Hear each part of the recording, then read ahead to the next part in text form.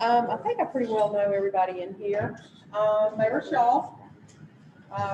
Right now I'm serving as the Interim Associate Director for Governmental Training at the Carl Vinson Institute of Government, and as of February the 15th, I will be the Associate Director for Governmental Training at Carl Vinson. So excited. So, and I appreciate all y'all's support in that. It's just an exciting opportunity, and I know these are difficult times at best, but I feel like that's when we really show our true core values during these difficult times. I was checking in with my new director, who Marsha knows well, went through Leadership Georgia with, Rob Gordon. Yesterday when I was getting ready to leave, and I said, I have to get out of here because I got to go get ready to hang out with my family for the next 2 days. So because you're my family, I actually, out of consideration, I did a rapid COVID test yesterday just to make sure that I'm all good, and I am. But I just felt that was important for me to do that for you all. So I'm thrilled to be here. We have a lot of hard work to do for the next 2 days. Have some extremely important information to go over.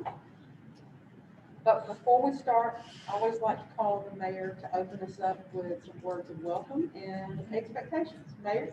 Thank you. Good morning. Let's give Mayor another hand. This is such a blessing. Good morning to everyone. Thank you all so much for your time today.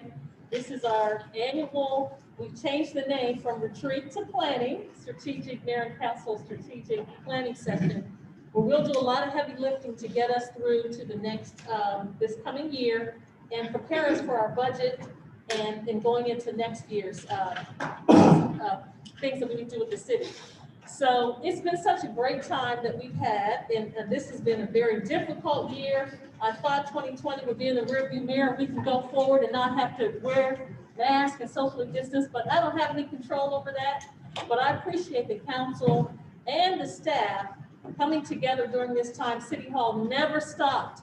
We continue to move forward, and we have been very successful in 2020 and going into 2021. So I look forward to today and all that we're going to do. I would like for us to please, if you don't mind, I hate to put you on the spot, Miss Susan. This is going to be her last session with us. Let's give her a hand. And welcome our new legal team. Yes, ma'am. Could you please stand up and give us your name? I know a couple of council members were virtually joining us, so they haven't had an opportunity to meet. Hi, my name is Lynn Woodward, and I'm very excited to joining the legal team at the City of Douglasville, and I think Susan will have really, really big shoes for me to fill. Amen. Thank you, welcome. And Mr. Dotson, it's been, now some people, I don't even want to say the time, but it's been 40 years that Mr. Dotson has been with the City of Douglasville. So can we please give him a hand?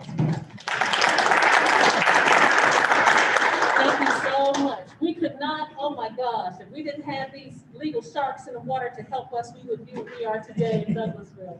So we just plan on doing some heavy lifting today and getting the things done that we need to do today and tomorrow. So thank you, staff. We really appreciate everything that you do for us, and I look forward to continuing to move forward. City Manager, would you like to say anything? Whenever you're ready, Chelsea, I'm ready to roll. Okay. All right, let me go through a few slides real quick, and then I'm going to get Marsha up here and then start my intense transcribing. So,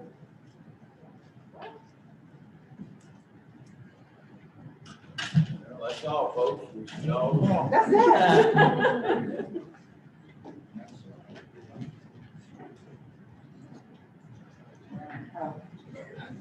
Epic failure on my part. Well, If we all clap, like clap. Hey, there you go. All right, you made it happen.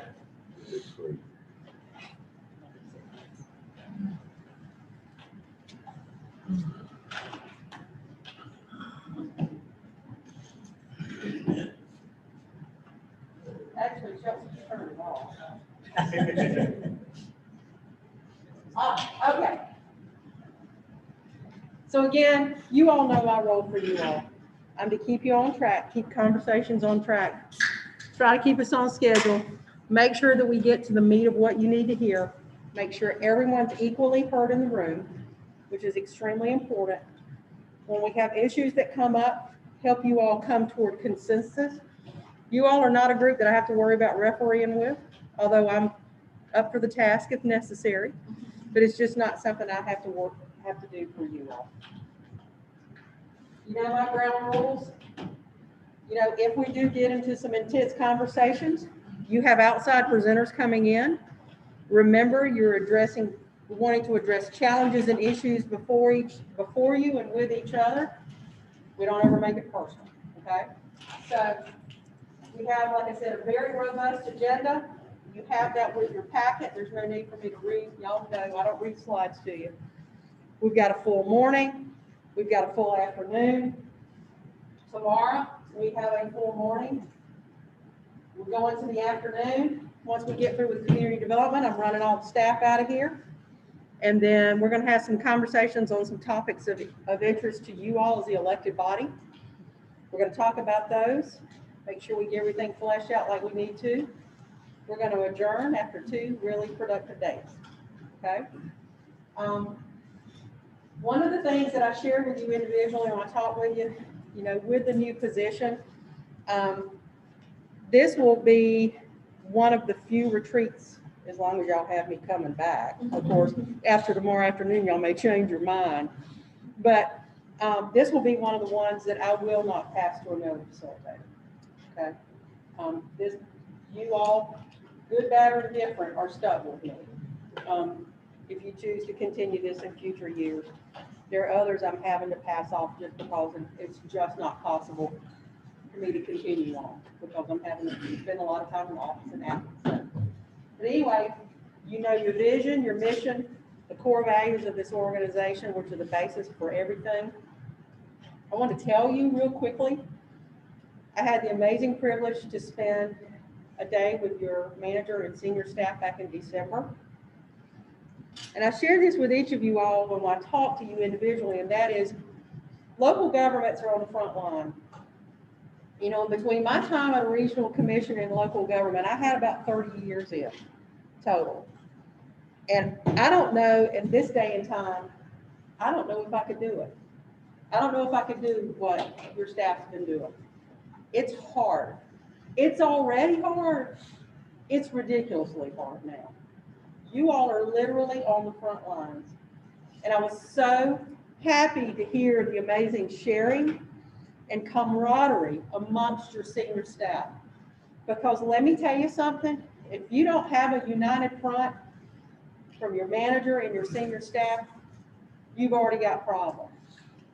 But the fact that City Hall never shut down, core services never ceased, is a testament to you all and your leadership that you have given, and the faith and trust that you've placed in your manager and your senior staff. And I'm telling you, they don't take that lightly, okay? So, and I'm going to share with you a little bit tomorrow, and I did a little bit already, about some of the things to be aware of on behalf of the care that I know each of you have for your manager and your staff. Just keep that in mind, because just as all of you all are just human beings, that same rule applies to your manager and staff, okay? So again, just an amazing foundation for me to come into the room with you all today. So I'm going to get through this because I don't want to steal Marcia's thunder and get her into her report, because goal updating is part of what she does. So do you all have any questions of me? I'm getting out of the way. It is yours.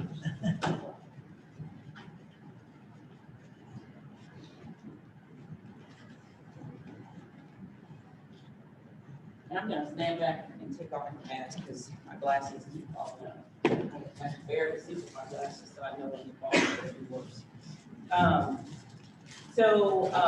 One of the things, this is typically our report that we do for you all during our quarterly report, as all the departments have done, coming to each council meeting, making a report. Originally, Chelsea and I were going to do this in December because of schedules and everything that was going on. We decided to postpone it, and you end up hearing it twice anyway because we presented to you again during this retreat. So we just decided to just go ahead and make certain that we can present it to you all now. One of the things I will say beforehand, probably had you had asked me in June what our goal situation would have looked like for 2020, I would have possibly said that we didn't get to complete many of our goals, but that's not necessarily true. So I will say from a staff standpoint, in some ways, we're probably busier now than we've been in a very long time. Not only are we managing the nuances and the challenges of trying to shift and change how we operate during COVID, but the expectation of our citizens have actually increased. So that's not only just in capital projects, but it's in services. So one of the things one key function that we'll be talking about tomorrow is recycling. It's as good of a job as you all have been in the ability to identify services that you want to provide to your citizens, and a great job with the employees who are providing those services. That just heightens the demand and the expectations. And sometimes the expectations can slightly be unreasonable, but we try to do our best at making certain that we meet those demands. So out of the 14 goals that you all set for 2020, 4 of those goals are completed. So I view that as being very good. 7 of them are ongoing. So 7 of them include certain things that we'll be talking about over the next day and a half. And then 3 of them have just been postponed based on either the pandemic or certain things that you all have decided that you just don't want to make decisions on those as of yet. So your choice is over the next 2 days will be whether or not to just completely cancel those or move forward and continue those into 2021. So the first goal was to identify staff changing to support future operations of the city and incorporate those in the portion's recommendations into the proposed fiscal year 2021 budget. This was completed by giving the city manager's office the authority to be able to make changes and shifts at the department level that you all didn't have to come in and always were coming to you in council meetings making changes. This has been huge because the pandemic is a good example of that. If you remember at the beginning, we had to furlough several employees, we had to make some shifts and move employees to other departments. Had the city manager's office not had that authority, that would have been special call meetings and a variety of other things that we would not have been able to act as swiftly as we did by you giving the city manager's office this authority. And I will say this keeps us in line with the majority of cities throughout Georgia, because this is just something that most city managers have the authority to do, is to change staff operations and functionalities based on the needs of the city. Another goal that was completed, conducted a mandated training for all members of the Planning Commission related to their roles and responsibility as members and review criteria related to the UDO. I think that there have been some growing pains in a sense based on the changes that were made with the Planning Commission, but I think if you were to ask Ms. Williams and possibly Ms. Littlefield, who's here, who helps the staff to support the Planning Commission from a staff function, the changes that we've made have been have allowed the Planning Commission to operate in a more functional capacity.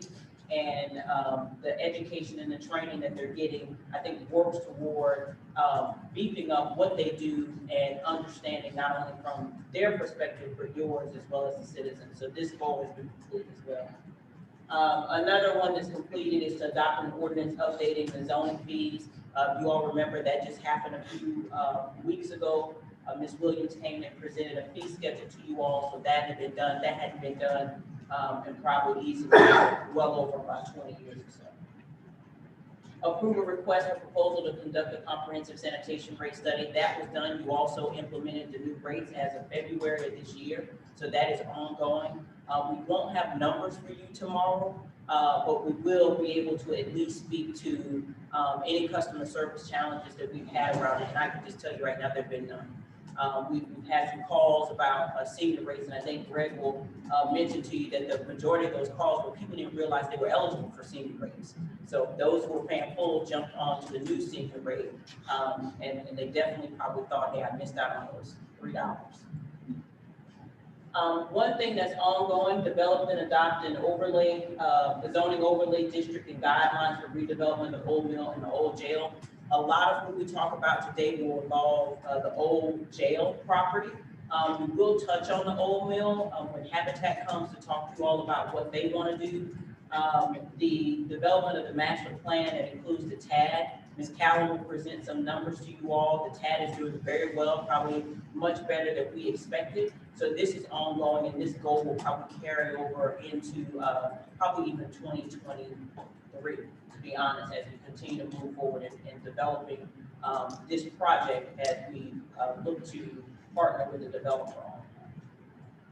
Another ongoing goal is to identify best methods of operations for the city amphitheater, and I will let Chelsea touch on it.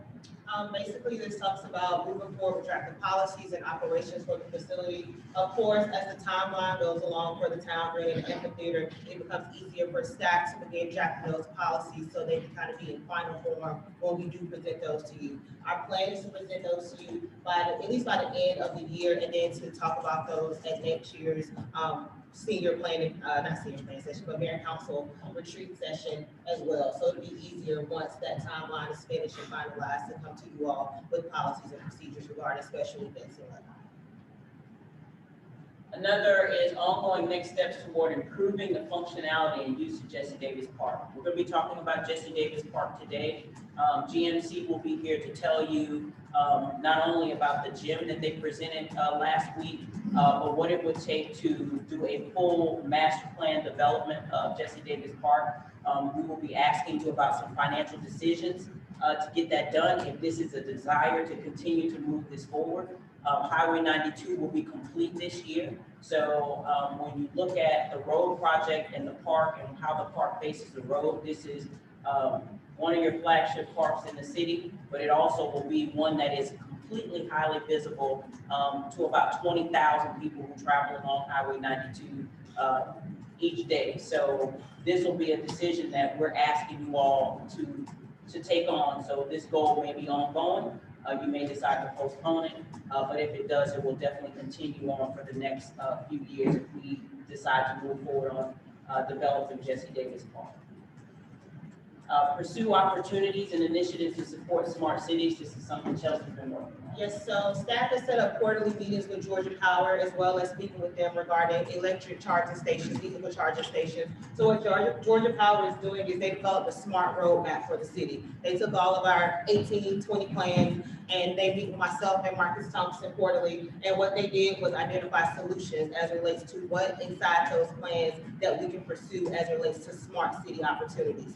One thing that they did identify is regarding their Make Ready EV infrastructure program. This is a new program that will start at the beginning or first quarter of 2021. We'll kind of be one of the first cities that they'll help implement this. Basically, we'll have charging stations throughout the city. There is a charging station deficit between Alabama and the metro Atlanta area. So that they identified Douglasville being one. So we'll set to have those installed either, once we apply, we'll have those installed either at the end of the year or the beginning of next year, where we're looking at having them at Hunter Park, at our conference center, as well as once the town green starts construction, we'll look to have some charging stations there as well. So that's one smart solution that we're working on, but as well as with Georgia Power, we have that roadmap. So we ensure that in our plan, wherever it is, whether it's a parks plan or anything else, that we'll ensure that we have smart city technology throughout.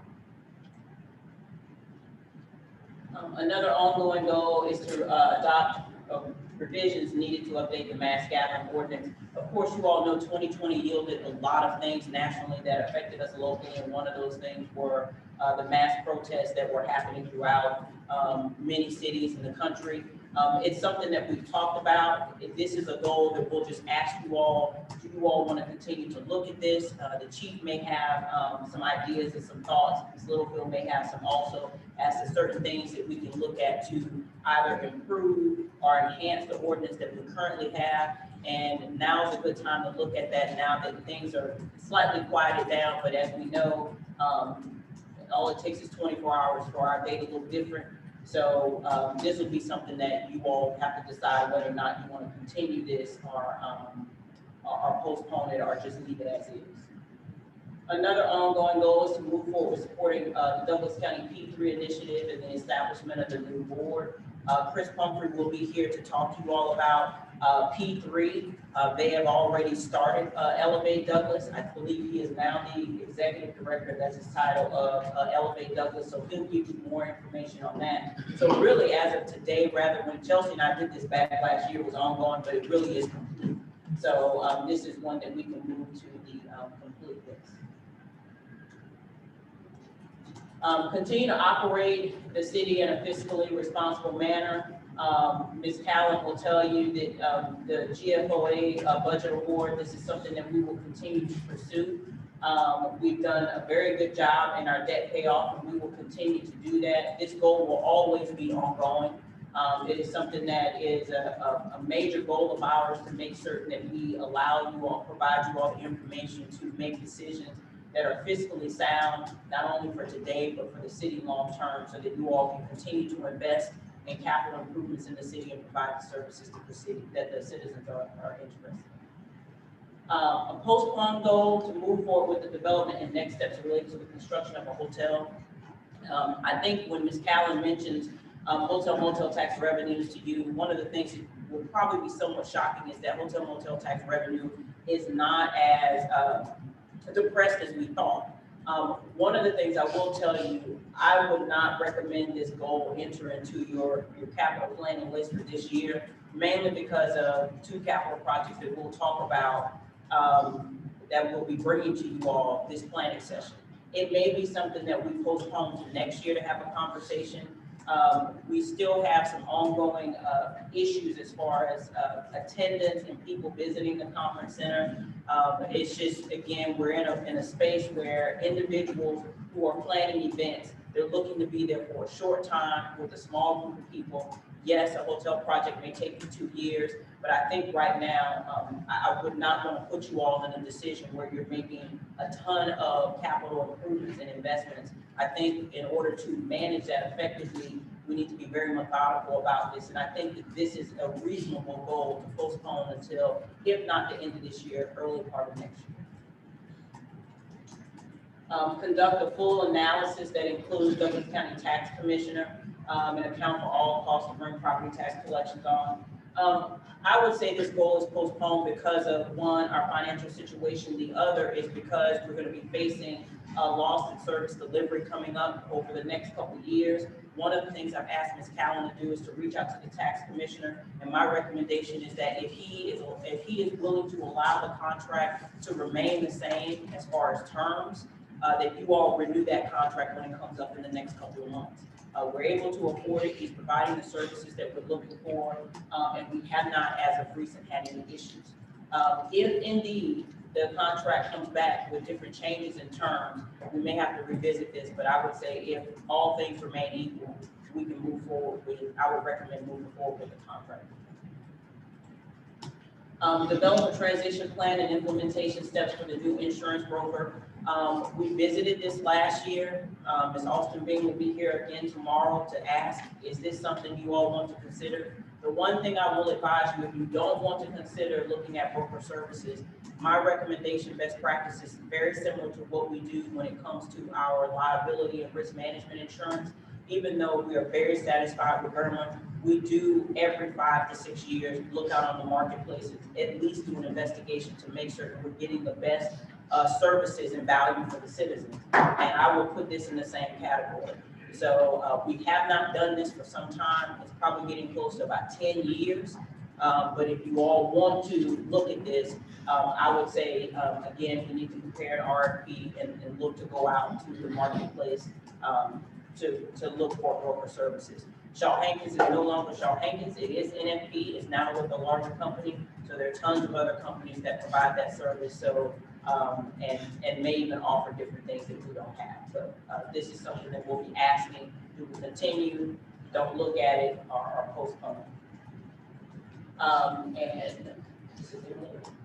Just some of our major accomplishments, of course, we completely done with the old mill cleanup, our old jail demolition and cleanup. Courthouse square facility is done, Cedar Mountain Road. We've completed wayfinder signage planning, as it relates to bicycle and pedestrian planning as well. Arts master plan, we established a public arts commission. They held their first meeting last week. They'll continue meeting and going through their plan to accomplish that. Conference Center AV renovation. Parks achieved their CAPRA accreditation during this year, Mill Village Park renovation. So this is just a list of our major accomplishments that we've been able to accomplish throughout this year, living in a virtual world. So, so when you look at it, your city employs 280 people. So we have done a lot with 280 people.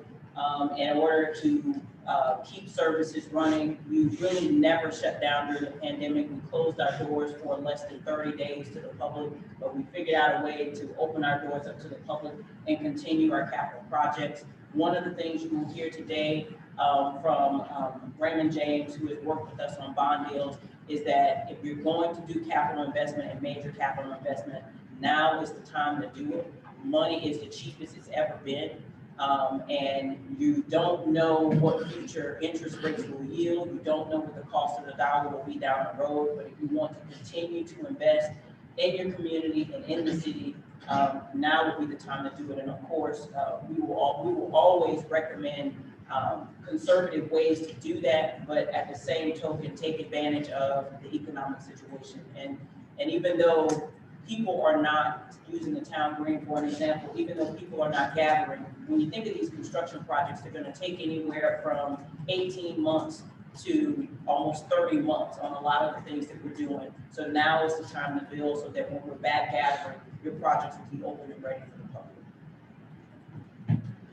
COVID-19 initiatives, I'll turn that over to Chelsea. One thing that we've been able to do, of course, with achieving goals and the major accomplishments is we have a citywide Take Care campaign that Community Relations has been able to head up and complete. We have a COVID-19 information system that's updated continuously on the website. So that's where our residents and citizens can go to make sure they have the information regarding openings, closing. We send them to the governor's executive orders and whatnot, just so they have up-to-date information. As well as we provide training for our city businesses. You all remember, probably about 6 to 8 months ago, Ms. Samantha Rosado came before council and you all approved her to actually provide COVID-19 online training as it relates to the executive orders that the governor did push out. So continuously, those trainings, they're ongoing. So what happens usually for that is if a business registers for that, every time the governor renews the executive order, it pushes out more training for the businesses. So that was 500 businesses that we've been able to train in Douglasville, Douglas County during this time. As it relates to digital signage, if you go to every city facility, you see new digital signage. So we try to switch from paper to go to the virtual world and include digital signage. One major facility is the conference center. When you walk in, you have 2 main signs. When you walk in, we have the temp scanners, and we also have waivers that everyone must sign when they enter into the building. So that's one thing that we've done regarding COVID initiatives. Virtual meetings, virtual events, Parks and Recreation, Community Relations, Conference and Tourism has been very good at shifting all of their events to the virtual world. As it relates to our Halloween Hump of Horn, we've also done other events. One thing that's continuing is the trivia that we have on Facebook, and that's been very responsive for our residents as well. We also have Parks and Rec programs and activities on our Facebook page, on our YouTube channel. We used to have readings every Friday with our tourism manager, as well as other programs. They'll have Parks and Rec in the bag. So we just continuously adjusted to this world, but also to get our residents involved during this time.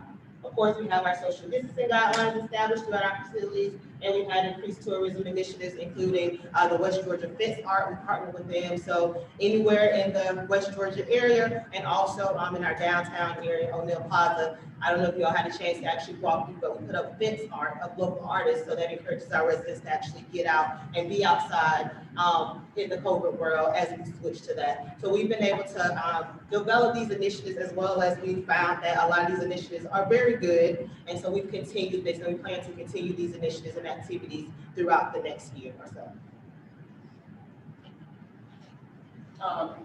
Ms. Gamble? So this just highlights some of the projects that I've been able to work on during my time here as a graduate fellow. A big focus of this past year for me was working on coronavirus grants with FEMA, Department of Justice, and the CARES Act. And as you can see, it was a little under $2 million total that was brought in. I've also been working on presenting quarterly plan presentations to you all. The next one is coming in March. I worked with the conference center on doing an audit of their furniture, painting things that need to be updated in the conference center. I've worked with Marcus Thompson on creating a capital improvement plan for you all, which we will be presenting to you this afternoon.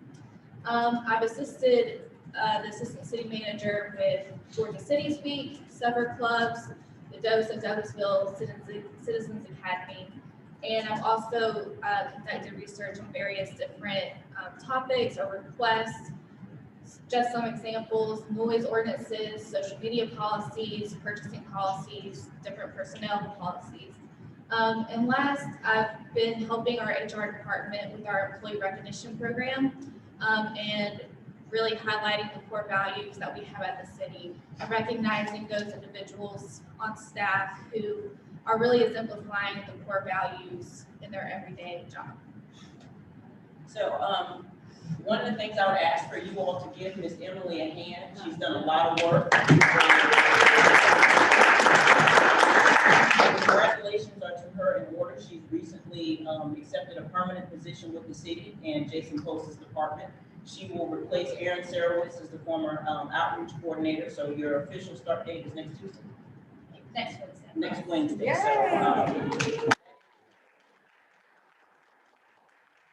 one of the things I would note, the ICMA Graduate Fellowship Program has been very good to us. We've yielded very good employees and people who want to stay with us long term. So Emily's done a lot of hard work for us, and I will say, definitely when it comes to the FEMA grant from the city manager's office, she did a tremendous job with that because it took the burden off of Chelsea and I being able to gather all of that information and making certain that we submitted what we needed on time, and we're able to put $1.7 million back in the budget. So thank you. Right. So I'm getting ready to turn it over to Karen. One thing I will mention to you all is that we did a little change in the schedule based on Bill Camp's availability at Raymond James. He has to be in another city this afternoon, but it'll work because of a lot of the things that Ms. Callen will mention to you. And as usual, I'll interrupt her several times to point out certain things for you all to pay attention to this afternoon. But she's used to it. She knows. I'm a white girl. Smiling. And real quick, before you start, did anybody have any questions from that fantastic presentation? Mayor? I had a couple of things for Ms. Chelsea and the smart charging stations that Georgia Power is going to do. I know you mentioned Hunter Park and the town green potentially, and we have all that done. Could we look at Fowler Field as well? Yes, everything will be, I know the mall has a charging station, and I heard this report on NPR yesterday about all these smart cars and electric cars that are coming. And so could we look at one of those facilities being there? I'm not certain if they know where the points are in the city or not. And then biking pedestrian. And I was telling the city manager, my daughter, who's at Kennesaw, and she has a bike. And millennials or whatever, they don't want cars now. So they're like, they don't want their license, they're riding bikes. And I was just shocked at how many young people on campus had bikes. And so, for us to get around the city more, all of those, do we have a time frame when those? I know Trax has an overarching parks and records master plan, but do we have a gauge when those going to be implemented? For the bikes, The bikes, at different areas in the plan, they'll be implemented. So for example, during the town green area of the plan, that's when it'll be implemented. So once we get to the actual portion of the bike pedestrian plan, that's when they'll implement bicycle racks and whatnot. Oh, very good. Yeah, the bicycle racks. That's what I was going to say. So Olivia has a bike. Joel now on wants one. We're trying to get the whole family, to have bikes and ride around. I know at the parks that Mr. Landrum implemented a bike trail at Hunter. And so they're really becoming more popular. And as younger people, if they don't want to drive and take Ubers and stuff, I think bikes are going to really, not the little scooters, Councilman Davis, but bikes. Yes, Coach. How hopeful are we that tax office, county tax office will go along with the suggestion? I mentioned to him, Karen, I said, call him, and has he responded back to you? And he has not responded, but feel comfortable that he'll be okay with it. I mean, he has not mentioned, in our conversation over the year that he has any major issues with it. I know that he is collecting our tab, and that is a little more additional work on his office. But, other than that, I think he'll be fine. Thank you.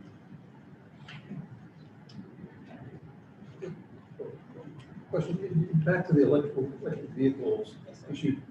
You sound like you alluded to this. Is there like a national program that's part of, like, in terms of signage standards, locations and so forth? Is that something we're tying into a bigger? Yeah, so, Georgia Power receives some grants from the federal government, and the grants can only be used for EV charging stations. So they roll, for the last year, they've been trying to implement the program and roll it out. So they haven't rolled out the program yet. They're set to roll it out this month. And so we'll kind of be the first city, within other businesses as well to roll it out. So what it is it's an infrastructure ready plan. So basically it's a plug and play. They'll come in, they'll do the infrastructure, make sure we have the voltage, the correct amount of voltage at every facility that we want to implement these charging stations at. And then we'll just be responsible for the cost of the actual charging station. But they'll do the voltage, the electricity part and all of that, and they'll do all the testing. But it'll just be like a plug and play system. So we just buy the station and then they'll already have everything there, plug it in, and then the cars will start coming. And this is a program, but it's also stretching national. Yes, it is nationwide. Chelsea, to that point, would there not be some limitations as to how far off of major thoroughfares you replace those because it is a part of the national conglomeration of Yes. all, so that So- you may be limited to not be able to go to Fowler Field because it may not be a well-known landmark.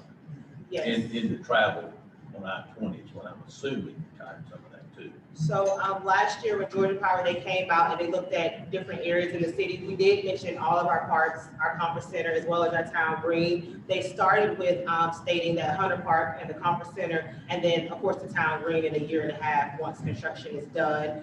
And then they're open to any other places that we would want to place those, but those would be the first three locations. Because, as it relates to where the traffic is, being the downtown area, being at Hunter Park. So in the summertime, they were really looking at that area because that's where a lot of tournaments are and whatnot, as well as we were looking at Jesse Davis Park as well. So as a follow-up then, who would be responsible for bringing the power to those? Would it be our infrastructure expense or Georgia Power? So some of the areas, for example, Hunter Park, they already had the voltage there. Got it. Okay, that was my reason for asking that, because we may not have that at Fowler Field. Correct, We we don't already, have the capability of Fowler Field because we don't have. at the three areas that we already chose, the electrician has already visited those areas, and we already have enough voltage for those areas. So it wouldn't be, any addition to that. Any other questions for us before I turn over to Ms. Kelly? All right, thank you.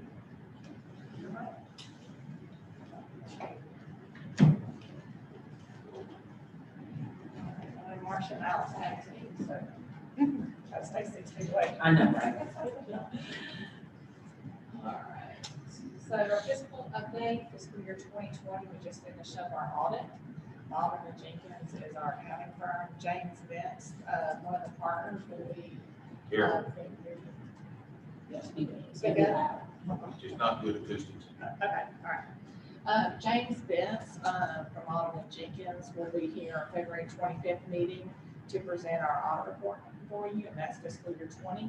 This is how we ended up with our fund balance. We have a $322,000 increase, 17.9 million is our ending fund balance. We did receive a one-time funding source from Georgia Department of Revenue. They made an error or did an audit, but we received it in September, but because it was from all the prior year activity, we had to accrue it back to fiscal year 20. Karen, they're asking you to move forward, because you're not talking about, all right, sorry, Jason said there's not. Okay. Sorry. How about what we anybody want to Not with this, it's in, yeah, All right. So, all right. Y'all tell me if this is good. get it out. Sorry. No, I know, I'm sorry. your voice. Sorry, I know my voice doesn't project as much, so, okay. So this is the makeup of our general fund. We have our unassigned fund balance at 15.3 million. Our, this current year, in fiscal year 21, we had 2.5 million appropriated. So that means that we had to balance our budget with our savings account because we didn't have enough revenues coming in. We have our 3-month requirement that we want to keep in our reserve fund, 3 months of fund balance. And above our reserve requirement, we have 3.7 million. So when we go into our fiscal year 21 budget, we will be using some of that 3.7 million. We don't think we're going to use 2.5 million like we did this current year, but we're estimating about 1.9 million. And you'll see more whenever I go into some of our revenue trends for this current year. The first big one is property tax, and I'm not going to go through all our revenues, of course, but these are the ones that I think are most important that'll provide you good information. Property tax represents a large portion of our total general fund revenue. We budgeted a 96% collectible rate, and we feel like that was conservative because we are currently have met our budget on property taxes. So we still have about 3 or 4 more months in the fiscal year. So we will exceed our budget in property tax. This is our millage rate history, and I think the little video is right over 2021.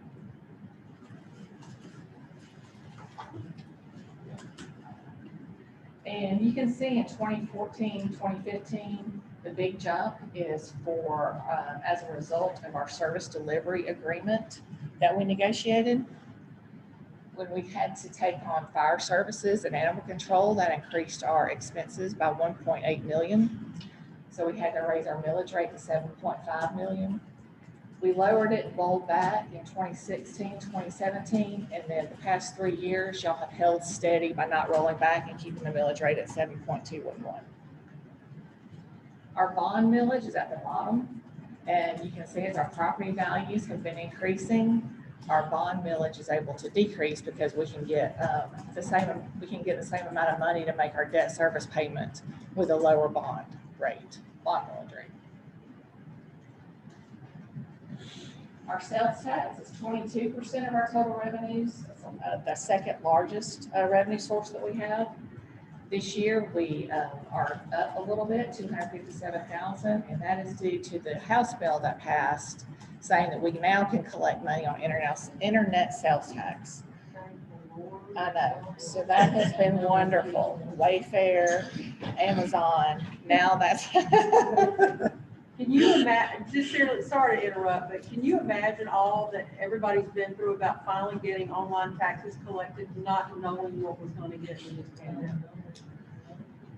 Just absolutely fortuitous. So it's been great. It has been great. And we also benefit that on our SPOS because that is part of the sales tax. So this is what our local option sales tax distribution agreement looks like. And I have another slide that shows how our sales tax is broken down in the county. But the top line is Douglas County, and that is their agreement we negotiated from 2013 to 2022. And then this is our local option sales tax, the sales tax that I just mentioned. Their percentage decreased now to 66.31. The city in 2013 started at 22.4, and we gradually increased to 28.47. So we've also peaked at our distribution between the county and the cities. And then Villa Rica and Austell are at the bottom. So one of the things I want you to keep in mind over the next day and a half is how the distribution split was agreed upon. So I can tell you when we start these negotiations next year, I highly doubt that the county won't want to start at a higher percentage. For themselves. For themselves, and us to start at the lower percentage. So what that means is, it doesn't mean that you're gonna collect lower than the 28% again because we have to wait until the census data comes in. It just means that if we're gonna use the same process of ramping up or tapering down, the county's gonna want that higher percentage. So when you're looking at setting your millage rate this fall, you need to, or the end of this summer, you need to keep that in mind because you're gonna be faced with that at the end of next year and the subsequent years moving forward, because this is a 10-year agreement. Because again, I highly doubt it for a variety of reasons. This is how they set it up the last time, and on top of that, they need the revenue. And they're gonna say, you all had the higher percentage, so you need to go back to the lower. No, but But- it's based on population, isn't it? This was based on population as well, but there was a tapering off and a ramping up. So basically, you did an inverse relation, is what I'm saying. So they started off higher and went lower, based on what was collected. I think what the mayor is saying, about the question is, then why do we need to go back down? Because we don't know yet, that we may not be a higher percentage of the total county population. That's something that we want to do for the census. What I'm saying is you may not go lower than your 28%. I'm saying that if you all do that inverse relationship, again, you don't consistently remain the same throughout the whole 10-year period, they're gonna wanna start their percentage off higher because they're gonna need more money because they don't have it. So if your split is, say you come back and you're 30% and they're 70%, they're gonna want the higher at the beginning. They probably would. You're better off saying, I want the same consistent distribution throughout the entire 10 years versus getting this. But it would not behoove us to take the lesser percentage if it shows that we are at equal to or higher in percentage of population. Well, you shouldn't, but then you're gonna get in, and this is a thing to keep in mind as well. When you start loss negotiation, what is population? Does the county get to calculate the city's population? Because as city residents, you all are also in the county. So those are all negotiating points that you're gonna have to battle. So, I just remember in 2015, it wasn't pretty, and this is what we came up with, and we're now on the winning end of it because It's gonna be less pretty this time. it's gonna be less pretty this time. I know. So I don't want Yeah. to just roll over and do whatever they like. Absolutely. yeah, And we also so, have to contend with Villa Rica, because Villa Rica is growing substantially in the last few years. I suspect that they're gonna probably that's up correct. their percentage as well. And the population in Douglas County will have grown, so everyone's proportionate share should increase. The question will be, how will it be distributed? Everyone should be up, but the key is, as I point this slide out, to keep in mind, it is the process. Because as the city's population has grown, so is the county. I have a question.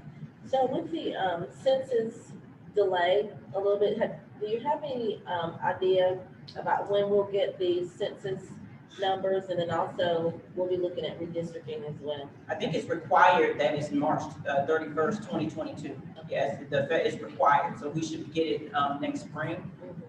Yeah, so the next 3 years it's a lot that's gonna be thrown at each of you all. Lost, redistricting, splost, and then you're coming right off the heels of an election in November for those who will be participating in that. Service delivery. And service delivery will follow 2 years later, inclusive of those service agreements that you have.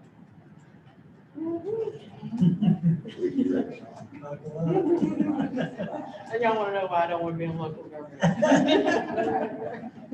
You shouldn't be saying that at the beginning of this. I know. I did my time and it's for the youngsters now. I can say that. This is the breakdown of our taxes in Douglas County. 4% goes to the state, 1% goes to the Board of Education. 1% is what we just mentioned. That 1% is what we're talking about dividing up between the county and the cities. And then 1% goes to SPLOST, all the money comes into the county, and then it's split up based on the intergovernmental agreement. This is a chart of our local option sales tax revenues. Say from 2007 to 2012, the economic recession, how that impacted our revenues. Then 2013 is when we started the new local option sales tax agreement. So part of that increase is due to the city receiving a higher percentage share of that 1%. And part of it is due to a better economy. But from 2013 to 2021, we were gradually receiving a larger percentage of that 1%. Franchise taxes, which is 6% of our total budget. Comcast we're receiving less, and I did look that up last night. We talked about it with the chairman yesterday. And Comcast is reporting a lot, revenue declines due to the pandemic. The sport, they're not having as much advertising, not having as much sporting events. So our franchise taxes from Comcast are down. Atlanta Gas Light is up. That's why I guess the gold star. And Bell South is down. Bell South has consistently been going down over the past couple of years. Greystone, surprisingly, our budgeted a 2% decrease, but we ended up with an $18,000 increase. It's 6% of our franchise taxes represent 6% of our total budget. So we did have an increase with Greystone this year, and we believe it's due to all the additional development. Yeah, it's the majority of the residential growth. So as they bring on new customers, this is what you'll see. TABT, a new House bill passed, is 1% of our budget, where the cities get a larger distribution of the TABT tax. So we will have a budget amendment on that coming to you. And that is your title ad valorem tax, in case anybody's bought a new car, that's your title tax. Yeah, you gotta buy a new car and pay it at the dealership. So, on to the bad news. Municipal court and probation. We are way down on revenues from municipal court and probation. Year to date, we're down 341,000. That's due to COVID, less tickets are being written. Courts having to shut down because people are coming in with COVID. And we don't see a drastic improvement over the next year. I don't see an improvement with this, and if we were doing the budget today, I would tell Karen to go in and plug in no more than 600,000. I mean, we still have a decent amount of the year to go, but based on my conversation with Angie Cochran, what you're looking at is every day can be very different. If someone says they had COVID, they can't go to court, they can't get their ticket, and we'll have the chief here tomorrow, so you all can talk to him about ticket collection and what's happening there as far as patrol. But I think that this is a trend that you're gonna face over the next at least two fiscal years. So I don't think that you need to expect a $850,000 revenue source from that. We did talk, we are gonna take a look at operations to see if there's a certain level of funding or a certain level of amount of money that we can shave from there. But I really do think that you all need to possibly start looking at for the next two fiscal years about $600,000. We did budget for a huge decrease, so we're on target with our budget. But just to let you know that we'll probably see that trend coming up when we're budgeting for fiscal year 22 coming up. Business licenses are also down. We did budget for a decrease of that as well, so we're okay on the budget. Year to date, we're down $126,000. We haven't done a final analysis yet, but we believe people are reporting less gross receipts and then businesses are going out of business. And this will be something else that'll carry you over. It'll just be the pains of the pandemic. So next fiscal year, you'll probably be faced with the same. So businesses that struggled in 2021, but were able to make it in 2020, they may not make it in 2021, forcing them to not be able to renew next year. Yes, you will have new businesses come on board, but those new businesses will probably be slow because of operational issues, staffing issues, and a variety of other issues. So I think that you need to look at this as a decrease or down in revenue, at least for the next 2 years.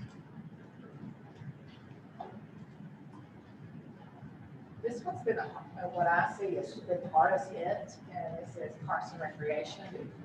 Our rental income, that last year was 63,000 for Hunter Park. This year is only 9,500. And you can see across the board how Parks and Recreation has been affected. I know we just started with the youth program.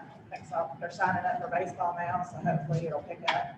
And so you'll need to look at this as a decrease as well. Even though we're going to resume some of our activities will be resumed based on state guidelines. We'll have fewer numbers. We'll have the programs will look different. So whereas you see that $63,000 for rental income at the facility, that's not going to be there. So it'll still be a decrease, it just probably won't hurt as much. But I think, again, you're looking at a 2-year decline in revenues from your parks until we can get beyond the effects of the pandemic as it relates to revenues for parks. Hotel motel tax revenue, we budgeted for a 50% decrease, but we're only seeing about a 35% decrease. That was surprising to us. We're down about $206,000 year to date.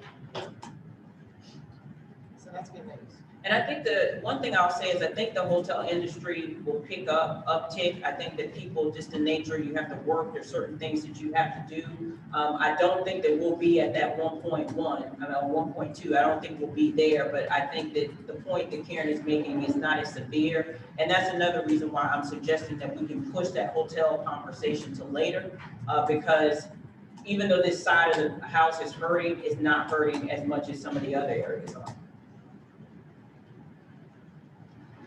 This year, we did have one-time revenue sources. We had the CARES funding that we received for $1.7 million.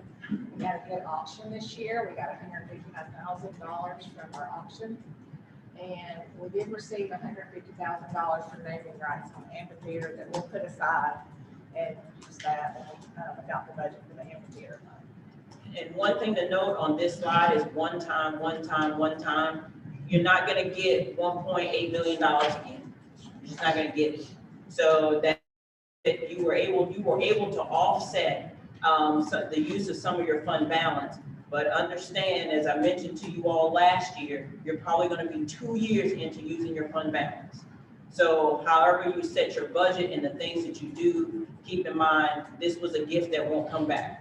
The other is you did not place in the budget a significant, as much capital as you have in the past. And that is the thing that continues to weigh down your budget, is when you get behind on capital. Capital is basically a requirement for all municipal governments to invest in. It's part of what you do, invest in the community. And when you can't do that, that's when it gets tough. So just keep in mind, 1.8 won't be back. That's it. As we move into the new budget year, these are some things that we really must take into consideration. Vehicle replacements, we had a fleet study and it showed that we were drastically behind in our vehicle replacement schedule. Copier replacement, machinery, equipment. We've got, we finished the I-20 landscaping, now we have to pay for the maintenance for that. Price of fuel's going up, see it going up. And aging buildings, I think municipal court now will be 10 years old, so we know that an HVAC replacement's $80,000. Conference center also is old, and their capital plan shows that they are due for a lot of refurbishing. 2023. In 2023, the conference center will be 10 years old. Wow. It's still a big. Time flies when you're having fun. It does. And when you're trying to balance your budget, that's what people try to do, is cut out capital. That's what a lot of governments try to do, is cut out capital. And that's not what you should do at all.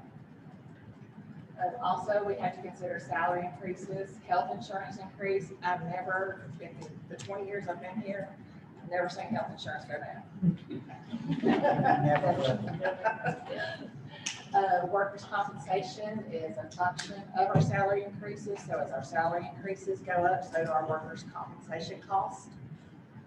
And we have unknowns, pension expense. If the market takes a turn, then that will require us to put more money into our pension fund so that they can pay out what they need to pay out to the current retirees. Also, construction costs. What if the SPLOST does not pass in 2022? That SPLOST provided $37 million worth of capital in this past program. That's a lot of capital. What if the loss negotiations yield us a lower percentage of sales tax? Those are things we have to take into consideration. And then as we move into service delivery, loss negotiations, our legal fees will be increasing as they did the last time we had to do those negotiations.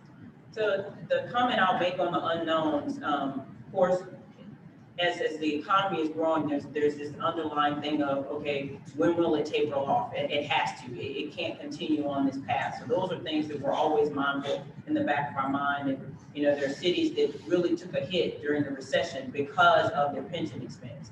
Inflationary increases on wages, it costs to employ people. You all saw a presentation from Ms. Austin Bing during a recent council meeting on how many vacant positions that we're having. A lot of that is indicative of being able to hire individuals, and we're competing with the private market. And we can't, in a sense, when it comes to wages, but we have to, in somewhat sense, be competitive. There is a potential that minimum wage will change. When you're looking at your labor force, and that is your laborer positions, we continuously struggle with that position because that individual can go to Amazon to a distribution center on Horton Road and make $15 an hour, and we only pay $12.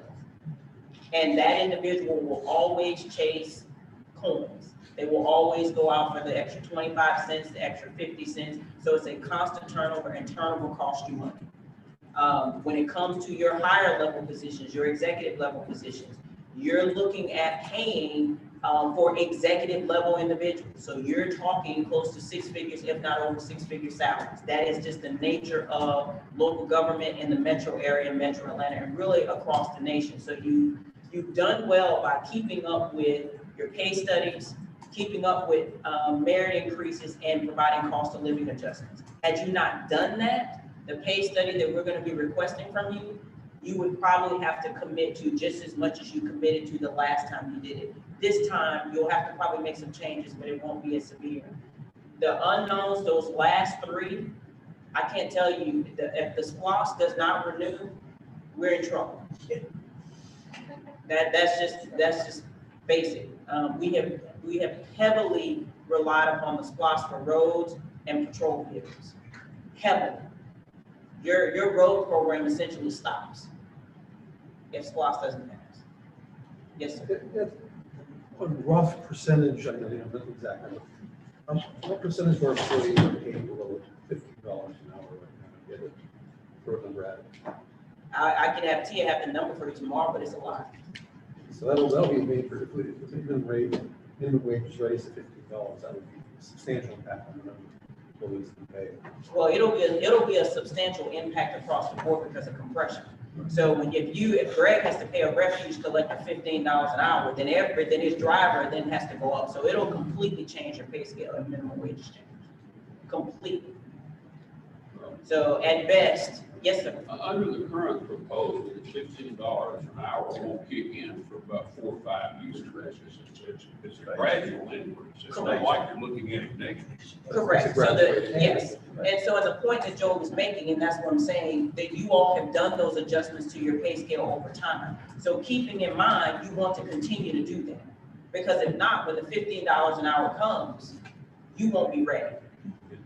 Correct. So you'll need to make certain that you're paying attention to that. But the others, again, the lost agreement, that'll be what it's going to be, and the legal fees will be what it's going to be once we pull together the legal team. Yes, sir. If I might just add, just first of all, as a thank you to the department, I'm so glad that the finance department and our city manager, I'm so glad that they placed this early on in the agenda on day 1. Yeah. Because many times after lunch, we don't hear things as well. And in my opinion, if we don't pay attention to the unknowns and we allow that apple out there in our fund balance be what it is to dwindle away, whether it be 100,000 at a time or 300,000 or $1 million, and we aren't smart with it, then we will be in a position of many other municipalities and counties because we won't have the money to weather the storm. And those unknowns right there need to be plastered on our computer screens every time we open to come to a meeting because those are real. And I remember when Mr. Osborne told us the very same thing, that if you don't get a SPLOST pass, you're in trouble. And we've been fortunate that we have been able to do that. But has that made us so dependent upon it that it will be devastating if we don't get it? I just don't want to see us, I don't want to see us in that position, so we have to be mindful. If we've ever been fiscally conservative with our spending, this is the time because there's so many unknowns there. And none of them are small amounts. They're all big items. Thank you. Yes, sir. Well, and you always, as well, from me just riding around the community, y'all do a great job and continue to promote your SPLOST projects and the great impact, positive impact they have on the community. I mean, it's important. The tangible is there. And y'all just continue to do a great job of promoting that fact. You know, Mayor, I agree with that, but at the same time, if you were to have advertising and promotion of a SPLOST project, and it passed, and then the leadership was less than forthcoming on exactly where within that department area they would use those funds. We've seen that happen in this past fiscal year, not with us.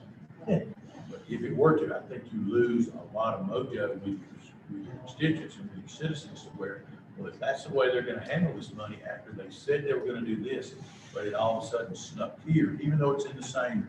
I think it's that broad brush we talked about. Yes, if we're not careful and we lose the confidence of our citizens, they may not support that next class, and if they don't, Yeah. then we all.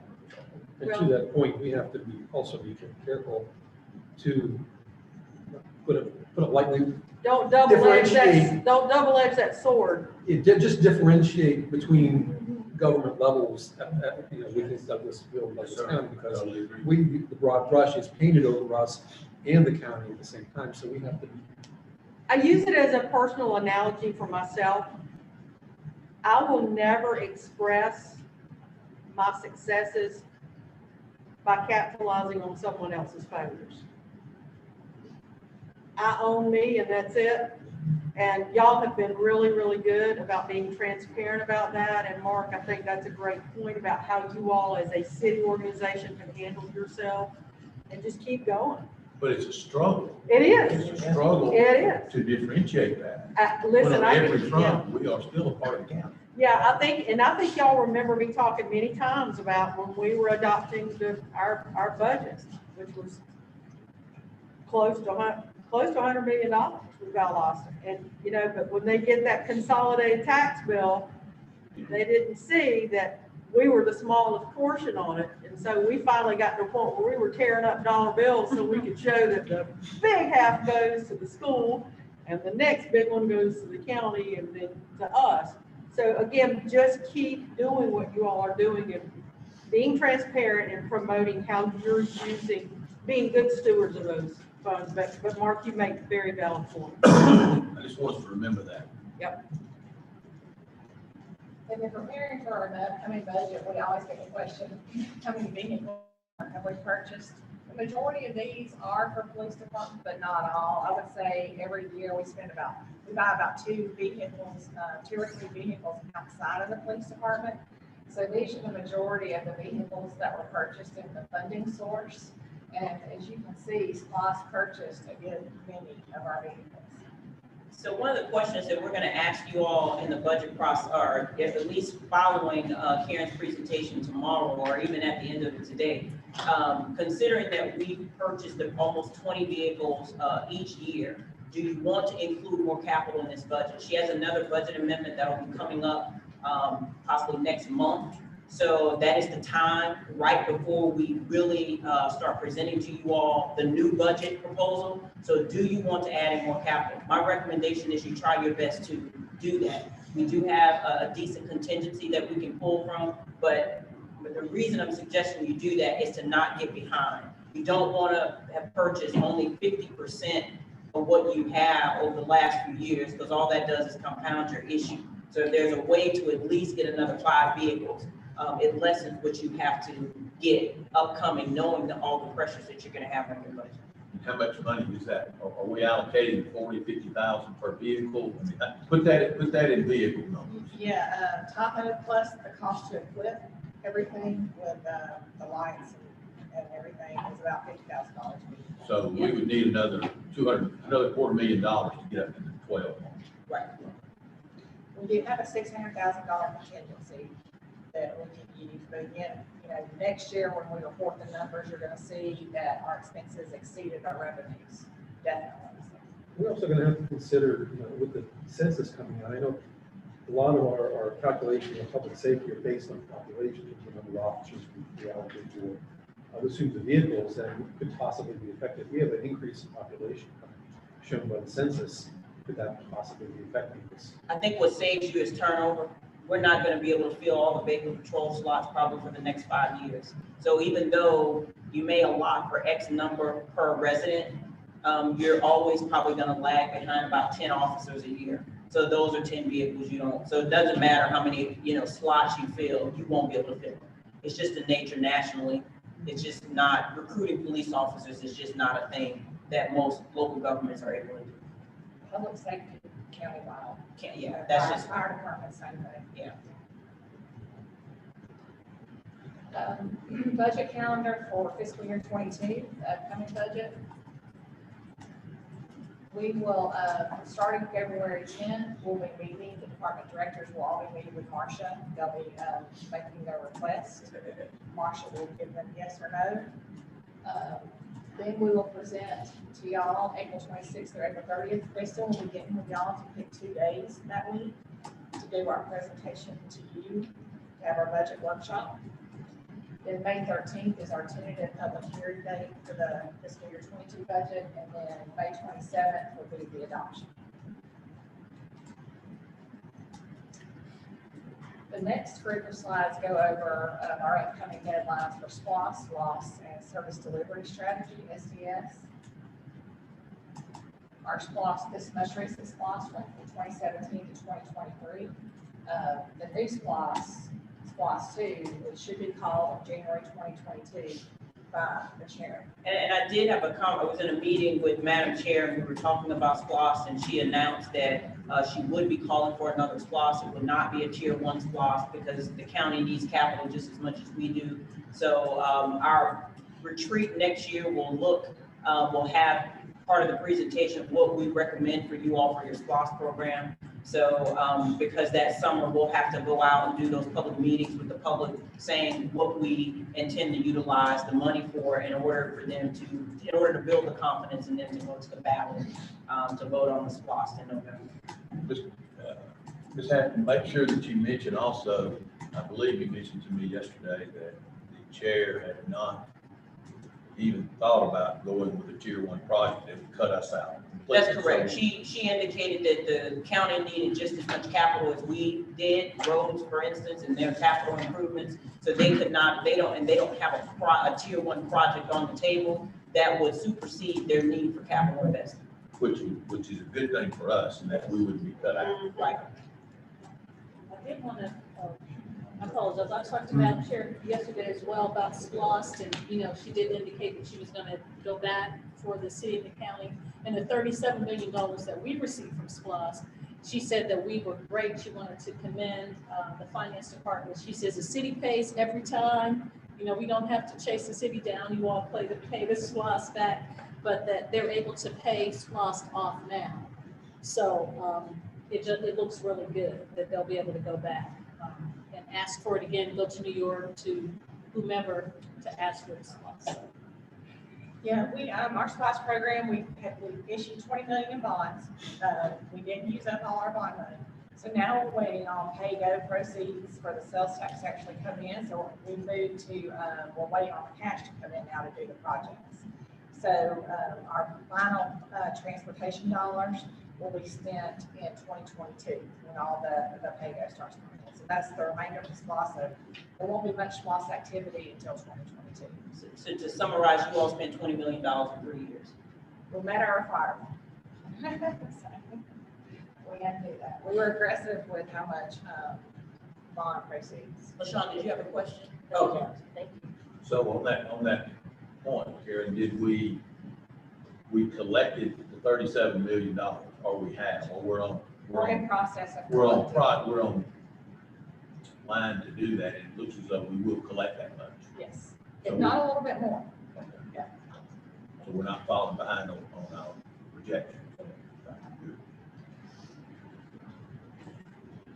This is how our SPLOST was split up on the last referendum, and we intend to do the same split. Yeah, the big having everything broken out in categories versus project specific has given us a ton of flexibility, especially when it comes to transportation. A good example is you haven't just done roads through transportation, you've done signage for roads, you have paid for a sidewalk study. So there's just a lot of things that you've been able to do to move around your SPOS money. So we recommend the same. The one number that I want you to pay attention to is that $7.5 million in the Parks and Recreation. One of your goals and objectives was Jesse Davis Park. Bill Camp is here, and I know, he should be on in a few minutes, but we're wrapping things up. GMC will be here this afternoon talking about, in order to fully master plan Jesse Davis Park, the rough estimate that they gave, which I think is a low estimate, is $20 million. You will not be able to do Jesse Davis Park through a SPOS program unless you're willing to give up the overwhelming majority of your SPOS funds. So you will have to come up with a different way of fully investing in Jesse Davis Park, which Karen and I have some recommendations on that. If you don't want to do that, then Jesse Davis Park will probably have to be piecemeal for about 18 years, if a SPOS passes every 6 years. So that is just to show you what you will yield. And construction cost was an unknown. Construction costs are continuing to escalate. So what you pay today for that piece of wood is not going to be what you pay for over time. So that is the number to pay attention to. So you're going to have to come up with a different way to pay for renovations at Jesse Davis. Next is the loss distribution agreement. March 31st, 2021, I believe, is when the Census Bureau should be sending out the redistricting counts.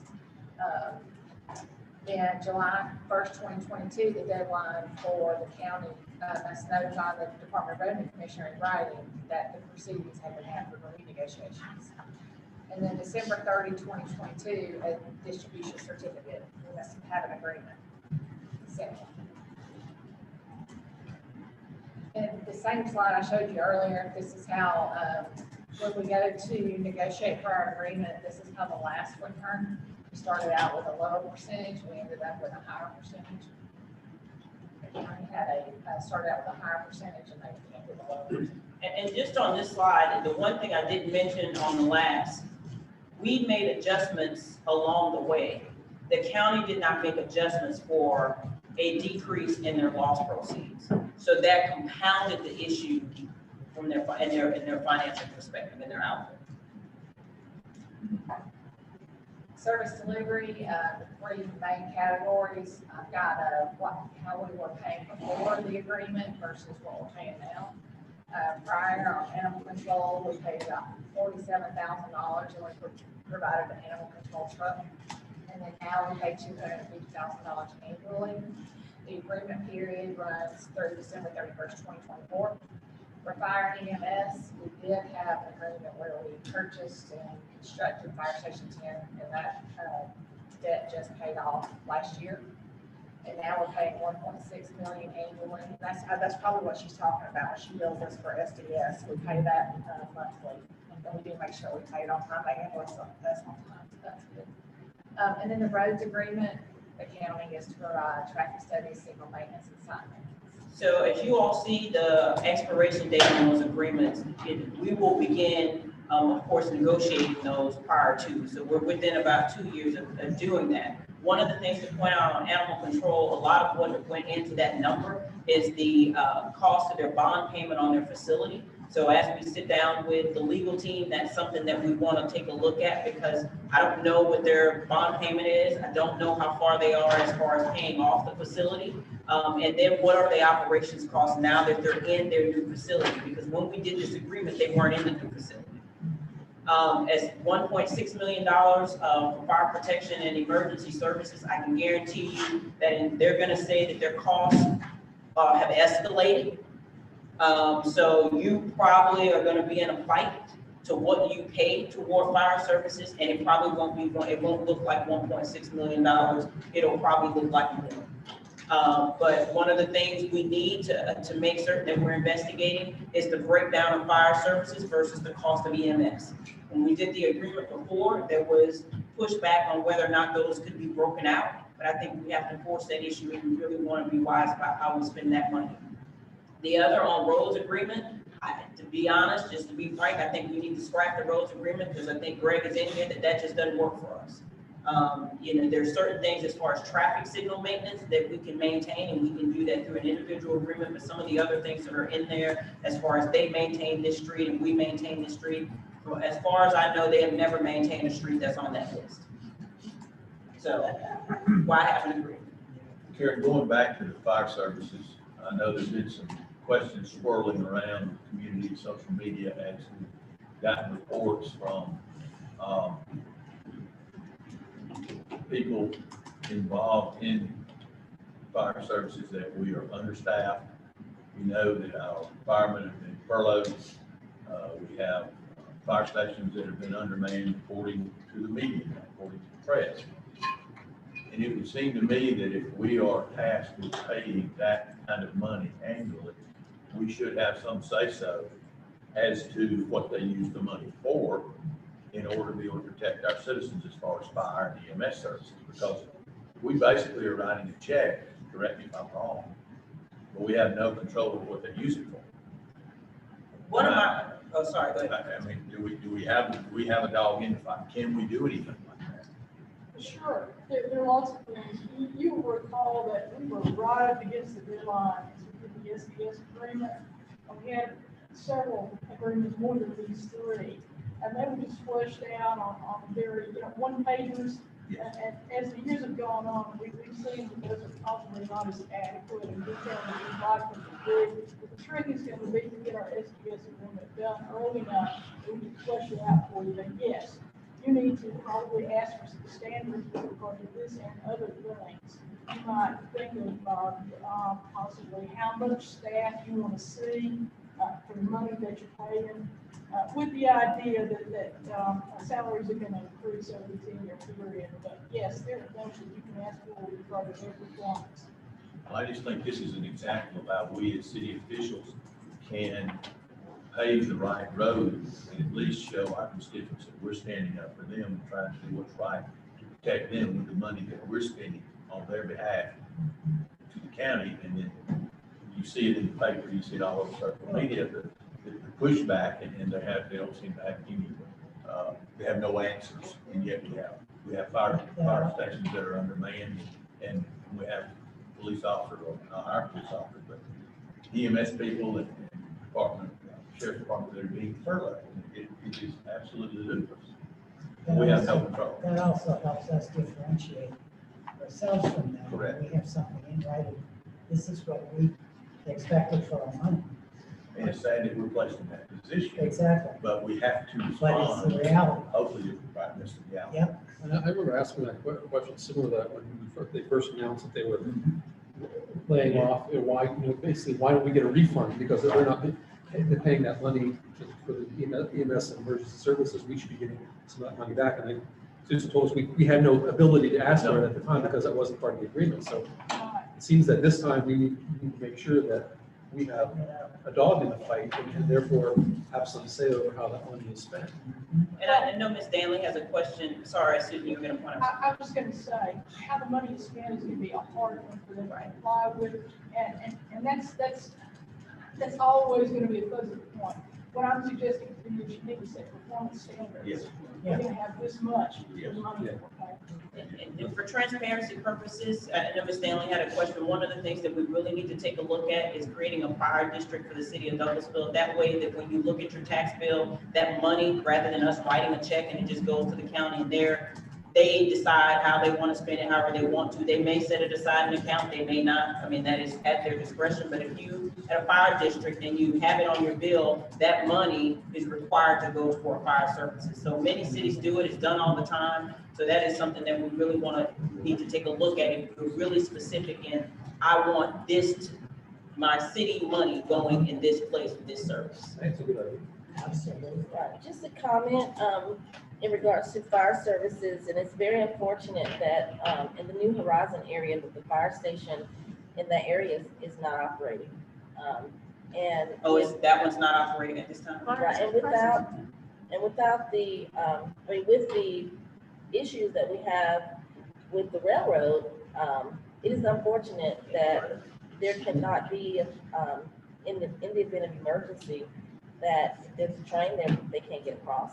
Now, When you say they, it's not operating, it's like it's shut down. there are they're Unmanned? distributed, the firefighters, I mean, they may be there at some point, but I mean, there's not guaranteed. So, I mean, even a backup plan to, at one point, I think the chairwoman was speaking about partnering with Paulding County. But just for the emergency services of those of us that live in the area, it's very critical. Ms. Stanley, the sad thing is that you as the representative, you and Mr. Davis, don't have a say-so in that because it's in the county's hands. Absolutely, so, you know, So that's. they made the decision of how to do that. how to work that matrix out. And that's horrible. I wonder how it's impacting ISO. All right, this is a snapshot of our current debt we have. As we mentioned, fire station number 10 paid off and Hawthorne Center paid off. So now we have a short-term lease on sanitation truck, Motorola tower lease, and then a utilities relocation, Georgia Power that we did. Then our longer-term leases are Public Purpose Corporation, which that will be over in 2026. And then municipal court building, Westmount Golf Course, and Conference Center. Yeah, so if you look, in less than 10 years, you will have retired a significant amount of your debt. By the way, for everyone, some of you all that may not know this, and I didn't know it from you, the public purpose building, where is that building exactly, ladies? Sterling Lane, right, behind right, Chick-fil-A, the Chick-fil-A. big multi-story building, that's that building. We own it, we lease it to the state. Yeah. Yeah, and I don't think that the state have probably, I mean, Greg, I doubt they have any intention on moving. One, I don't think that they have the resources to invest in anything. So when that lease expires, or I should say that debt service is retired, my assumption is they will continue that lease. They're packed out. They probably could use more room. So I don't think that they're going anywhere. And their lease payments cover the entire debt service payments. Yeah. So talking about Jesse Davis Park, and I'm going to run this through fairly quickly, and because I know Bill was here to present, and I want to be able to get him here, and Karen has a couple more slides after this. One of the recommendations in order to get Jesse Davis Park funded is through a general obligation bond. Very similar to how you funded this facility that we're in now. It will allow you to go to the voters and ask if they want to fund this project. They will basically put themselves in a position to tax themselves to cover the debt service payment. So that $1.7 million, that 6.9 millage rate that you see on your bond schedule, that goes to cover the cost of this building. And as the economy changes, it fluctuates. And it will be the same for Jesse Davis Park. I suspect that rough estimate of $20 million, and Bill Camp is here, and he'll show you what that looks like on a bond payment. I suspect that'll be more like $25 million once we take a look at going to investigate what it takes to fully fund investing in that park. But that is my recommendation for you. And the reason I recommend that is because we're currently looking at revenue bonds for the amphitheater. I would not recommend that you do both. I wouldn't. And the amphitheater itself, we do have some funding to help cover via SPLOST. There is some portion of the TAD that will help to cover those fundings. So there's some offset there. But with Jesse Davis Park, it is major. It is like building this, if not more. I mean, because you're talking about building not only a gym, you're talking about building a senior facility there, dealing with the pool issue and completely renovating the front of that park as it faces Highway 92. So it is a major investment. It's not something, not that the town green is not, but we're talking about something far more robust than the amphitheater. So when Bill comes up, he'll have you take a look at the bond schedule so you can ask questions about that. But I don't think that you can get it, you definitely can't get it done via the SPLOST. You can't. I mean, you just don't have the funding to do it. Yes, ma'am. Marsha, what is the status of the Alice Hawthorne Center? Pay off. Yes. Pay off. It's paid off. Okay, good. It's paid off last year. Yeah, just last year. So this is if we allocate we do a GO bond, it would affect the little orange line at the bottom on 2020, that would go up. And right now, we're looking at maybe $500,000 But if we go up to 25 billion, it's gonna go up more. I think Bill ran the numbers on 20 billion. Yeah, and he's running the numbers on 20 million, because that was the rough last minute estimate that DMC gave us. That hasn't been vetted. But I just want you to know that it's probably gonna be more than that. And he can always run those numbers. He'll be able to run those numbers again as we move down the process. It was really for presentation purposes today. So, yes, sir. So Marcia, Karen, when you mentioned a $500,000 increase, go back to that slide. And you go out for a bond issuance for $20 million. Did you say, how much did you say that added to the millage rate? $500,000. So we go from, if everything else stayed the same, 7.211, we'd go to 7.711. So we had to do a millage rate increase to make it work. Right, for the amphitheater bond issue. Right. But for the GEO bond issue, that would affect the You bond wouldn't millage get the rate, orange which is one. that 1.068 at the bottom. But not, That would go up. So you would have the millage rate increase for the amphitheater. right. That 7.211 would go up. And then when we do a referendum, that 1.068 would go up. So both parts of our millage rate would increase about roughly than 1%. Right. So Bill's here, and we're about 30 minutes behind. If you all don't mind, I know his presentation won't take that long. We'll keep going before we give you a break so we can, I know we have some other folks coming in. Bill, are you ready to talk about it since we kind of led into it? Do you all know Bill Camp? I know we have some new folks. Bill, you come on up and introduce yourself. I'll step to the side. Sorry, y'all gonna think I'm already falling down on the job for this going over, but You are, We're good. We're gonna catch up. this is a foundation for everything. you are. This is the foundation of the house.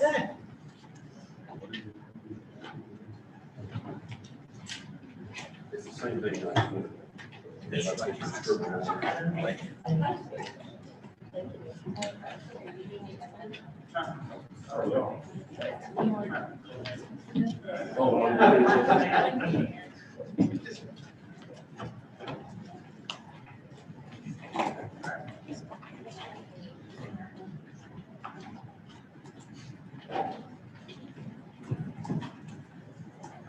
We're good. There's a little handout coming around. It's the same thing that's going to be on the screen. I just want y'all to be able to make notes. And I, working with Ms. Cowan, have prepared kind of a 101 for how people, how cities can finance projects, but also giving you a little history. Please stop me at any time if you have any questions. All right. Long-term obligations, long-term financings. There's basically three ways that a city can borrow money in the state of Georgia. Long-term lease, a voted general obligation bond issue, and an intergovernmental contract revenue bond issue with an authority. This is your outstanding debt, and all three of those tools have been utilized. The one on the far left is a lease that was issued through a special purpose entity, and that was that DFAX building. Their rental payments are covering the principal and interest on that lease. And the security for that is the property itself. Plus, technically, the city has the ability to walk off. You have to put that millage into your budget every year. And that annual appropriation that's on a lease, much like you see for vehicle leases or copiers, that lease is not as good of a legal security as a voted GEO bond or an intergovernmental contract revenue bond.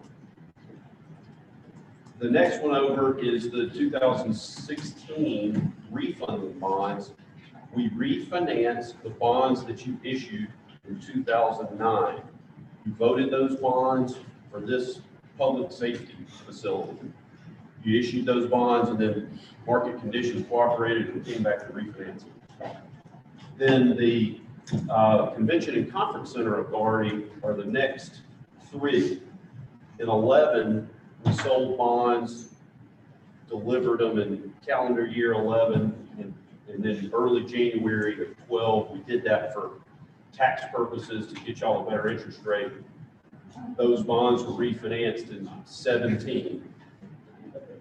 One of the greatest things that's ever happened, y'all, we did what's called an advance refunding in late 2017. And there were a lot of reasons to move ahead, and there was some question about, well, if we wait to get that tax law changed in January of 18 and took that right away from y'all to do a tax exempt advance refund. Point being, you jumped on a good situation, saved a lot of money, tax law changed.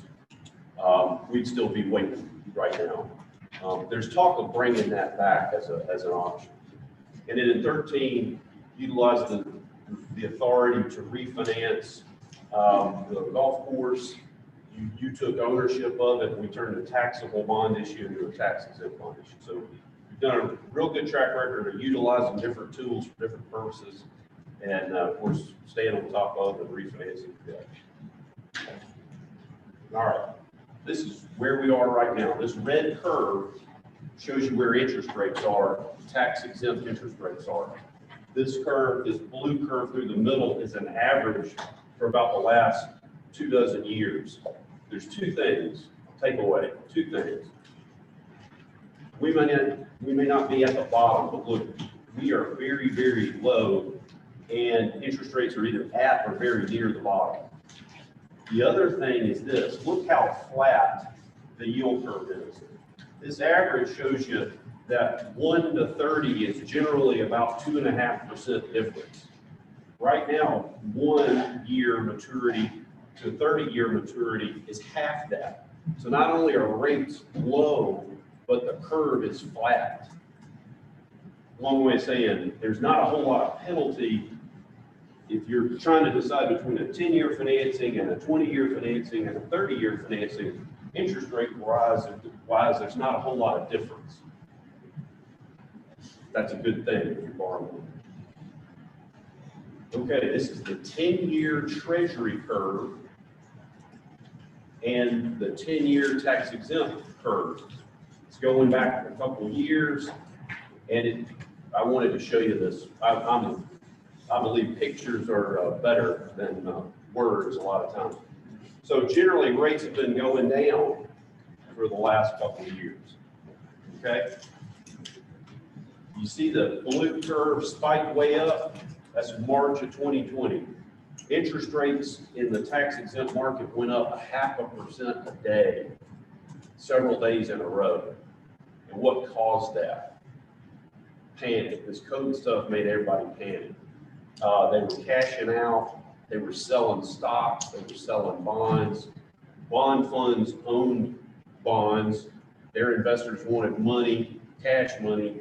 So they were having to sell things that they normally wouldn't sell.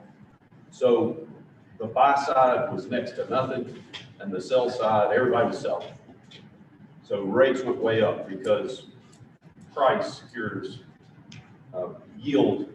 It sells bonds. So rates go way up to clear that inventory, and then what happens? People sober up. They realize I've gone from where I can make 0.5% on my mutual bond. I can buy a bond at 3% yield. Man, I got to have that. So they started buying, and then you see prices came down. Prices went up, yields went way down. So that's good. Now look over at the far right-hand side. You notice, generally speaking, there are some blips here and there, but generally speaking, treasury yields and muni yields will kind of follow each other. But look what's happened. Look at rates and munis went up from about August to October because everybody's nervous about the election. There was a bunch of bond issues that started coming in the market before the election. Uncertainty is what people are trying to avoid. So you had a whole lot of volume, and then volume has fallen off. Muni yields you see are low and haven't changed much in the last couple of months. treasury yields are going up. That's probably not gonna last. In other words, munis are gonna go up eventually, but many investors believe with the new administration, corporate tax rates are gonna go up, individuals' tax rates are gonna go up. If you think taxes are going up, muni bonds are your thing, because it's one of the last investments that you can buy as a wealthy person. Put your money into it, the income you make back from the bonds is tax-free. So that's kind of an interesting phenomenon in our market right now. So these are, I don't know what rates are going to do, and anybody that tells you they know is lying to you. But a lot smarter people than me, there's a Bloomberg survey of economists done weekly. Generally speaking, they think over the next year, rates are going to go up about a 1/3%, all along the road. And as low as they are, it's easy for me to think that's probably true. Rates are probably going up. Okay, a lot of numbers on this page. Let me tell you what you're looking at. We wanted to produce an example of a bond issue for the amphitheater work. Okay? We've sized this bond issue to give you $15 million deposited to the construction fund. Okay? This is 25 years of payments. Right now, rates are very low. That's reflected in your yield column. What I did was took the AAA scale, I took the current AA scale, and I added 50 basis points, that's 0.5% to it. So what does that mean? Yield, that's an average of the debt's cost, right? The rate of return that the investor gets, the cost effect. If we were pricing a bond issue right now, the bond yield for a 25-year bond issue for a AA credit like y'all would be about 1.15%. So I've made it 165 to just make it conservative. Okay. You factor in cost of issuance, and it's about 2.5%. This principal amount is a little less than 13 million. Bond investors will pay more than face value to get a 4% coupon, even if it's yielding 2%. They want that higher coupon. It gives them more liquidity if they try to sell their bond later and rates were higher. So it's not magic, it's just the math of how we get you 15 million. Inflation was discussed earlier.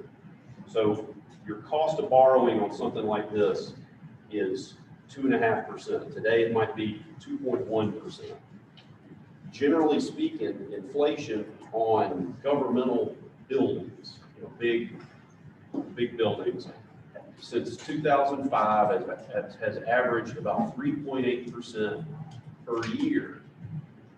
So if you're borrowing at 2 something and you're locking out inflation at 3 something, you're way ahead. And again, this is a 25-year financing. That's a very low rate considering the term. This is an example of the schedule of events that you have to go through in order to have money through an authority transaction. But understand all along the way, a lot of work's going to be done behind the scenes. A rating process is undertaken. They'll affirm your outstanding credit rating, hopefully raise it.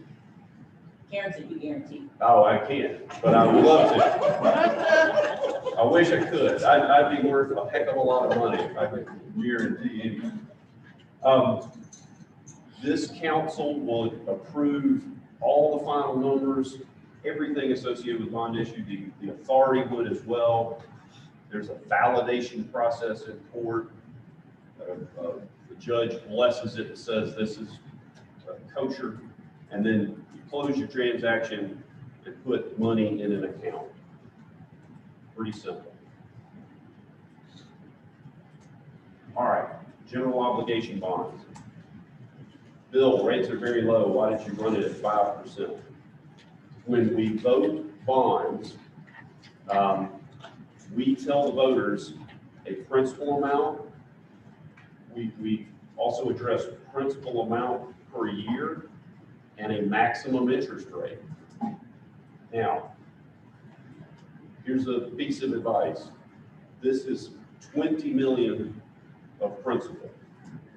If you think something's going to cost 20 million, round up a little bit. And I'm not trying to get you to borrow more money than you need, but I think that, and then if I was a voter and I saw 20 million on a ballot versus 22 on, it's not going to make me or break me as far as voting for it or against it. And because the voter approves 20 million, y'all are still in control. In other words, if something came in under budget, you don't have to issue the full amount. The authority process is a lot simpler in the sense that you decide the term of the bonds and the amount that you borrow kind of real time.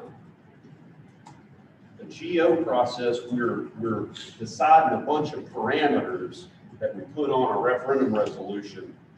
Then there's a big, long process. We have a referendum, and then sometime after that, you pull the trigger on all or a portion of the debt. So we want to vote parameters that are reasonable, but that we can accomplish what you need to accomplish. Just so you know, if I voted 20 million of bonds, if you had that in your back pocket ready to issue at 5% based on where that yield chart I showed you before, the proceeds would be $4.8 million more than the 20 million. So that's why I say there's a cushion here. We don't have to issue the full amount, we can issue less. It's just there for you. So the referendum process takes time, and this is just a general explanation of all these steps you go through. It starts, if you're targeting a November 21 election, that's just the next time that there is a referendum. You, in summertime, have decided pretty basically, what am I doing, where am I doing it, what's it going to cost? Now, you don't have an absolute firm number, but you got your arms around how much is it going to cost. Then there's a process to begin the referendum resolution drafting. Your legal team oversees that, but it does take time. You obviously want to make comments and review it in advance. Eventually, let's say mid-September, the council meets and officially approves the referendum resolution and basically calls this election. And there's a notice period. Anytime we have a referendum, we're going to run ads in the local paper to let everybody know it's coming. Then you have the referendum resolution. You have the referendum voted on in November. And you then come back and declare the election results. That would allow the legal team to then validate the bonds, which is another process, but that's another 3 weeks. And I left it off this content because I ran out of 3 on the page. But once the voters have approved it, and once you validate it in court, you can issue part or all or none. We'll say that it's not feasible, we can't issue it. And again, you can issue of this 20 million, let's say that you voted, you can issue a portion now, and based on some kind of construction schedule, decide we're going to wait 18 months and issue the next part that we need. There may be an advantage to doing that. It's just kind of based on the time. And that's it. I went through a lot, but I'm happy to try to answer any questions. Questions for Kent? So are we saying that we're going at some point go for a $20 million? Or you said the numbers of Jesse Davis weren't solid yet, hadn't been vetted. So we don't know. It's at least 20 million. At least, so it could be more. Could be. And when so would all this be pushed up, or? Well, what Bill is presenting to you, and the reason why we're bringing both to you, because if you look at his schedule, if it's something that you want to do, and place it on the November ballot, there's work that has to get done this summer. So that's the reason why we're bringing it to you today. If you choose not to move forward with improvements at Jesse Davis Park this way, then what staff will do is we will ask you, okay, what project do you want to take on? Just know it's gonna take you a lot of time based on, because your only other option at that point is SPLOST. So if you did the same categories and you yield the same amount of SPLOST proceeds, I don't think you wanna decrease the amount of money you put in transportation. Facilities, your facilities are aging, so you know you need some there. We talked about police, it only yields you about $7 or $8 million. When you see GMC's presentation, you won't even get one building. And you won't be able to improve any of your other parks. So that's why we're bringing it to you today. And because money is cheap. Marcia, don't you think if we tried to lump all, in this, ever how much that dollar is, all in one category, don't you think we would lose the support of a lot of citizens to vote for a GO bond because of the fact, am I off base here as far as we're gonna spend it all, whatever we bond that, we're gonna spend it all there. If you were looking at doing that in a SPLOST, what I'm saying, if you put all your eggs in one basket, like the county's tier 1 project, I don't think you're gonna get them to support It's hard. improving one part in the county. Yeah, I think So the SPLOST deal would only yield 7 million. And if we said, well, we had 37 million last time, let's do it all for the park. And do it all for Jesse Davis, I don't know that you can get that. correct. And the reason I'm suggesting doing it now is because next year's SPLOST is on the ballot. So you need them separate. So you don't need to have the voters confused. Right. Now they may come back and say, well, we just voted for a tax increase, so on and so forth, but just very similar to this building. I mean, you can always say you voted to improve Jesse Davis Park. I think everyone in this room realizes the park needs improvement. It's now highly visible. What you choose to do is really at your discretion. So if you go all in, it's gonna cost you at a minimum $20 million today as of what we know. So because you say money is cheap, even money is cheap today, we have no idea what it will be when these are issued, right? Is there no way to go about that in a quicker method to get the money before us, even though we don't need it yet, as we go through the planning process? Is there another way to finance it? It would be faster. Well, I mean, you could utilize the authority. I don't Susan, know. I gotta look at that. The powers of the Convention and Conference Center Authority, I don't know. I know amphitheater is in there. When the authority was created, there's certain powers outlined that authority has. And I did look at and can confirm amphitheater is in there. Convention center is obviously in there. The golf course was in there. It wasn't purpose. So maybe parks could be. Joel, you had something? Do we have anything else in an election on November 2nd, 2021? City election. City election. Okay. Well, I guess to some degree, the nice thing about a GO fund is you don't really have anything to lose except the cost of the election. Looking at the mechanics of the election, you might want to consider another election. We could have that on one of the 4 days. You could have that election in March of 2022. That's good. You want to push it out. I was gonna say, I think it would be, the people who, like Councilman Davis and Dr. Burdanley, that Ward 3 in this election is your election year. I think that people in the area would love to support Jesse Davis Park. I mean, it's for the entire community, but it would be, a push to bring them out to vote, to support the park. Right, and the other thing too is, we have the Highway 92 project that, the completion date is the end of this year. So without the, development of the park, I mean, that is, the highway alone is the gateway into the city of Douglasville. And just, if I can remember, when we did the, election for the police department, it was a standalone.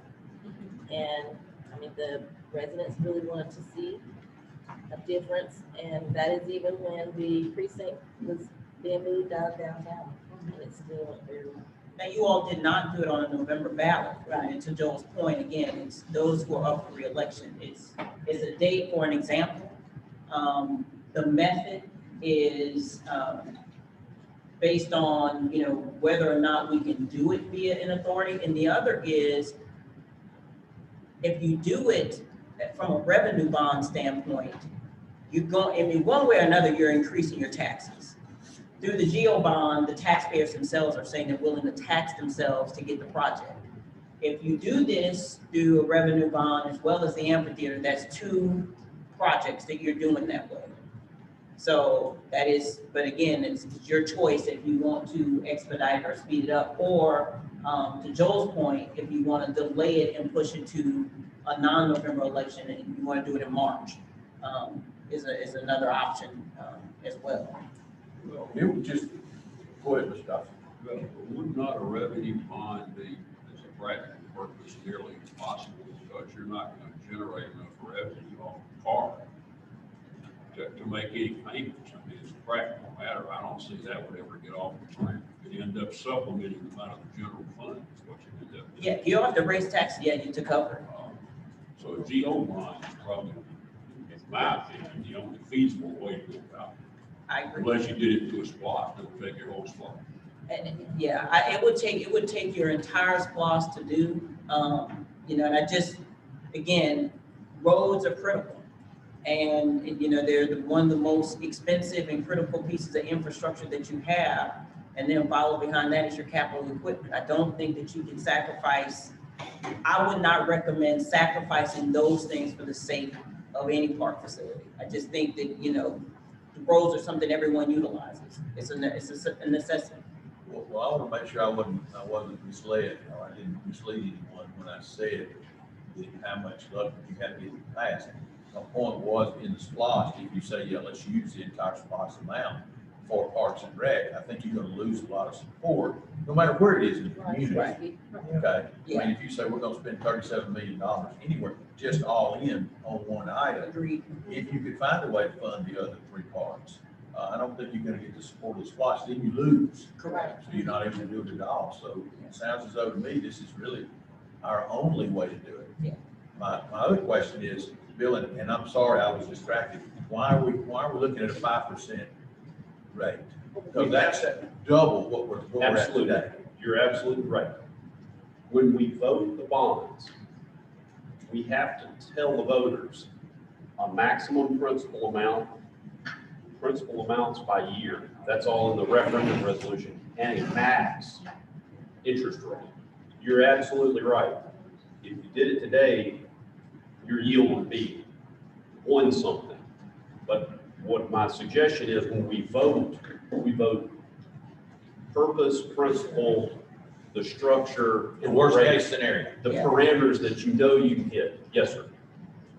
And the market's going to drive what we actually pay. Saying that we're willing to pay, or we've approved to pay up to 5 does not make any difference in our cost.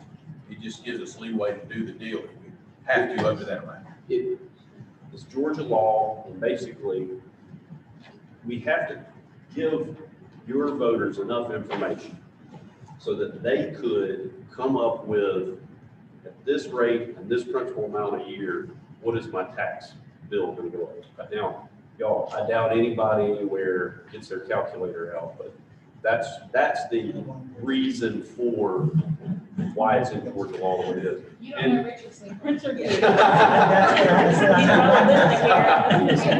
probably listening. I know. One thing I want to mention before we kind of close this up, and the legal staff may have an answer for this, Bill may have an answer for this. We do know that if a GO bond fails to pass by the voters, you cannot put that project on the SPOS. What I don't have clarification on is because our SPOS is categorized, does that mean in the park area, we can't spend any money on improvements at Jesse Davis Park? Or is it a project-specific thing? That I don't know the answer to, unless legal staff. We don't know the answer to that either. Okay. We would ask the bond attorney. Okay. I think that another point to consider is that this is a long time, right? This stretches out over a long term. Sales tax is used for capital purposes. You can also use a future sales tax to pay previously incurred GO debt, even if it's just a portion of it. So and I didn't mean to throw, y'all don't, you didn't ask my opinion on this, but let's say you approve a bond referendum, and let's say in the future you decide to vote another sales tax. Well, you could use a piece of that sales tax money every year to decrease what the bond millage is, and you'd be applying it towards rec. So just a good tool, another thing to consider. But that is the quickest way to get it done, is gonna be the. Well, the quickest way, if we could utilize the authority for the park, which maybe we can, because the golf course was acquired, and the authority utilized that. So I need to research that. But again, we wanted y'all to see both an authority transaction and a GO bond transaction. And just a question, what would be the downside other than residents not coming out in March? Because I think that the rate in March will probably still be low. That's a year from March. He's saying that's 2022, yeah. 2022. I simply picked November to show you the schedule. That's the referendum. I agree with you based on other things that may or may not be on the ballot, and really just the timing of when you want to undertake and start on the project is a good job. Yes, sir. I think November will be a good year because the next year in the mayor's race in Atlanta, and people like that used to voting, and they coming out. And we would have to pay for a March election. We're already. Right, you would have the cost of the election in March. Yeah, and right now we're already paying for November. So there isn't anything else going on in March next month.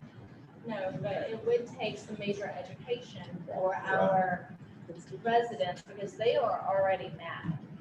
They're confused with what's going on in the city and the county, and they're already mad at us for things that we're not doing. So it's going to take a lot of explaining as to why we're doing this now. And I mean, I'm not gonna lie, it would make me nervous to be doing it during an election season. I'm not saying don't do it on, simply on my account, but do what? I can appreciate that. You're in a different situation than several of us. Yep. So That's I how it ends up in the understand. All right, so any Get it done. further comment, questions, Joel? Well, when you have the election, basically a political decision, historically, GO bonds or special projects pass more often on the ballot by themselves than they do in the general election for the entire electorate. Because people aren't going to benefit from that project, and they gonna vote for it. So, that's a political decision you have to make. So the people that would benefit are more likely going to come out Yes. in a standalone election. Yes, you may recall, the school board did that. That's why you have 4 dates a year. You used to have these projects, you had the first election in July, August the 2nd, you pick a date. Now you've got 4 dates a year to have it. But for many years, that's how special projects have been funded in elections. Historically, they do a better chance of passing a ballot by themselves than in a ballot where the entire town. And what we can do is send you all the dates that are available. Bill's gonna pull some stuff together and we can finalize the conversation. I guess my question to you all is on both scenarios. Do you want to pursue us investigating this or is this off the table? Okay, all right. Okay. Any further questions or comments? Marcia, how do you want to handle? Can we take a break and Just take a real quick environmental break because we've got our next presenters here. And so if we could just take a quick environmental break, Mr. Camp, thank you. Thank you. Presentations. Real quick, thank y'all for letting me speak. It's a privilege to be in the war room on the planning side. Thank y'all.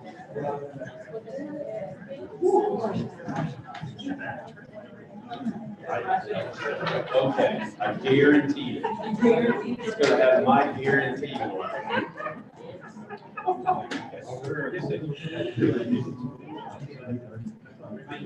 I have to confirm that it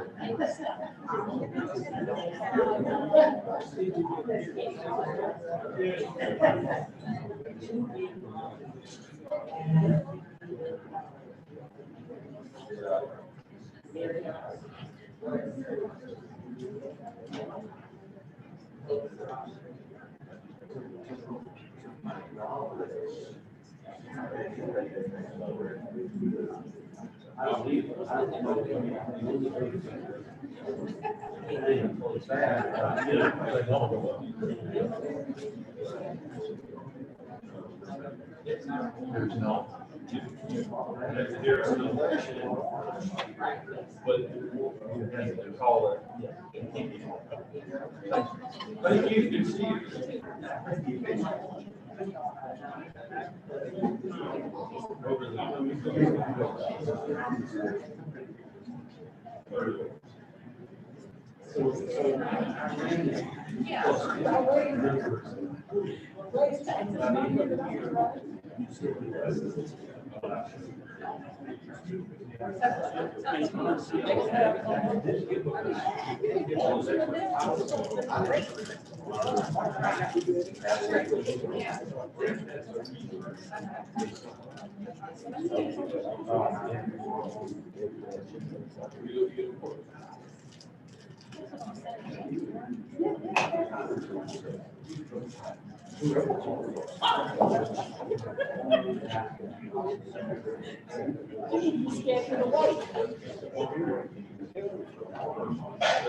It doesn't matter what's on there.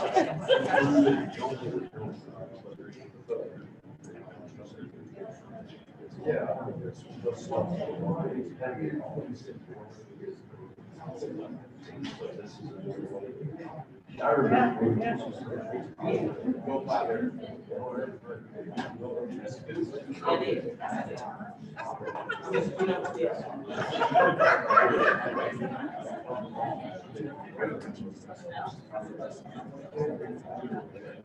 So what I showed you on the example board is the current scale of status.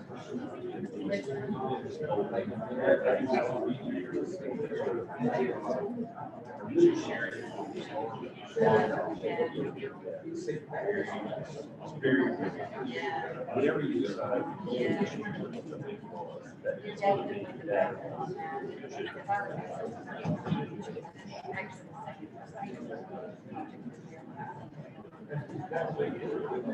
It takes a lot of different.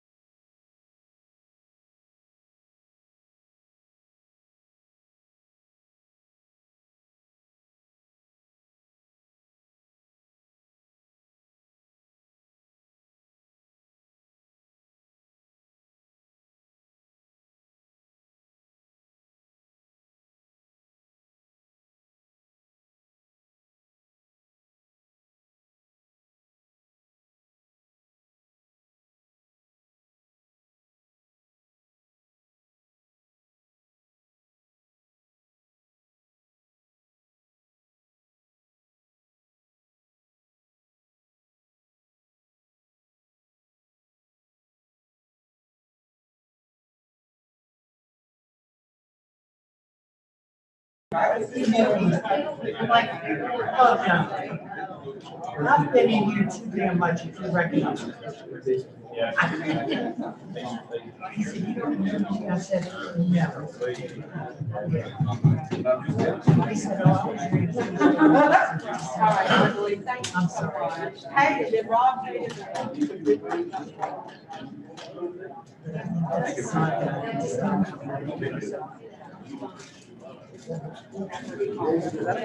Yes, sir.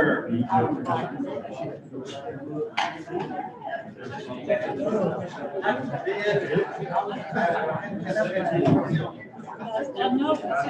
right, everybody.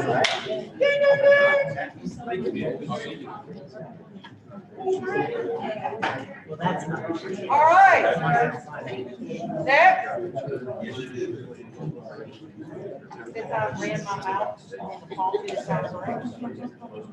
I might quickly escape out for environmental break. So we're going to turn it over to Georgia Department of Transportation for their presentation. So everybody, if you would please, your attention to the front.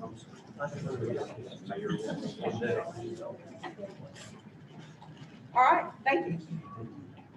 Good morning, Mayor Robinson, members of the council. I appreciate the opportunity to be here. Well, thank you so much. I have always enjoyed working with City of Douglasville, and despite what you may think, even through our toughest times, this project has been a labor of love, and I'm so happy to see it coming to fruition. And Gordon has a lot of good news to share with you in this presentation. I was planning to do this presentation myself this morning, but I have another meeting at 11:30. So what I'd like to do is to make an announcement about my future. I'm no longer the district engineer for Georgia Department of Transportation in Metro Atlanta. I accepted a position in the planning office, so I'll be the Assistant Director for Strategic and Systems Planning, working directly for Janine Miller. And as an interim district engineer, I brought with me Paul Denard.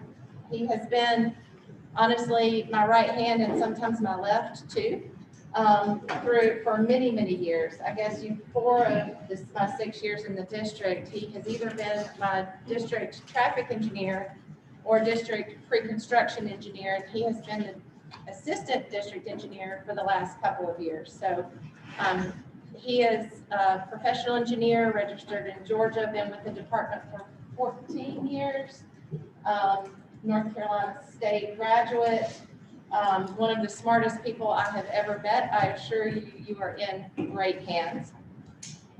Barry Murray, some of you have met through our coordination meetings. Barry is our district construction manager. Barry has 20 years of experience in construction, in District 7, actually, mostly in our Area 3 office, which is a little bit north of here. But he has been the district construction manager for the last 2 months. So new to that role, but not new to this project. As the assistant in that office, he was instrumental in negotiating with the contractor for some of the supplemental agreements that have been necessary on this project. And then, of course, the man who needs no introduction, Gordon Polk, who, if you've been on this project personally over the last couple of years, I know you've met Gordon, project manager extraordinaire, and he is going to take it away. Let's give Kathy a hand. Yay. I look forward to continuing to work with you in a very different role. Planning is, as you have your comprehensive transportation plans and work with ARC and have requests for grant proposals and things like that, I know I'll be working with you in that capacity. So thank you so much. Congratulations. Thanks for coming. Thank you. All right, thank you, everybody. Department definitely want to thank everybody for allowing us to come here and provide this presentation and provide the update for stay right now. Yeah, use your James Earl Jones voice. Can everybody hear me now? Yes. Okay. Again, my name is Gordon Pope. I'm the GDOT project manager. I'm here to give a presentation for the updates for State Route 92, the realignment. And as you see, this is the main picture with bridges. This is pretty much our critical path area. And this is the main focus of the project is to relocate State Route 92 from going through downtown Douglasville to have pretty much have a straight shot from I-20 to Parker County. This is pretty much our project table of contents, which lets you know our topic of discussions, which is the project overview, the project progress, of course, the project schedule, the next steps, and of course, we have questions and answers afterwards. This is the project overview. As I said before, this is pretty much Interstate 20. This is Interstate 20, and we're pretty much, as you know, the previous route for State Route 92 was to go through Interstate 20, Federal Road, cross over to State Route 8, and then cross back over to Campbellton Road. Now we have it where it goes strictly from Federal Road, and it cuts through what was the old Hospital Drive. So now it's the new Federal Road, and it goes all the way from Interstate 20 under the bridges to the new route, and also to Barton County. The progress since our last town hall meeting back in last year's February, we have the interstate lighting is completed under the bridges and also at the ramps. And also the northern portion is completed from all the way from the bridges to Barton County. That particular section is completed now. We have Strickland Street Bridge. The bridge is built, but the bridge is not open yet because we still have two walls that need to be put on the east side of the bridge that need to be installed before we can actually open up that particular bridge for Strickland Street. And also we still have Bridge 3 to go with that. We are 85% complete, which is the main section of the project. Is just we got to finish the bridges. And then we also have to do, of course, resurface the roadway. As you can see, it's a long time coming. Finally got the rock removed. As you can see, this is the railroad bridge. We were able to meet the milestone that was so critical last year to be able to get the railroad tracks going. And now we pretty much don't have any delay as far as for the project. So we are on full course to complete the project on time. And right now, as you all can see, I'm pretty sure everybody has written past it. We have the beams already set, and we are planning on completing this bridge mid-March, late March, and we're hoping to put traffic on it sometime in April. And which in turn, with the traffic being put in April, the detour that we had installed to be able to get to this point will be taken away, of course. As I said before, we had an interstate lighting complete up under the bridges. We had the lighting on the ramps was completed last year, but now we have the actual underpass lighting completed. As you can see, the lights are on. And this here is a photo of the new north section being completed. As you can see, this is Jesse Davis Park for anybody that needs to get the bearings together. This is Jesse Davis Park. This is the new 92. This is the new 92. This is Old Dallas. And this is Davis Drive. And as you all remember, this here with the Old Dallas. So, and this is here is our milestones for the project. As you can see, these particular milestones were taken care of. So the only milestone that we are focused on now is to get the full alignment for State Route 92 by May 31st, which would be, of course, this May 31st. And of course, the completion date will be for the entire project in itself, to where hopefully we won't have to see any more GDOT projects going on as far as for this particular project will be paid for.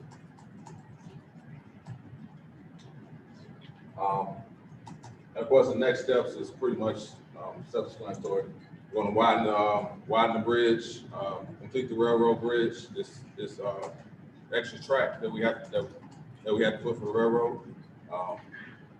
Shift traffic onto the new 92, and of course, complete all the landscaping things. Again, this is just a reminder of what the detour in place is now. But as I said before, this particular section will be taken out in May. And like I said, the roadway will come all the way through. Because as you know, this particular section is pretty much there. We already have our GAB placed down, so the only thing that's missing is just the asphalt, sidewalk, grassing, and also to finalize the walls that go here, and also, of course, the bridges, of course. Of course, that detour was in place to allow for the work to be done within that particular area. Here we have the Carly Street crossing. As you all know, we are removing 3 crossings for the railroad. We've already removed one of them, which was Mosley Street. The current 2 now is McCarley Street and also the Campbellton Road. Those 3 crossings, well, we're removing Campbellton Road crossing due to the fact that State Route 92 has been realigned. So that particular crossing is really going to be shifted towards under the bridges on State Route 92. And the McCarley Street crossing is not being removed, it's just being relocated. It's only getting relocated about 100 feet to the left. Well, did you say 100 feet west or east? It'll be 100 feet west, that's right. Well, yeah, I was saying so one of the things to pay attention to, you all heard Gordon say we are eliminating those crossings. I mean, he's probably going to get into it. There are also going to be parking spaces that impacts the buildings and businesses on Front Street. So now's the time to ask those questions as they move into that stage, because you all will be getting phone calls. Now with this McCarley Street crossing, when we relocate the crossing, it is going to be an intersection improvement. We are adding a signal and we are adding a left turn lane, which is the reason why some parking spaces have to get removed, because we have to get the alignment in order. Do you have a drawing of that? Yes, sir. Of that improvement? Yes, sir. And this is the photo or the visual blueprint of exactly how the crossing will look. So you go from the east side of Mitchell Appliance to the west side of Mitchell Appliance, basically for the crossing. Yes, that new crossing will almost be literally in the front doors of Fabiano's. Right. So currently it's lined up with, because some of us who've been around here a long time, you know that where O'Neill Plaza is now, that connected to that crossing. And it was closed about 35 years ago, put the plaza in, and now they're moving it 80 feet or so to the west, and it'll be more in front of Fabiano's, and all of those, several of those spaces along there will be lost on both sides of the street because of the left turn lane and then the outside through lane. Yeah, but we've got a 3-story deck, and I see lots of parking spaces in that deck that aren't getting used, so. Yeah, they can go over there. It is free. Yes, Yeah. ma'am. And do we pick And a up? lot safer and When easier. they go to the left, If or to those the are right, you awful. will be able to turn left in front of the Fabiano, but now it's only going right. Because the mission is going right. Right, yes, sir. Yes, sir. You will be able to turn left and right. Like I Is said, that traffic? there will be a, It's gonna be a it's gonna be a light. signalized It's intersection. gonna be a light. Traffic light. Traffic, Oh, traffic light. okay. Yes, sir. Marcia, So, did you have something else you wanted to add? No, I was gonna, after he mentioned, I was gonna. yeah, so the intersection improvement includes 2 signals. So you're gonna have a signal for this particular intersection and also for this intersection. Now, the signals will be separate, but they will work on the same time and sequence. So they will be coordinated with each other. So one of the things that I'm gonna ask GDOT to coordinate with Main Street is communication to the businesses and a timing, because again, no matter how great we think it is, folks are losing something, and the parking is gonna be the major complaint. And then what happens during construction, and we know we have, the availability of parking spaces in the parking deck, but I am prepared to hear, that's not good enough, and I think Gordon is already aware of Gumbos and their drive-in pickup, so they're using those parking spaces for that, so that is gonna eliminate that for them. So we wanna tell them that in advance, so they can make adjustments in their business, because they will no longer be able to do that. And I have a question. I'm sorry. So, just to recap, the underpass with bridges will be open prior to? Yes, ma'am. Okay. Yes, ma'am. This particular, McCarley Street crossing will be one of the last things that we accomplish due to the fact that we have to coordinate with the railroad, and we can't have, but we're just not gonna have flagging, because we have to have railroad flagging. And the bridges are so far away from Campbellton Street and McCarley Street that we would have to assign 2 flagging, and we just decided that we're just gonna have 1 flagging. So once we finish the bridges, then we'll move over to McCarley and Campbellton. You're showing, looks like parallel parking along, is that parallel now, or is that? No, sir. You're changing it to parallel? No, it does, it's not. So actually, as you can see, this is the current conditions. So pretty much, once we get to this particular area, all the parking that's gonna be taken away is gonna be the parallel parking that's on the side street, which is adjacent to the railroad, and also this section, this particular parking here, is going to be removed, and this is gonna turn into parallel parking, and then this parking here is gonna be taken away because we need the right turn lane. All of the parking in front of those businesses will be gone? No, sir, just the parallel parking on adjacent to. What's the new, that Irish pub, will it be in front of Irish pub, taken away? Well, I'm talking about parallel parking that's. On the railroad. On the north side of Bankhead House. So the angle parking on the, in front of the businesses will not go. Some will go. Some. Some. Those are still, in other words, are parallel. Right in front of Fabiano's. Can't make all of them That stretch right there.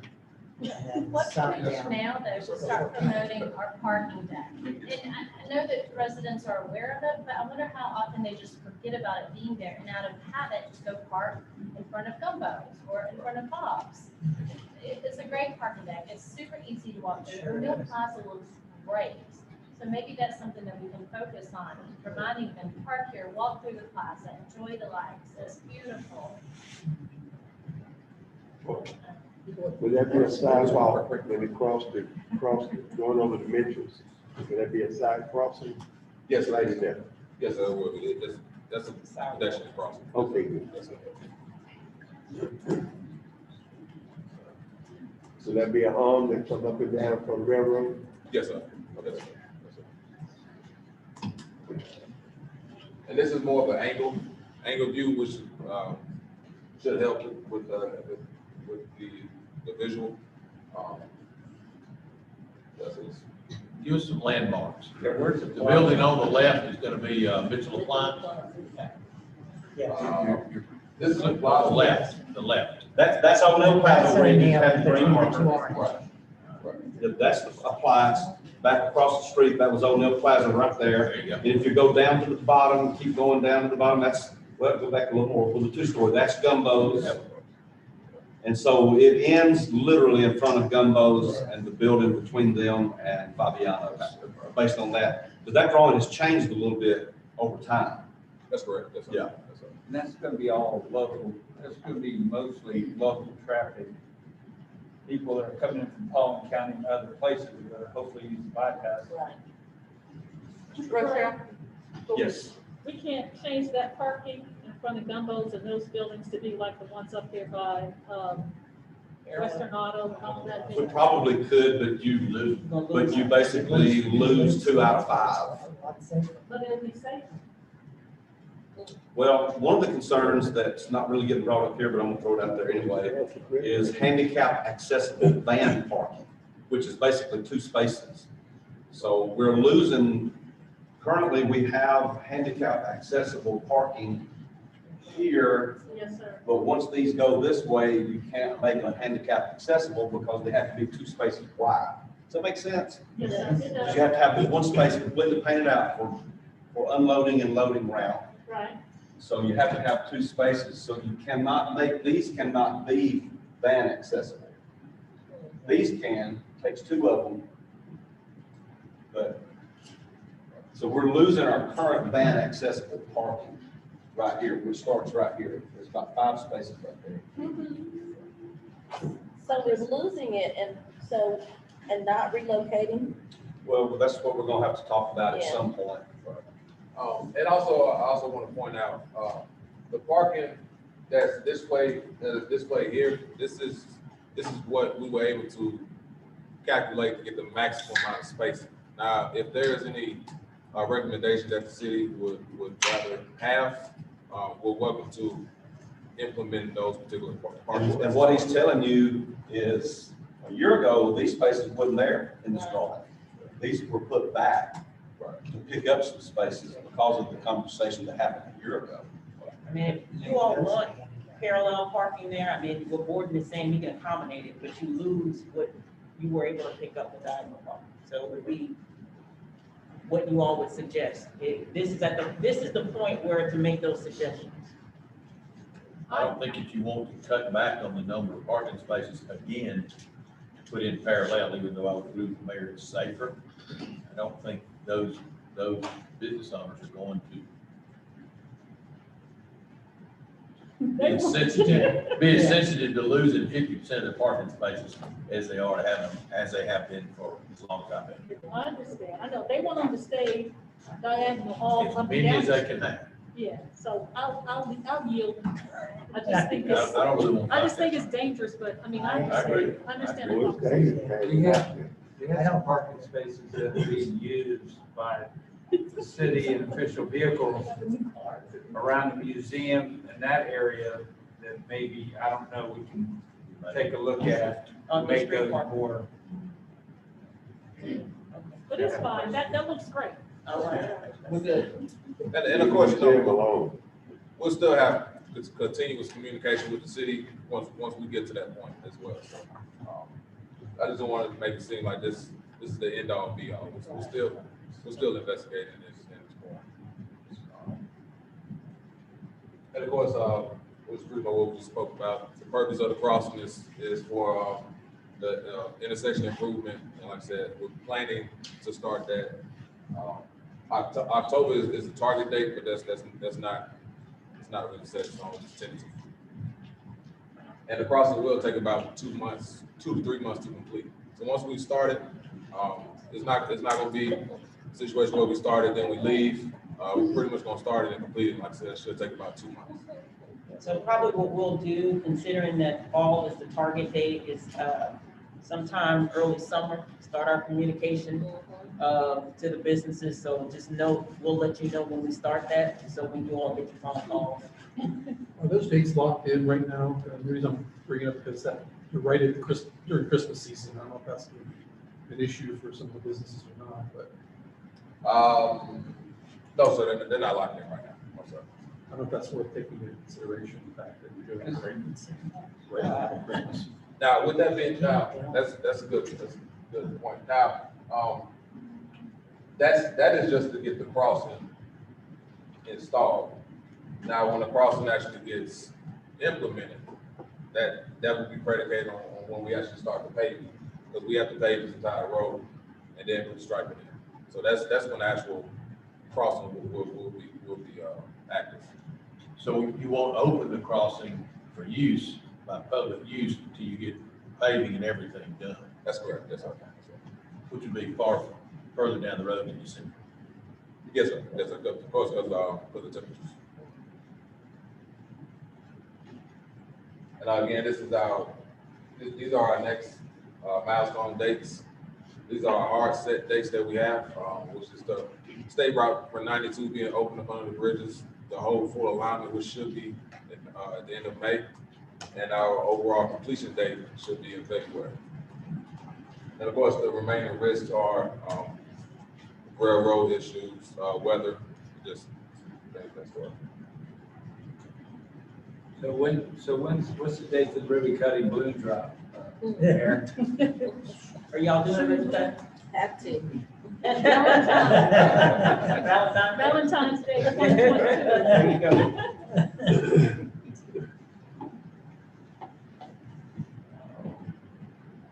So do you all have any questions from board and from the standpoint of construction? Because I know also, there was a question about naming.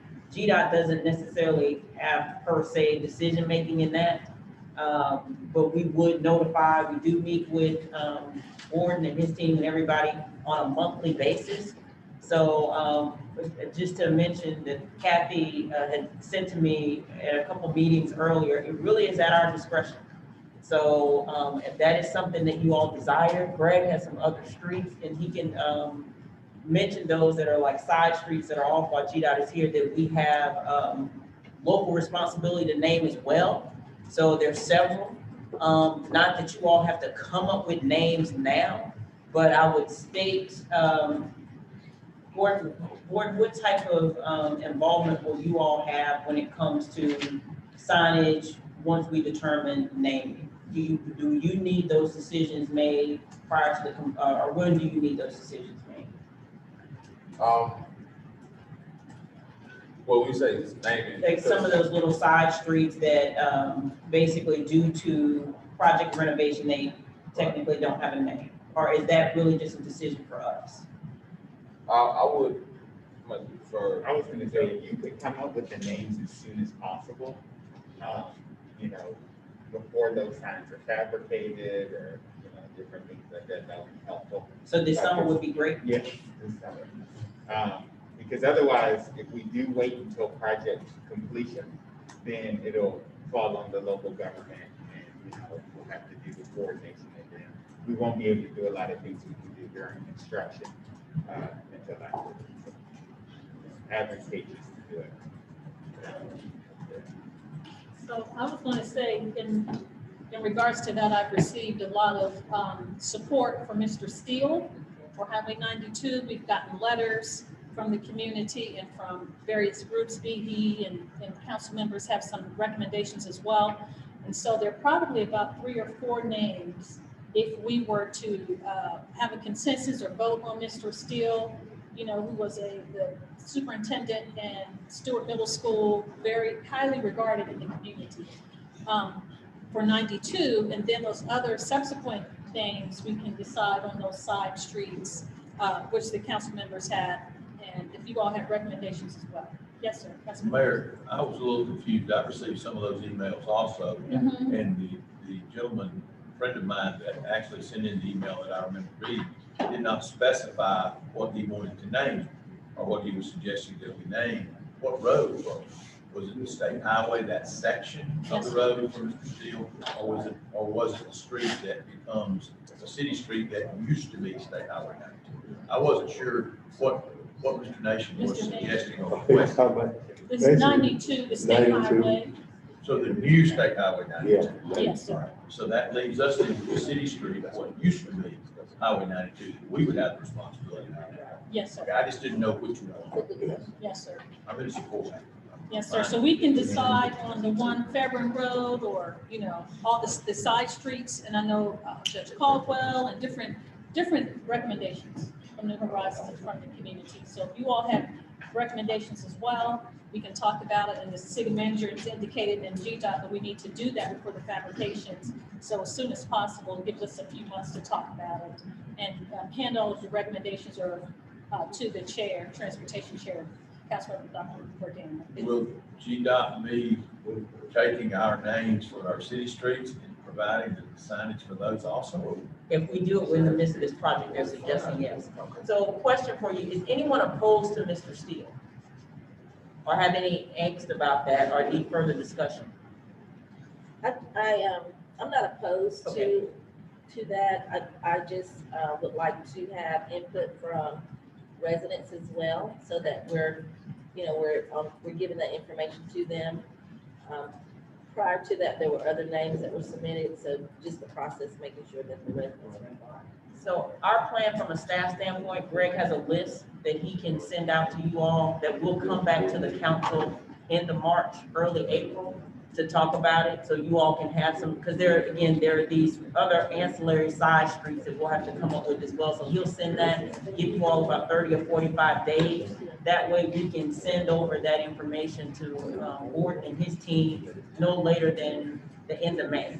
We can have that wrapped up. And also notifying his family, you know, his wife and his children. So city manager, could you give us the name of the other streets, the ancillary streets as well that will need to be? Yeah, there's probably as many as 8 or 10. Like at the Lake Ridge subdivision where Davis Drive is, Yes, sir. off of off of Dallas Highway, so that's got that new entrance going in there. So that section going in is not currently got a name. Right. Now, just Hampton and I talked about it. If you were to say, Greg, what's your recommendation? I'd say, let's name that Davis Drive because it connects to Davis Drive. Then when you get in there, there's that cul-de-sac, that's literally the old part of Dallas Highway. And there's been discussion that that might be called Caldwell Court.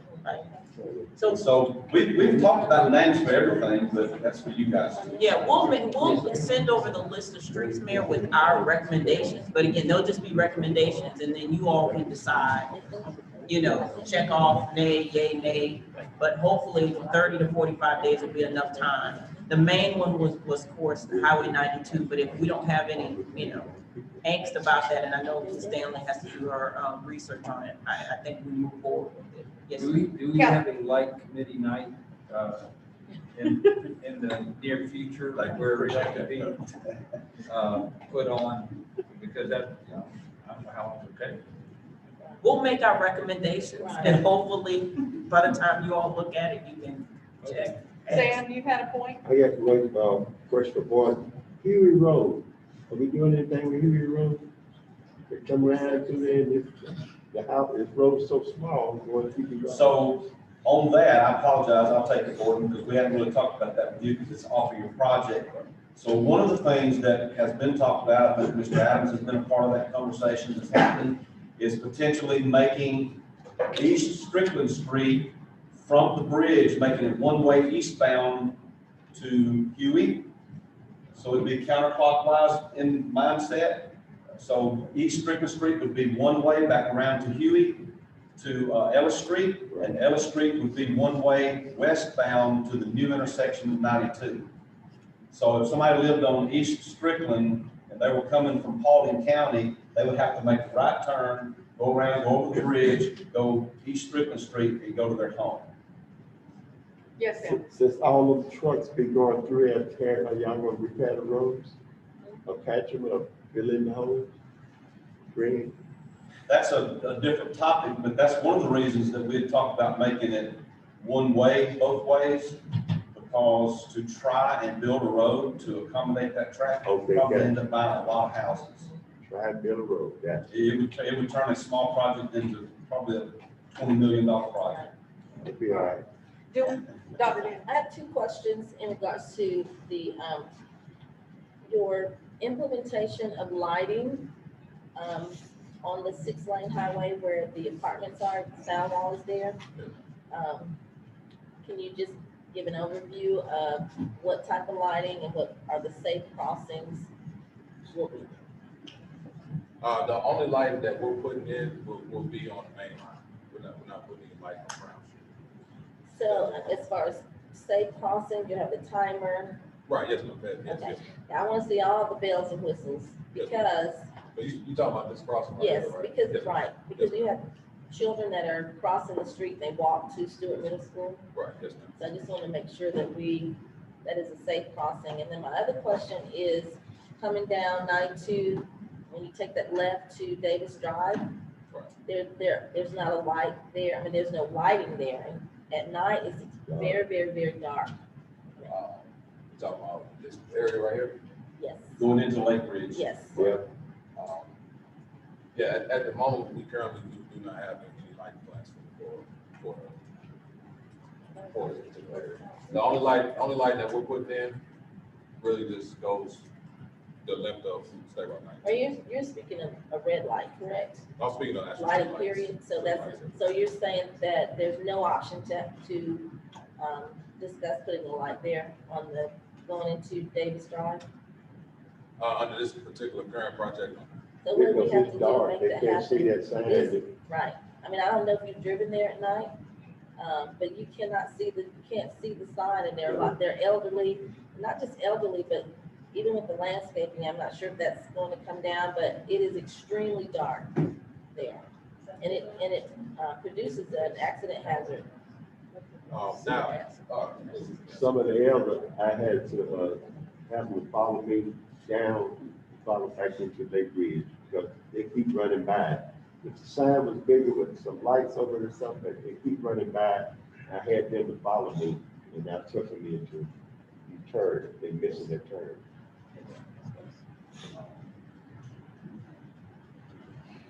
You're referring to that intersection up there, Gordon? right, yeah, I understand. Hang around one night with Yeah. me, Morton and out, and we'll look at it. This project did not include utilities in that area. It didn't move power lines or anything. That's the city. Is that something you all can take a look at, or is that something that's gonna fall on the responsibility of the city? I would think that that would probably be something we can discuss with the city, but it will most likely, because it's a city street, will fall on the responsibility of the city. Thank you for getting. Do y'all have any other questions for GDOT while they're here? I know we're sort of behind, so we're making up time. Any questions? I just put it on my yard. What we're gonna do is ask you all to grab your lunch and have lunch while our next presenter presents to make up time. So you can do that quickly, but again, any final questions for these folks?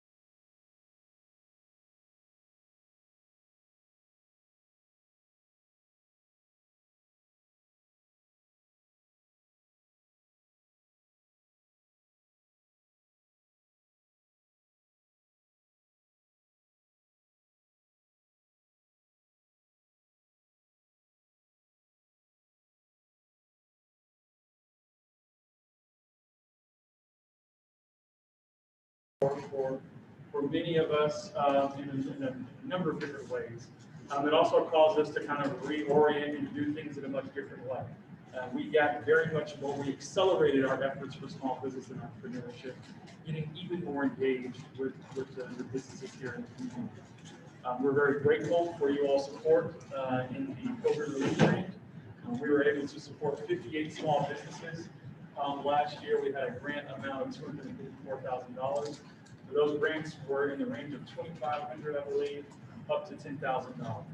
And so we had a great opportunity. I think we had all but maybe 4 of the businesses come through the chamber to kind of pick up their checks. It was really amazing just to kind of hear from each one of them, just about why this grant was so important to their business, how they were able to utilize that grant to stay afloat, throughout, through this past year. These also were businesses that most of us really didn't know. So these weren't all chamber members. I would say probably less than a third were members of the chamber. So the bulk of them were just small businesses here in the community that these were new relationships for us. And so this is just the beginning of our efforts for small business and entrepreneurship. We'll be kind of growing that program, our programming efforts even more. We just concluded our implementation plan for small business and entrepreneurship in the fall. And so, as I mentioned, we'll have a position that'll be posted in May or June for someone who's going to wake up every day thinking about how do I help support and grow small business and entrepreneurs right here in our community. So that'll happen later this year. Just one thing to point out, I actually just finished my speech to the Leadership Douglas class. So this is Leadership Douglas Day this Economic Development Day for Leadership Douglas. So I'll be headed back over there when I finish. But one of the things we talked about was, why do we, recruit these data centers, for example, right? And, why don't, they don't have a lot of employees, and what are the benefits there? And then there was another question about, tax incentives and what have you. And one of the things we always wanted to make sure that everyone knows is just because a company is technically exempt from property tax, it's not that they are not paying property tax. So there are 5,500 or so businesses in our community. Those are licensed businesses in our community. Last year, we had 10 businesses on a tax incentive plan. So just of the 10 in 2020, they paid $9.3 million in property taxes in 2020. So just trying to kind of bring some brevity, to the statement or the thought that just because we bring companies into the community that they don't pay taxes, they do. And these are 2020 figures for last year. I've already mentioned the small business strategy. Just to make sure I clarify, on the COVID relief grant, we had Switch, who was a contributor to that grant fund, Google, who was a contributor to that grant fund, the Chamber, the Development Authority, and you all as the City of Douglasville. We're all contributors to making sure this fund happens. So this is Rob Elliott. If you never met Rob, Rob is head of government affairs for Switch in their data center here in Douglas County. Rob.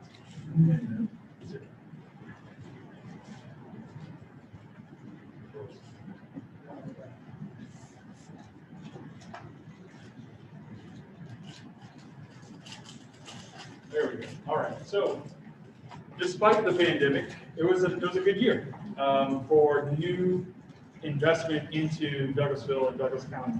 And actually, I would say all 3 of these are in the City of Douglasville.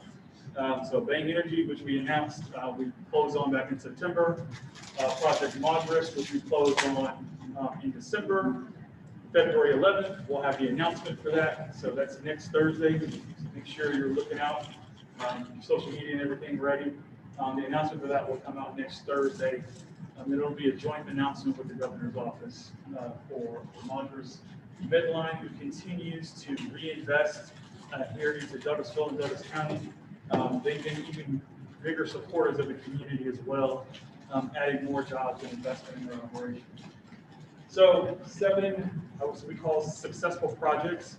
That's existing industries that have expanded, new locations here in the community. $663 million in capital investment coming to the community. So an overall good year despite us being in a pandemic per se. The last half of the year was just crazy busy, and the new year is no less.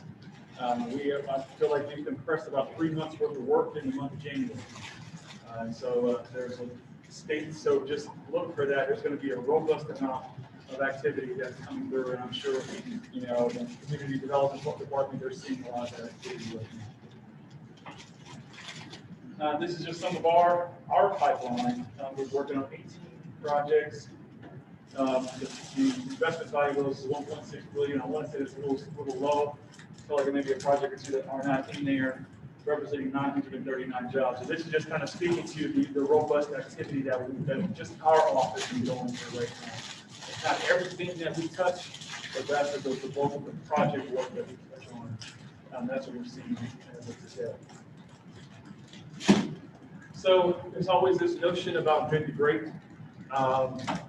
And I think it's important, the things that you all do with your strategic planning efforts, it makes our jobs a lot easier because you give us opportunities to fill in and support you on and then help take them to the next level. And I was talking to our leadership Douglas class about this as well. We have a lot of plans going on, but that means that we're taking ownership of our community, how we want our community to grow. And those are great selling points for when we're talking to companies about what does the future entail, you know, for the community. We can just, if we're only talking about our wins and not talking about all of you all's wins, then it really doesn't do us much good. They want to see the prospect of what the future entails. And the most important thing that any of these companies is looking for is they're looking for talent. It is talent, it's the war on talent. You know, even despite the pandemic, it's still the war on talent. And there's a lot of people who are unemployed, but if you go on LinkedIn and you look at all of the positions that you might qualify for, there are a lot of companies looking for great talent. And so it's important for the things that you all are doing to help attract that talent that then does help us attract new businesses into the community. That's why this Town Green project is so important. So we closed the RFPs out for that. And Gary's going to talk more about this in his presentation, so I'm not going to steal any of that. But this is one of those transformative catalytic projects that really helps us fuel things in the community. And so we'll be working through that through committee, working through that process and getting to a point of selecting a developer to work alongside of us to develop this beautiful and amazing project in our downtown, which is sure to then generate increased activity throughout the community. So really grateful for you all allowing us to play a role in it. And then I come back to small business. I believe what our work that we're going to be launching for small business is going to be our differentiator in economic development. Data centers are going to be great, but I think this is our perfect opportunity to leverage the work with our data centers. One of the reasons why we went to those 2 data centers for our small business grant is because they are committed to entrepreneurship and small business. And those are the types of companies that we want to continue to leverage so that we grow our resources and programming for small business and entrepreneurs. So we work with a group called the Finding Next. They've done a lot of work in Durham and other parts of the country, really kind of helping communities create this ecosystem for small business and entrepreneurs. And that's one of the things that they've learned in their research. They've learned that, you know, there's a lot of things out here that they feel good about the community, but they feel that there could be a lot more that the community can provide for them as a business owner. And so that's the gap that we want to help fill. And it's a partnership. So we'll be working with the departments at the city, at the county, working with the process for getting a permit, the process for getting everything you need to do to get a business started, and then everything else that's associated with it, the planning that's required for starting your business, the financial resources that may be available to support your small business, the coaching and expertise in behind it. So we'll be implementing a lot of those things over the next 3 years. And our goal is that we become the small business capital of the South. It's a bold statement. It's a bold vision, but without it, you know, you're just kind of looking for average. We want to be beyond average. We want to be great. Just a quick point, we've got capital misspelled. It's AL. That's the building. Oh, is it? OL is a building, AL is a city. AL is a city? Oh, okay, all right, well, we'll fix it. We would appreciate that. Well, if I was seeing marketing material like that, I'd say, no, they're not. Richard will be proud. And you heard it here first. Wait, Chris. Yeah, no problem, no problem. So,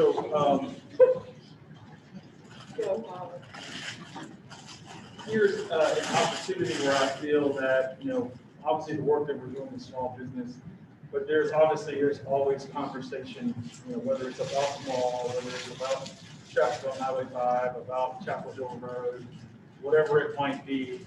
I think it's a prime time. I know there's an RFP out for some things related to Highway 5 and Douglas Boulevard, but I also think it's a perfect opportunity to do some real exploration of community improvement district for this area.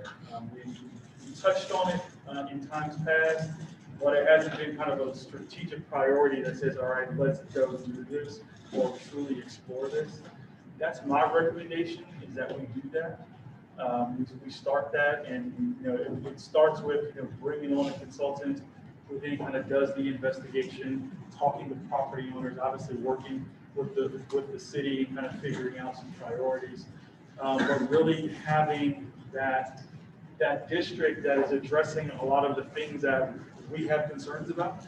We have concerns about beautification, we have concerns about traffic, we have concerns about vitality.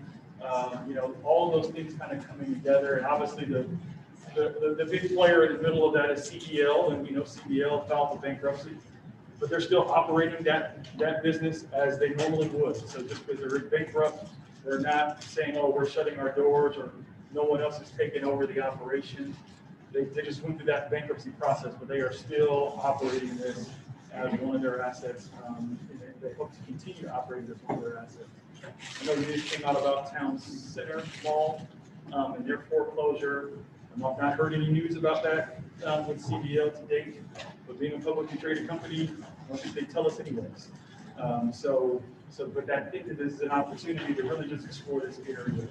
And hopefully that is something that, you all as a council support as well. And we would obviously want to play a part in kind of helping bring that to fruition.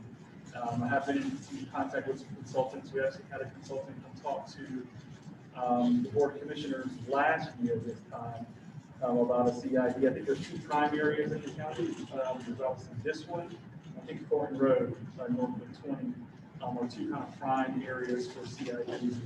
You all are in both, obviously, with the retail and you have on Thornton Road. So that is mainly it. As I mentioned, we're hiring our staff, we're implementing our strategy. Everything about Elevate Douglas is kind of getting all that in order, and our pipeline is very robust, and this Town Green RFP is really exciting. So looking forward to moving that forward. So I'll offer any questions. Any quick questions, Chris? Yes, Rochelle. Thanks, Chris, so much for the presentation. A couple of questions. Ligo, what's going on? Do you have any news? Yeah, so the last we talked with them, they prioritized kind of their real estate, their stores that they're going to move on. They set their list of disposals and their list of still in the list. We're on the still in the list side, but there's no immediate plans on when they're going to do a store.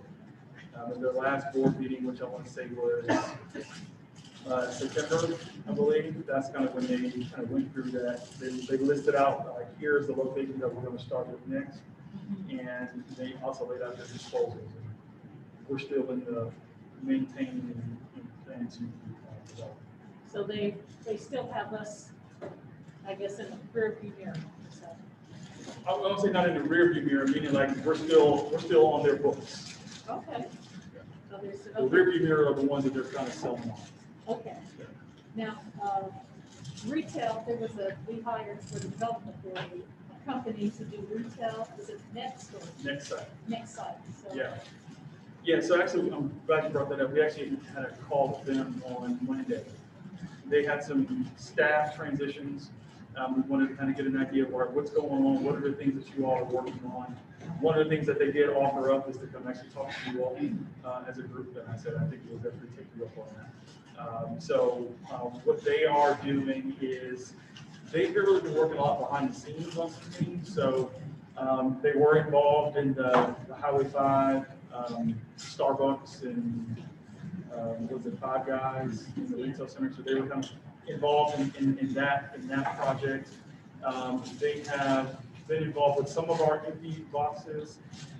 They were involved in kind of helping with the town green, Douglasville Town Center, which is now Lucky Busters.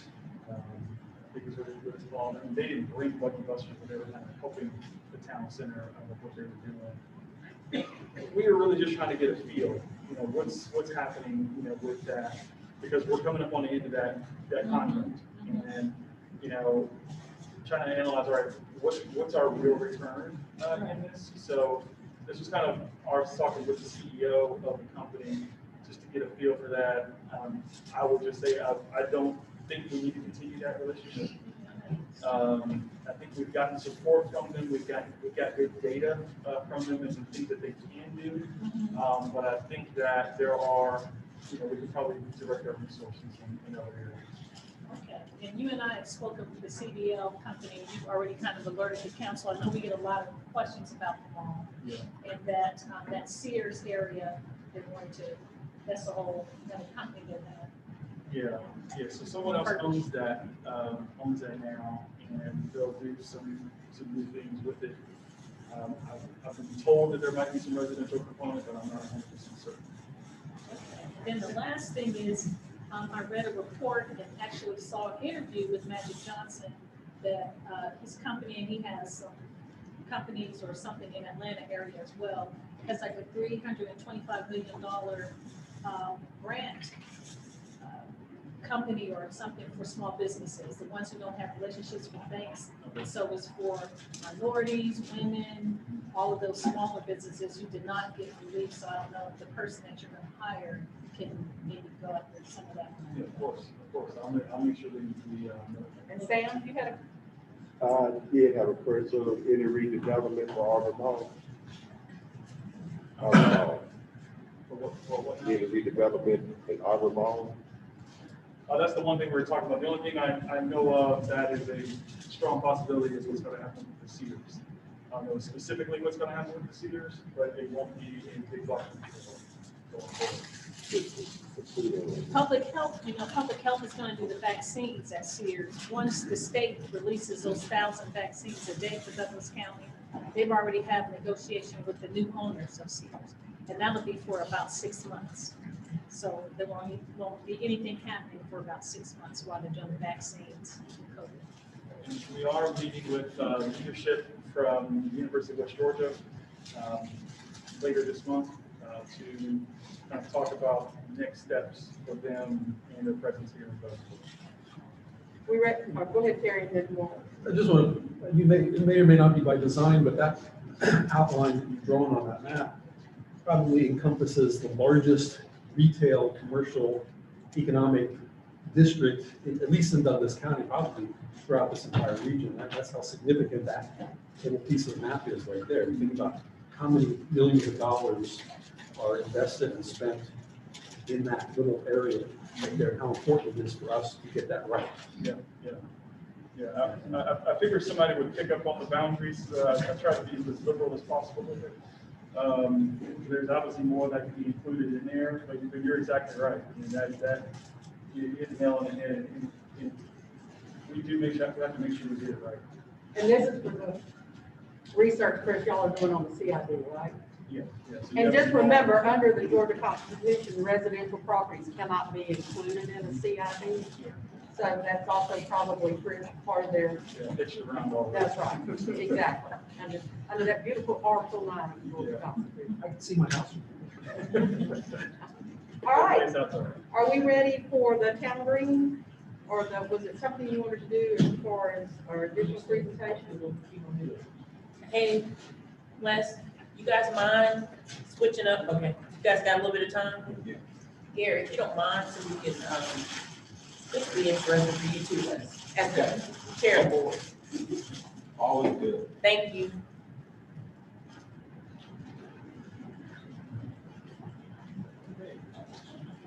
You mind if I don't wear this? I mumble hard enough to 6 feet that way. Okay. Appreciate it.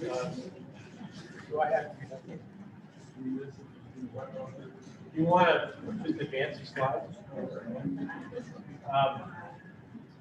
Well, thank you. It's good to talk to you about this project. As you know, the city launched this with the authority back last summer. The authority retained our firm. We're now doing business as KV Advisory firm, we're formerly Blakely Advisory. To assist them in that process, we helped draft an RFP that was issued in October. We did an exhaustive search to make sure every company in Metro Atlanta that you would be interested in working with received that RFP. Chris also distributed it to construction firms. We had several planning and engineering firms and architecture firms on the list in the hopes that they might pass it on to their clients. The RFP generated about 400 visits to the project website that the authority established, and Chris said they had 90 downloads of the RFP documents. The deadline was 22nd of January, and one proposal was received. I think it's important to understand the marketing effort that was done, because sometimes when one proposal is received, it's because nobody knew about the opportunity.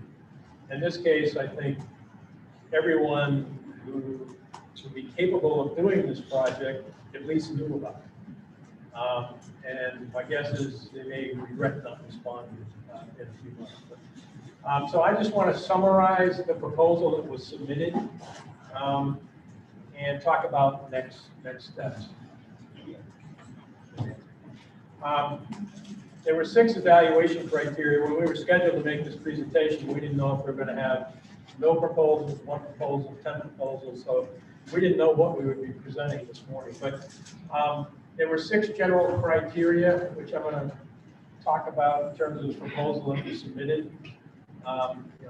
Basically, project experience, what have you done of a similar nature to what you're proposing in Douglasville? Tell us about the qualifications, not only your firm, but the consultants that you've assembled, civil engineers, architects, landscape architects, etc.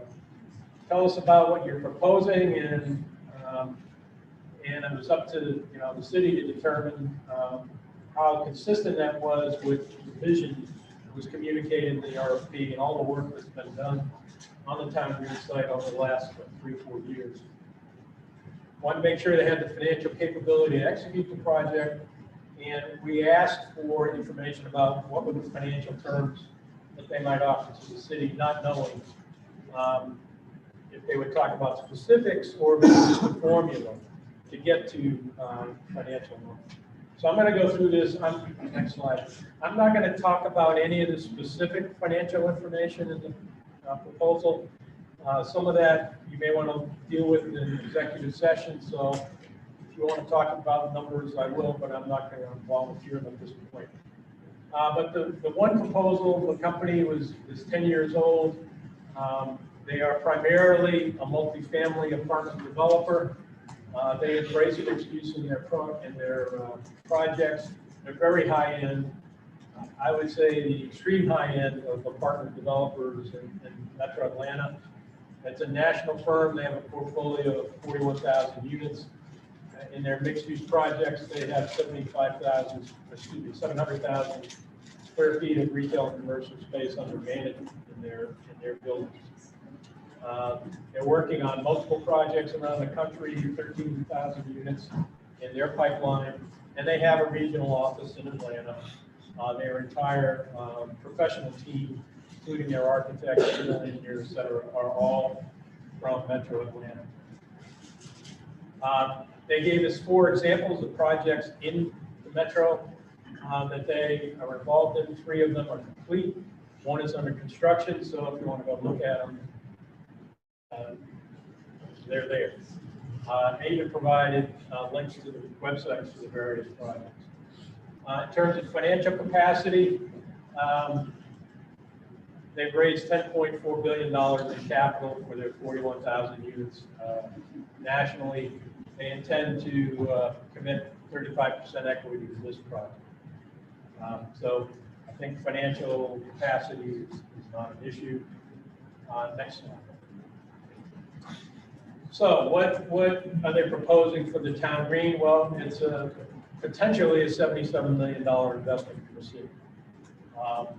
Substantially more than when we talked about the downtown master plan 3 years ago.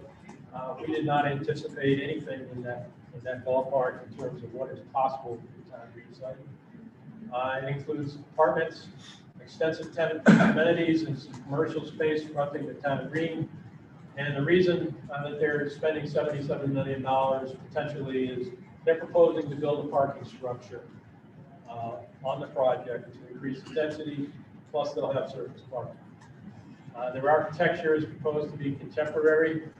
They did not submit a rendering with their written proposal, but since have provided a rendering, which I'm sure we'll be able to see very soon. It is, you know, I don't have much taste, but to me, it's spectacular. I am just really impressed by that rendering. If they go anything close to it. One of the issues with the RFP, obviously, was county 911 call center and that communications tower occupies over a half an acre. And we were concerned about how proposals would think about that. This proposal, they're willing to proceed with it in place. But they also indicated that they would be willing to modify their project and possibly even provide additional compensation if the facility is removed. So that, I think, during the due diligence period in the next several months, should be a priority to the city and county determining whether that's possible. And if it is possible, what is the net benefit to the project and to the community? They are proposing to move fast. They're talking about a 60-day due diligence period, which I would expect would probably take at least 30 days before you would sign an agreement to encourage them that would be sufficient for them to proceed with the due diligence. That would be followed by a 9-month design and permitting process, which is probably typical for a project of this scope in the city of Douglasville. I'm not sure how many projects you've put in of this size in the city in the last several years. I mean, this would be pretty large. After that permitting is completed, they have basically their approvals, their site plan approvals, everything they need to proceed to construction. They propose to close within 30 days. They basically pay upfront in cash a payment for the land. And their anticipated possibility of closing as early as the end of the year. That'd be followed by 18 months of construction, which would be coordinated with construction of the town green. Expected to take 14 months approximately to lease everything up, including the residential and commercial space. And the project would be fully completed and occupied by July of 2024, which means it would be fully assessed by the end of 2024, and full property taxes off the project would be received in 2025. Again, that's an aggressive plan. They're proposing an escrow deposit, making an escrow deposit on executing of a purchase and sale agreement or memorandum of understanding. However, we want to negotiate that. And that will become non-refundable after they receive all zoning approvals. Again, a cash payment to the city at closing for the land. And there is no mention in their proposal about needing TAP funds to do any of this. I think, again, not getting into details, their financial proposal for the land, if I were to run the numbers, my guess is probably the difference between market and what they're proposing probably gets buried into the cost of the project. That's just my guess. Next slide. In terms of the tax allocation district, I think we've already talked about that. But again, in terms of forecasting revenues and how those revenues might contribute to the construction of the town green or other things in the tax allocation district, I think you would have full revenues by 2025. you would see the value of the land, which is currently zero, becoming taxable with tax bills issued in 2022. There'd probably be some partial assessment in the buildings by 2024, and again, full revenue by 2025. Again, because and that indicates that all or part, again, of the tax revenues coming off the site could be invested in capital projects downtown, including the town. Their financial terms in the RFP, in their proposal, could change depending on what their due diligence determines. They have not done a market study for market rents for the project. That market study is one of the due diligence items that they'd accomplish in the next 60 days. Any modifications to the site plan that may be imposed by the city during the permitting process may change their offer. Any deal points you might want to negotiate with them prior to concluding the agreement could also change the terms. And obviously, whether or not the 911 call center is relocated would have a big impact on what the ultimate financial compensation would be. So the two conclusions, the RFP did not generate 10 proposals, but the one proposal you did receive is complete as far as we're concerned. It meets the minimum qualifications. The firm is clearly qualified. And I would say, I think it's safe to say that it achieves most, some could say all, but I think it achieves most of the city's objectives that you've outlined in the RFP. Some more than you outlined in the RFP, some a little less. So our recommendation, the committee that was formed to review responses, I think recommends that proceed to negotiate with this proposer as opposed to rejecting it or opening the process up again to try to get. So I think talking to this firm, getting more information, I think is appropriate. Is there one more slide? So the next steps, we'd like to draft and submit a list of questions to the proposer and invite them to come in to meet in person. The forum and the setting for that presentation is to be determined. But we'd like to, I think it'd be a good idea to get more information about the project, more detail, and get their responses to some of the questions that were raised during the meeting last week to review that. Based on that session, the next step would be to invite the proposer to draft the terms of an agreement or again, an MOU that would be adequate in the proposer's mind for them to agree to proceed to due diligence, put down that sizable deposit. In exchange, the city would basically grant the proposer exclusive development rights to the property for the period of that agreement. Once we receive that draft, again, depending on how complete it is and acceptable, we would respond to it, either accept it, modify it, add additional provisions as may be appropriate. City council would obviously be involved in that process, and then execute the terms of that agreement at the end of the due diligence phase, which I would expect would start probably in 2 months or less. Marcia, do you have? The only thing I would add is that if you all are comfortable with what Gary has put together, then Chris would be responsible for contacting the proposer to come in to meet with you all to talk about negotiating, purchasing the property in executive session. So we don't want to reveal details of what their offers are here as of yet. So that's why we spoke in very general terms. But as Gary mentioned, and as Chris could verify, it's a very reputable firm. So despite that it's being one, I think it's definitely something that we should consider and should invite the firm in to talk to you all. At that point, once you all have heard their terms and And from a general perspective, if you're in agreement amongst negotiating with them based on what they want to offer, and based on what you want, then between staff, the committee that we formed together, we would start working on that process with you all. So if you all are in favor of this, that's the direction that we need today to move forward with those next steps. What's the consensus of the elected body after questions? Just a quick question. I mean, I think this all sounds great, but do you have any opinions or insights as to why there was only one response?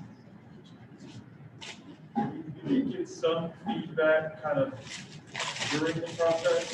So, we had some folks who emailed, and reached out. They had a couple of visits to the site. I don't know all of the reasons. I know some are like, hey, we only want to do the residential piece of the site. Gotcha. And so we have no interest in the office and the retail, components of it. This one obviously is predominantly, residential, but, theirs is more incorporating that commercial and limited office piece, to their development. So that was some of the feedback we got through the process. And then there was just something we decided not to propose. Okay. But as I said, I think this, from what you have shown us, looks and sounds great. The timing of the offering wasn't ideal. Yeah. Again, the call was made to proceed, back in when the thing was issued, who knew what the status of the pandemic would be. Sure. There's uncertainty out there. Plus, we had to walk a fine line, and we discussed this before it was ever issued. There's a fine line between what you asked for in an RFP, and the more information you ask for, the more information, the higher the cost to respond, the more risk. And they didn't know, none of the interested parties knew whether they'd be competing against, nobody, 10 people, 20 people. So I think that had a lot to do with it, just finding the time to respond. One of the reasons we asked for as much information we did is because it was critical at this point in time for you to have some information in order to make decisions about the town of Greeley, how you're going to finance it, how fast, et cetera, et cetera. So we might have asked for a little bit more effort than we needed, but that's where it worked out.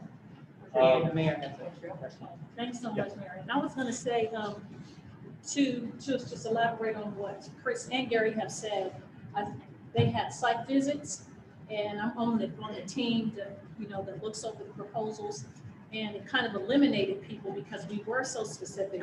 And when they came in, we made it very targeted, exactly what we wanted. And so a lot of people dropped off because they knew they couldn't meet the requirements.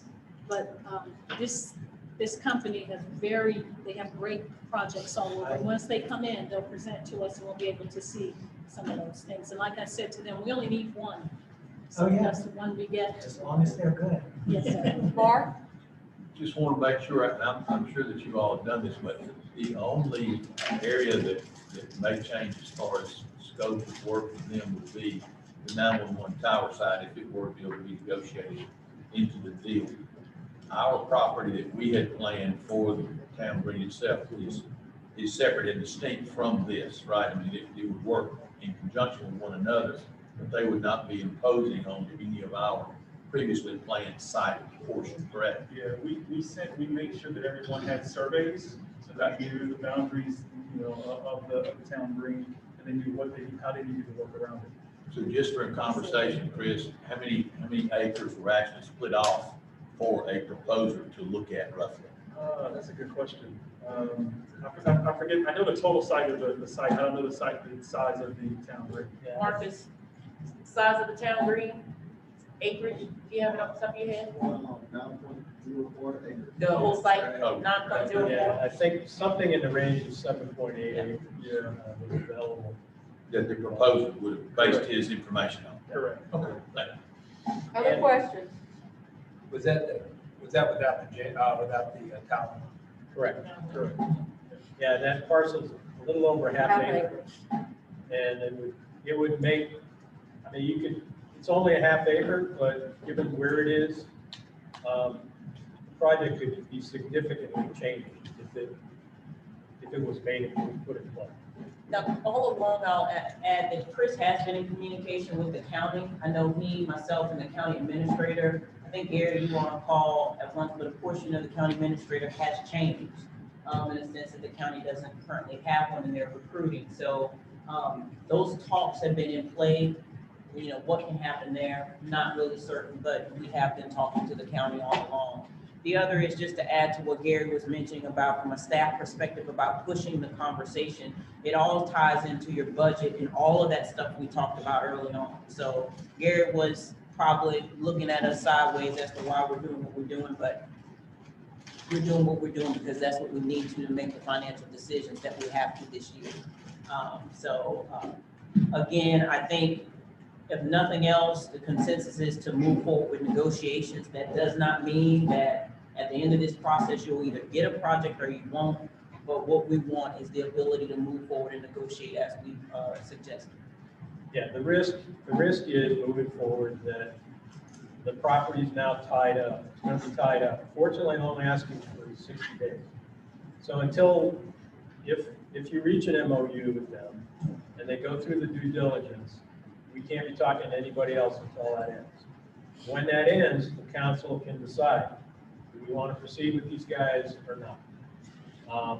And then there's, you know, another 9 months that goes on. But I think by the time they get to the end of due diligence and the terms of the transaction are finalized in a development agreement, then you're pretty certain it's going to happen. You got to start coordinating construction of the town green, and everything's going to start coming out of it. But until the purchase and sale agreement ends up in a development agreement, this is all still at risk. And again, you can't talk to anybody really until that process ends. All right. If that can conclude by the end of the summer, I think you're in good shape. So again, this is all part of the process that you authorized to move forward. Do we have any other questions or concerns? Because it is an extremely exciting but important project. And again, your manager and your team is looking for consensus from you today to continue this process. Do we have any objections to that consensus? You have your consensus to move forward. Thank you. So next group we have is Habitat. So thank you, Les. Thank you guys for switching around the schedule for us. But this is also an economic development area. As you all remember, a few years ago when we did our planning session, we weren't going to start talking about the old mill until it was cleaned up and until Highway 92 was almost done with completion. So as you heard, we're getting close to Highway 92 being completed. The old mill site has been cleared. And I did have a conversation with Habitat for Humanity a couple months, actually it may have been a while ago, about areas and ideas and ways that we can partner. So this is a presentation on a potential partnership. So I want you all to hear the presentation and take in consideration. And I would be looking for consensus from you all after this presentation if this is an idea that you want to pursue, investigating, and potentially exploring a partnership. It doesn't mean that we're going to partner. It just means, do you want to move forward with looking at this as an option for the whole meal? Well, thank you. I am going to try to, if it's okay, take this off so you can hear me. Good afternoon. Thank you, Mayor Robinson, Mayor Pro Tem Miller, council members, as well as Manager Hampton for letting us be here today. My name is Jessica Gill, and I am the CEO and Executive Director of Habitat for Humanity of Northwest Metro Atlanta. And I think most of you know this man over here, Leslie Chu. Not only is he an esteemed volunteer for Habitat and has built many houses with us over the years, he's also a board member. And we are very fortunate to have him. I appreciate the ability to come and speak with you. I think this helps move it along, so thank you. All right. So we all know everybody needs a place to call home, and it's become more apparent through our COVID crisis, right? This is just heartbreaking to see people who don't have a place to stay safe. And what we are doing is helping to create more affordable housing. How many of you have actually volunteered for Habitat? Wow, this is good, good. So you know, the way we are more affordable is because we use volunteers. And we actually happen to be the largest non-profit developer in the world. And you are the people that help us do that. And so there's key areas that we really focus on. We want to make sure a home is affordable. That's the top issue, which is coming up again and again. We want to make sure it's safe. We want to make sure there's accessibility. We want to make sure it's secure. We want to make sure families, their health is safeguarded. And we also want to make sure that there's opportunities to connect with the community. We don't just want to plop a house somewhere and then put a family in it and you never see or hear from them again. You want to hear from them in a good way. We also have worked on and are continuing to work on Veterans Place. And if you didn't know, it's one of 2 developments across the country and it happens to be right here in Douglasville. And so we are moving along with that and hope to be completed by the end of 2021. And it's been exciting and I feel blessed to be a part of that initiative as well. We do repairs and we also do rehabs. And I think people forget that that's part of what our model is because again, it's about a safe dwelling. It doesn't have to be a house. It doesn't have to be a house that's new. So there's a lot of people on fixed incomes who need repairs. And by our volunteer model, it helps us achieve that. We can serve folks and we get many, many older individuals calling us for help. And one thing you may not realize is that those individuals, and some of you may realize this, they call 911 when they have a leaky roof. If there's a hole in their floor or their HVAC system goes out, they call 911.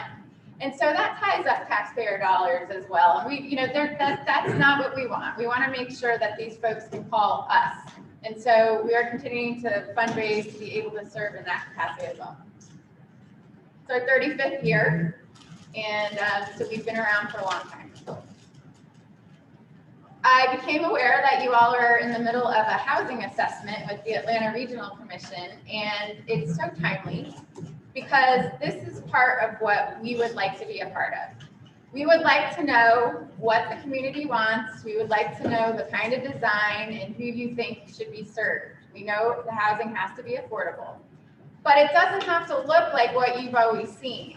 And this housing assessment could be very helpful to us in terms of planning moving forward. So we hope to continue to be part of those conversations, and we are well aware that this is going on.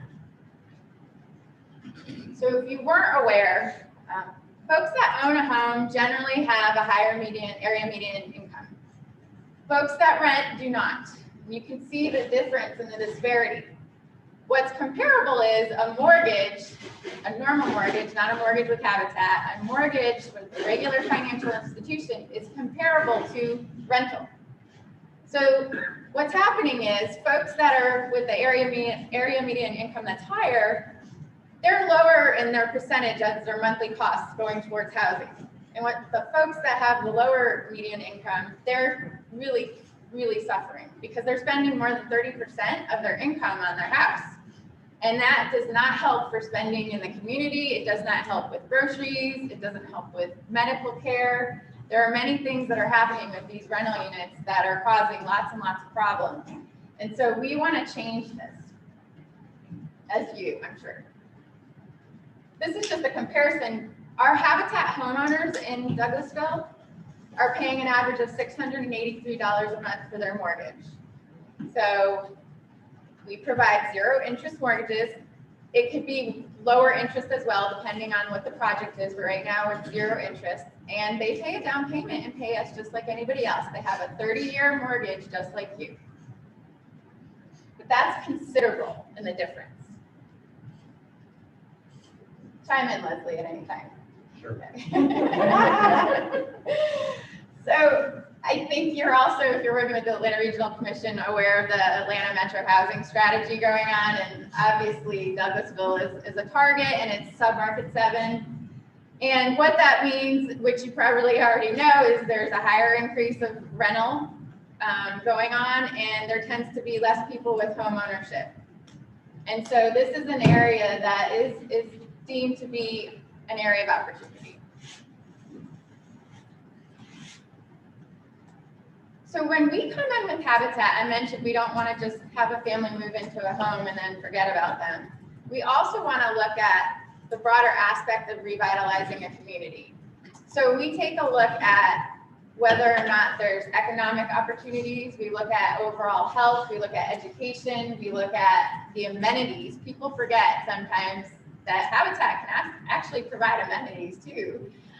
We also look at safety, and then of course we take a look at transportation and access to transportation, because we want people to be a part of the community. We don't want them to be isolated. And our homeowners, we're helping them. They're getting a hand up. We don't want to leave them stranded after we build these houses. We want to tie them in. And so what we're doing is, and we're doing this at Veterans Place off Chicago Avenue, we're measuring the health outcomes. So we started with baseline data for people who have moved in, and we're looking at their overall health outcomes as they continue to live in a home and stay a part of your community. And all sorts of things come into play, but making sure that the overall health status moves forward and is better is something we can measure and you can use as part of your community well-being and statistics. And I have a team, I'm a public health guru, so for me, this data is so crucial. People don't realize, I don't have a degree in construction. This stuff is what really changes communities. We are also changing this when we build these houses or apartments or condos, whatever it ends up being. So I love this mill concept, and I saw it maybe a year and a half ago when we sat down with the manager, and it reminded me of something close to home, not too far away, which is the Atlanta Beltline. And you may or may not know that Mayor Keisha Lance Bottoms signed into legislation last month a $50 million bond to go to protecting and building affordable housing. And it's, of course, all along the Beltline. Well, you can do this here. We can do this here. This is something that can be preserved for what it was, and it can also be something that becomes a very vital and economic growth location for you, as you know. But you can sprinkle affordable housing in. And there's some examples that I have here, aside from the Atlanta example, which is a great example, but the examples, and I think on the last slide, if you have it, it has the links. Land banking, promoting that there's public land available to help create affordable housing. Those are one of the things that's really working in other parts of the country, and Habitat is on board and working with those municipalities. The city of Bellingham, Washington has this really neat infill toolkit. And what it is it's basically recommendations for regulations that look at different housing forms as opposed to the single traditional unit dwelling of a single family home.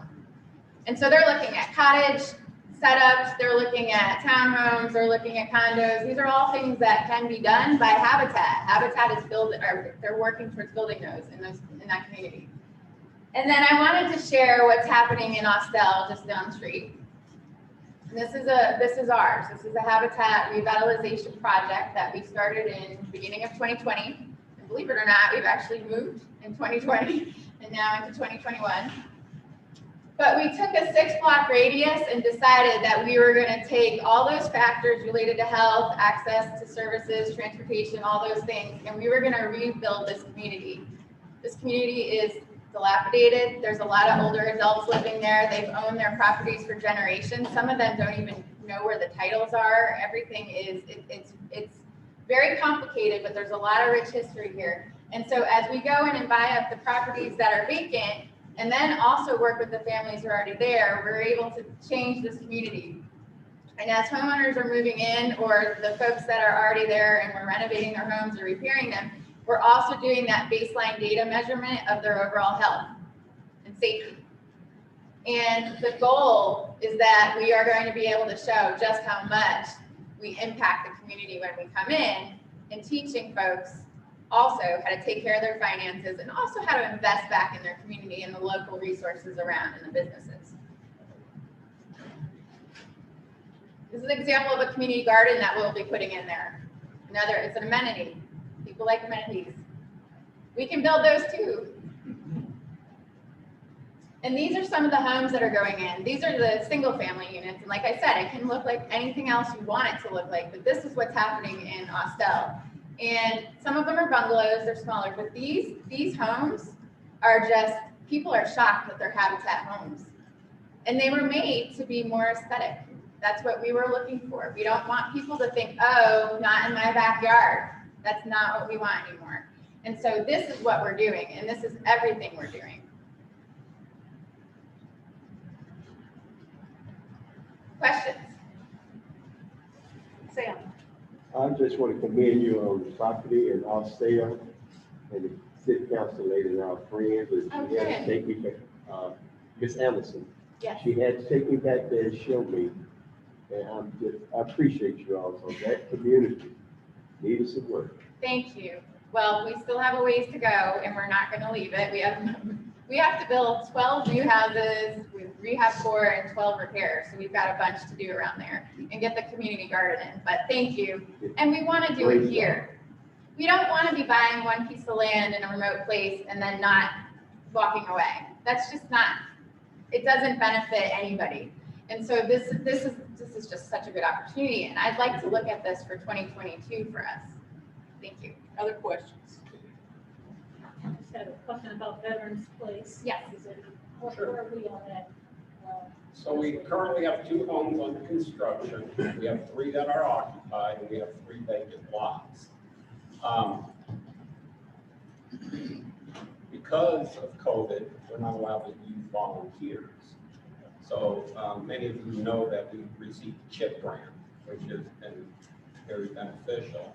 And I have used my subcontractor base to build these 2 houses.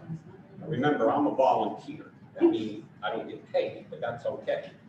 But if that's how we're gonna have to do it, that's how we're gonna have to do it. And hopefully, the last 3 homes can be built using volunteers. Okay, and they're occupied, the 3? The 3 are occupied. Yeah, I know. I was up to groundbreaking. They're doing, the families are doing well there? Families are doing well. Good. They established a community within it, which is wonderful. Yes. We have the town mayor, the police chief in there, and and that's a good thing. Yeah. That's a good thing. Yeah, they're beautiful. Yeah, and those are our 1-story homes. So I just wanted to briefly say one thing. I got involved in Habitat in the 90s. A group of my friends called me up and said, hey, we need you to do something. So of course I show up and we do it. We were a standalone affiliate then. Douglas County was a standalone affiliate. Now we're a part of Cobb, Halton, and Douglas. We have a lot more resources. We're obviously building a nicer, aesthetically looking house. We're building a great house. And I'm not saying we didn't do that in the 90s, but we worked with what we had in the 90s. The reality is we'd sit around the table and a handful of us would say, well, how are we going to fund this house? And we would pass the hat and we would literally fund the house. Well, those days are over. And now we have opportunities with grants. We have the last house we built, the Church of Chapel Hill. They ponied up $60,000 along with the Home Depot grant of $30,000, built that house for us. The first 2 houses were built by local businesses, whether it was $10,000, $20,000. But it takes a community to create a community. And being in the building business and knowing a lot of other nonprofits, they're all wonderful. But this is one that I've been able to wrap my arms around and really embrace because I have seen what Habitat can do.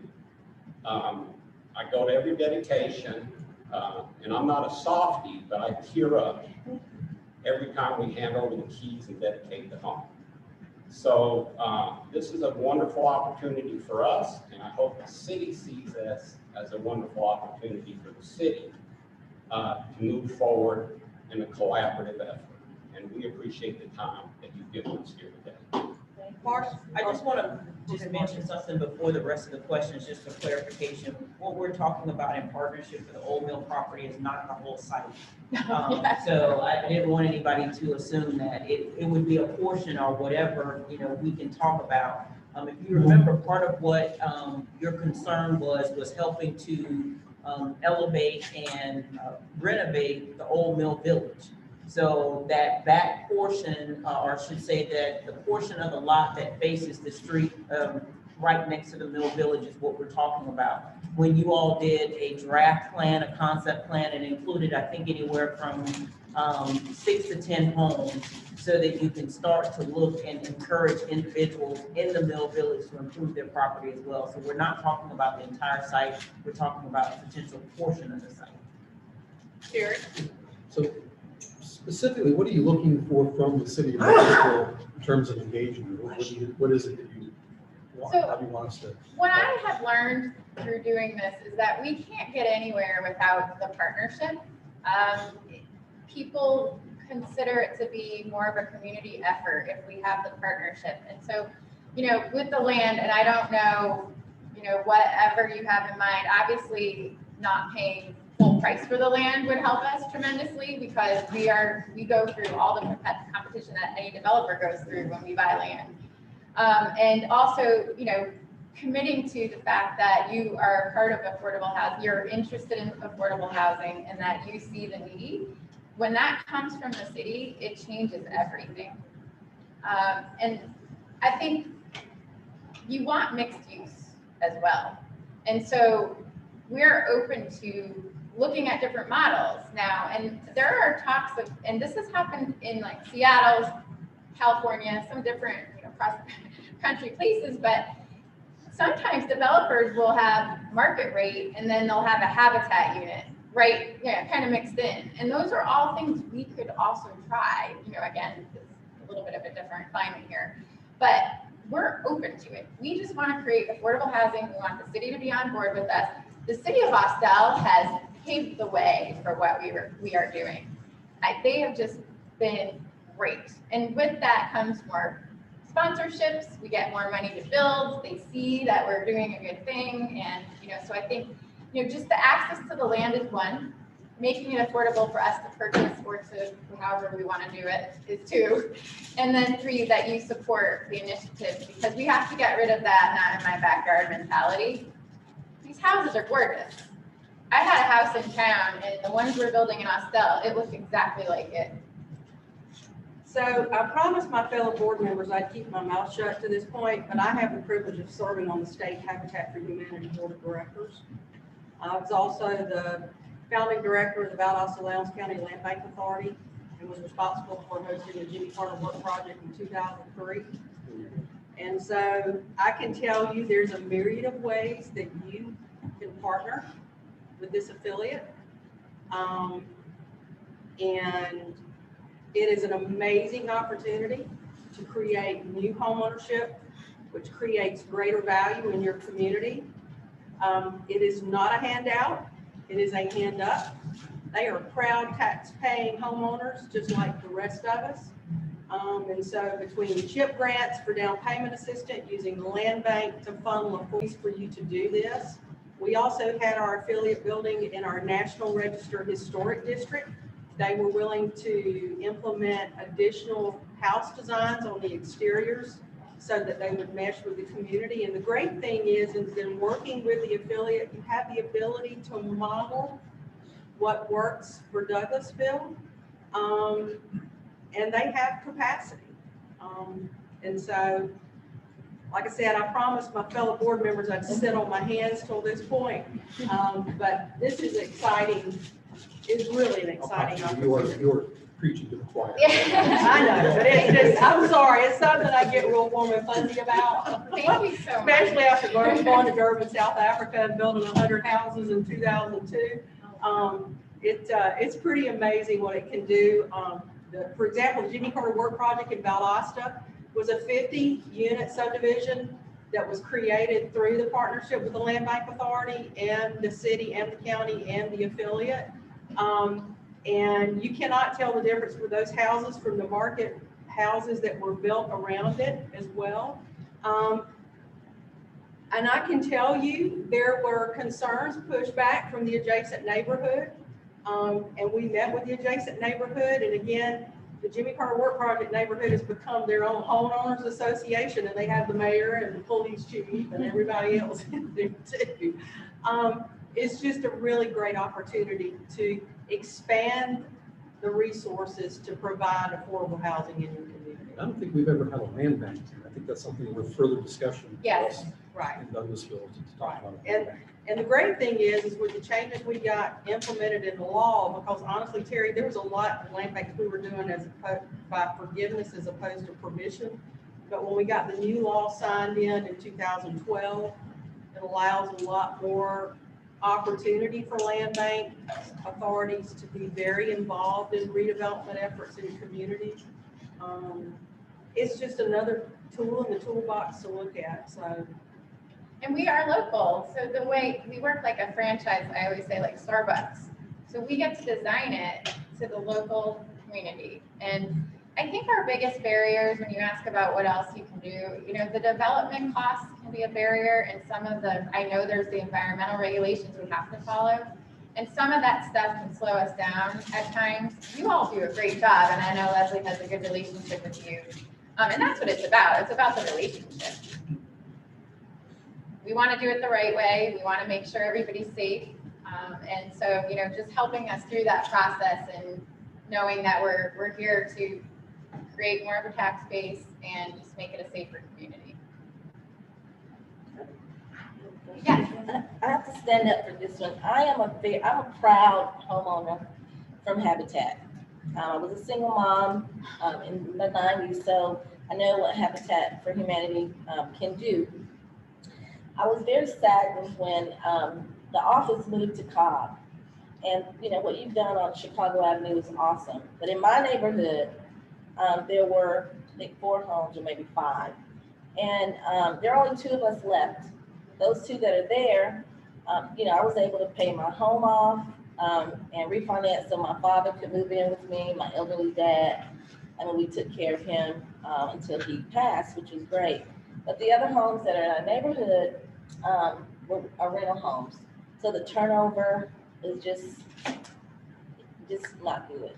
Yeah, so I think that just speaks to anybody that owns a home, because it becomes yours, however you turn it over. When they pay a mortgage with us, we do not allow them to be rental. They cannot. Right. But, you know, it's just, you look at generational wealth, and so they may have renting it out and they have another place, you know, and so it's one of those. Yeah, so so with the veterans, I think it's great for Habitat for Humanity in Cobb and Austell. I haven't seen the homes, but I know that in Cobb, closer to Tapp Middle School, there was, and I'm not sure that's under. So those homeowners as well were awesome, and those homes, they're not Habitat homeowners anymore. Either they lost their homes, so I definitely would encourage that there be more hands-on with the residents. I mean, I had my community to help, and my parents helped bridge along and kind of raise me, even for elected official, but I'll be forever grateful to Habitat. And, you know, just hearing what you're doing with the veterans, I like to see more seniors be able to take advantage of being a Habitat homeowner. It's not always just a single mom or family that needs a home, that we hear the cry from seniors a lot. So I just want to say thank you for what you, I always get teary. Thank you for what you do for families, but for those families that do get into to be a homeowner and on down the line, just like any other homeowner, you know, unfortunately they may have filed bankruptcy, but they lost their homes, and then once it becomes rental property in your subdivision, you get a turnover, Yeah. Unfortunately, the neighborhood begins to go belly up. So Thank you for sharing. I love hearing that. I had no idea. I probably should have done some more homework, but I think land banking can control that. Because land banking, what happens is when the house sells, it has to go to another homeowner and it has to, it's affordable. So the way it switches over, and it's all on how you build the code, but it would switch over to be for someone else who would have an affordable home. It wouldn't be able to be sold up. They can make a little bit. It's set up so that the homeowner can create some wealth, but it would never skyrocket the way a lot of the private sector does. And so that's one way to keep the habitat model in place. The other way is by doing what we're doing with this community engagement and measurement. We were never good as an affiliate at looking at how are we impacting and how are these people faring moving forward. We didn't stay in touch with them.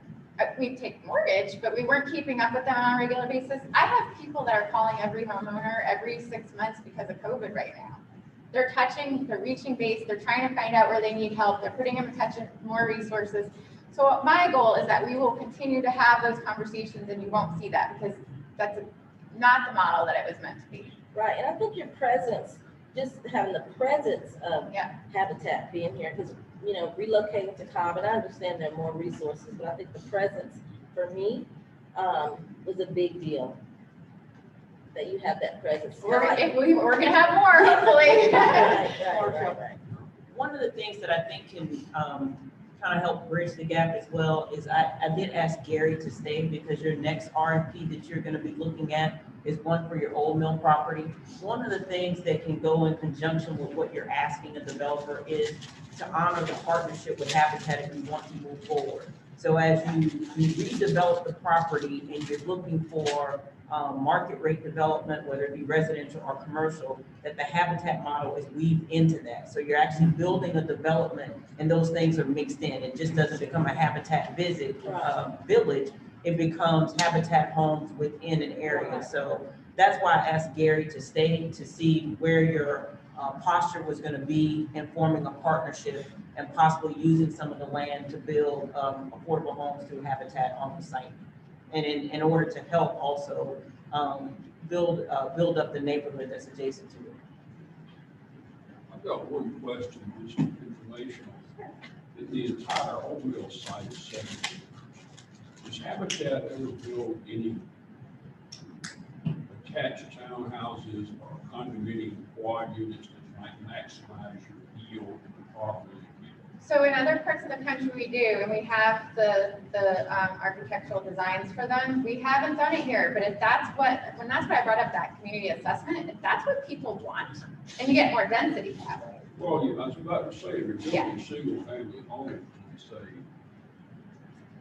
2.5 or 3 acres, and you're all on the front of them, the existing, I think that's Cooper Street back there. You'd be lucky to get in more than 6 or 7 homes. If you're building attached townhouses or 4-unit quads, you might be able to develop the effective yield. Yeah. And there's certainly a need for some housing for seniors. There certainly is. And we would welcome that. It would be a good opportunity. Our board has committed to changing the single family home model to look different to accommodate that. Something you didn't mention, which maybe it's inherent in what you're talking about, is breaking the cycle of poverty. Yeah. And when you're paying 30% or more of your income in housing costs and you're not getting any equity out of that, it's just simply going away. You're never building wealth, you're never escaping that economic situation. So it is really critical for the economic development. It is, and yes, so that generational wealth and breaking the poverty chain is up, really, and the best way to do it is through home ownership. And there's two other things to note that this is hard data. The foreclosure rate for Habitat homeowners is much less than the market foreclosure rate. And also because of the long-term relationship, Terry, that the affiliate has in servicing the mortgage, one of the things that you'll find sometimes with families that are trying to get into first-time home ownership, they build a little bit of equity, and what happens? These predatory lenders come in. Habitat doesn't let that happen during the life of the mortgage. And so it's actually a barrier to that happening. One of the things that we did in our partnership by providing the CHIP funds for down payment assistance, we required significant home buyer education and financial management training for families to go through in addition to the sweat equity that they put into the construction once you get out from under the pandemic. So again, the great thing is if you decide to move forward with a partnership, you can model it for your unique community. But those are really two important factors right there that most people don't realize. Again, that foreclosure rate is much less with Habitat homeowners than it is with a market mortgage holder. And the fact that they're literally a brick wall in front of predatory lenders if they try to come in and tap into that homeowner when they've built some equity in their home. Yep. And we have first right of refusal to buy the home back anytime someone goes to sell. So that's built into the code. So when Habitat comes in and builds the homes and homeowners take over, they have a 30-year mortgage, 15 years in mortgage, 10 years in mortgage. They decide to move, they're going to sell that home. What's to prevent them from selling from somebody that's looking to scoop up homes for rental purposes and things like that? I know Dr. Burdan, they kind of mentioned that as an issue. So, and you may have already answered that question, I just missed it. Well, two of the things that were noted, one, they get first right of refusal to buy the house back. That's part of the mortgage agreement. And also, like, for example, with the city of Valdosta, the down payment assistance was done as a deferred payment loan amortized over 10 years. So that meant the city also had some involvement in controlling that as well. And then also alluded to, if a land bank authority is created, you can put in the code that establishes the land bank authority that in the disposition priorities, that it must turn to or continue in as an affordable housing unit, as opposed to what you say. Because, for example, we had several, and LaShanya made a real great point. We had our first subdivision was Fringe Fellowship Place, which was 10 homes. The first owner was 84-year-old Eula Lee Arnold. And so, again, what was able to happen was with Habitat having first right of refusal, one of her grandchildren was able to come in. She qualified as an affordable homeowner, a Habitat homeowner. She was screened, because let me tell you something, there's an extensive screening process for a Habitat homeowner, and LaShawn can attest to that. And so there's a lot of different control factors in place, or they could be put in place, just depending on how you all want to craft the partnership. So what's involved in creating a land bank? Well, it's not as easy as it sounds, because I want to be the first one to tell you that, because it requires the county and the city to create it. The primary purpose of a land bank authority is to extinguish delinquent taxes on a piece of property so you can get it out from underwater and get it into a market generating status. And that's simply a tool. Your bigger insurance here as far as the partnership would be the fact that they have first right of refusal to buy the house back, that the affiliate. Yeah, it's not as easy as it sounds, and it's one tool. So a resident passes away, leaves a home, children. If there's a mortgage still involved, they control it. We have that happening right now. And we deal with it. And I'm sorry, it's just let me take my board hat off. Valdosta, as the director of the land bank authority down there, but the one responsible for the relationship with the affiliate down there, which at the time we were the second most productive affiliate in the state. I had to put in a lot of processes and things with the relationship because I was working with them on behalf of the city, which was who my employer was. And so it's really about how you want, if you want to move forward, how you want to model it that works, that's mutually agreeable for everybody. Mark? Well, then, I think in this particular instance, there are no delinquent taxes that you're trying to extinguish because we own the land. So we could do something here to work with Habitat on our piece of property in some way, making sure that they have the property and it's accessible for them to use for that purpose. And I'm assuming what you're saying is that controls are put in on the front so that anyone that qualifies and buys one of those homes knows that they are going to be limited as to how much wealth they can. Yes. So they can receive back over and above the original price. And if they know that going in, then and we can control when it is changed over to a new owner, that it does not become as the coach has mentioned, subject to a speculator coming in. I would hope that the city would have a desire, and all of us would want to be involved in that, so long as it can be controlled and kept like that, in perpetuity, so that it does not then dissolve, as to the example that Councilwoman Bredan has given. I think that's a great point to be made. I'm totally excited about it. I think that fits right in with our development plan on possibly what we wanted to do once the road is moved and changed over, and now we have ideas of our access. I'm impressed. I appreciate it. Thank you. Both of you. Look forward to it. Marsha, what do you need? Okay. I was just gonna make a statement. I'm excited as well. Councilmember Adams has kind of taken my same sentiments. Thank you all so much for presenting to us.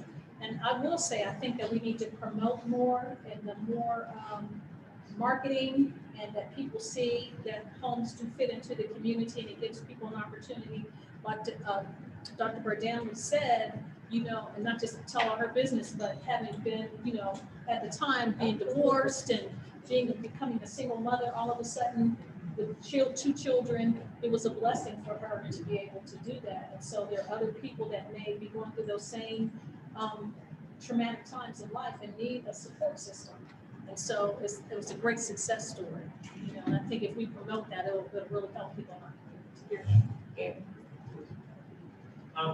Yeah, my question is, assuming the city council were to encourage you to submit a proposal, it sounds like, you know, I guess that would be a reasonable next step.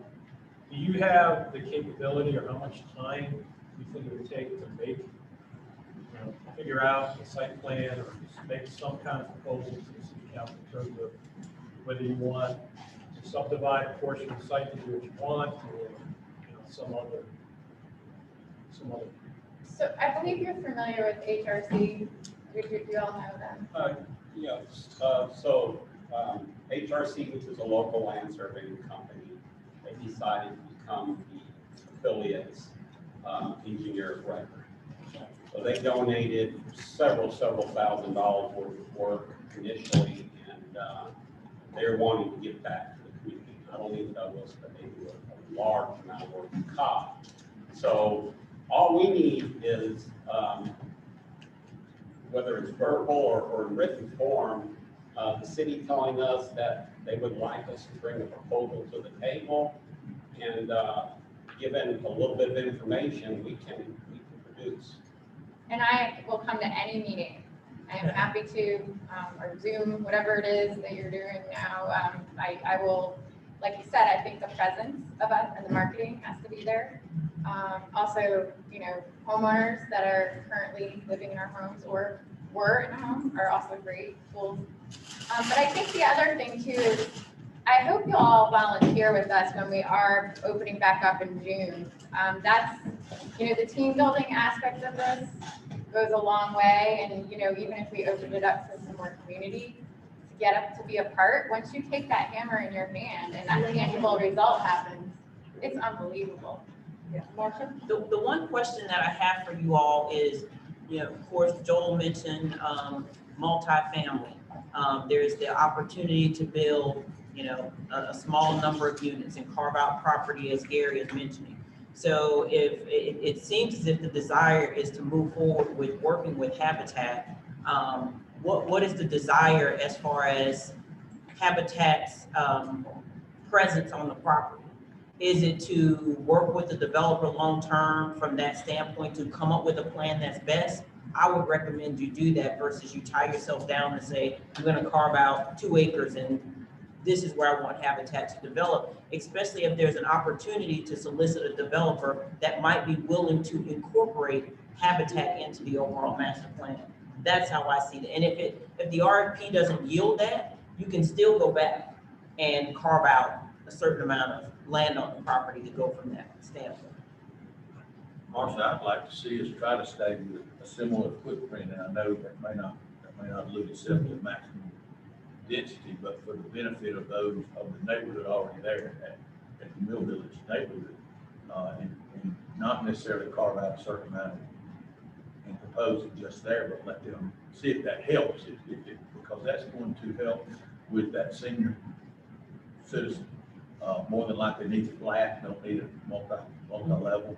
And even though the townhouse may yield more units on a smaller site, I don't know that we're really beating to the drum that needs to be beat in that area for a potential home.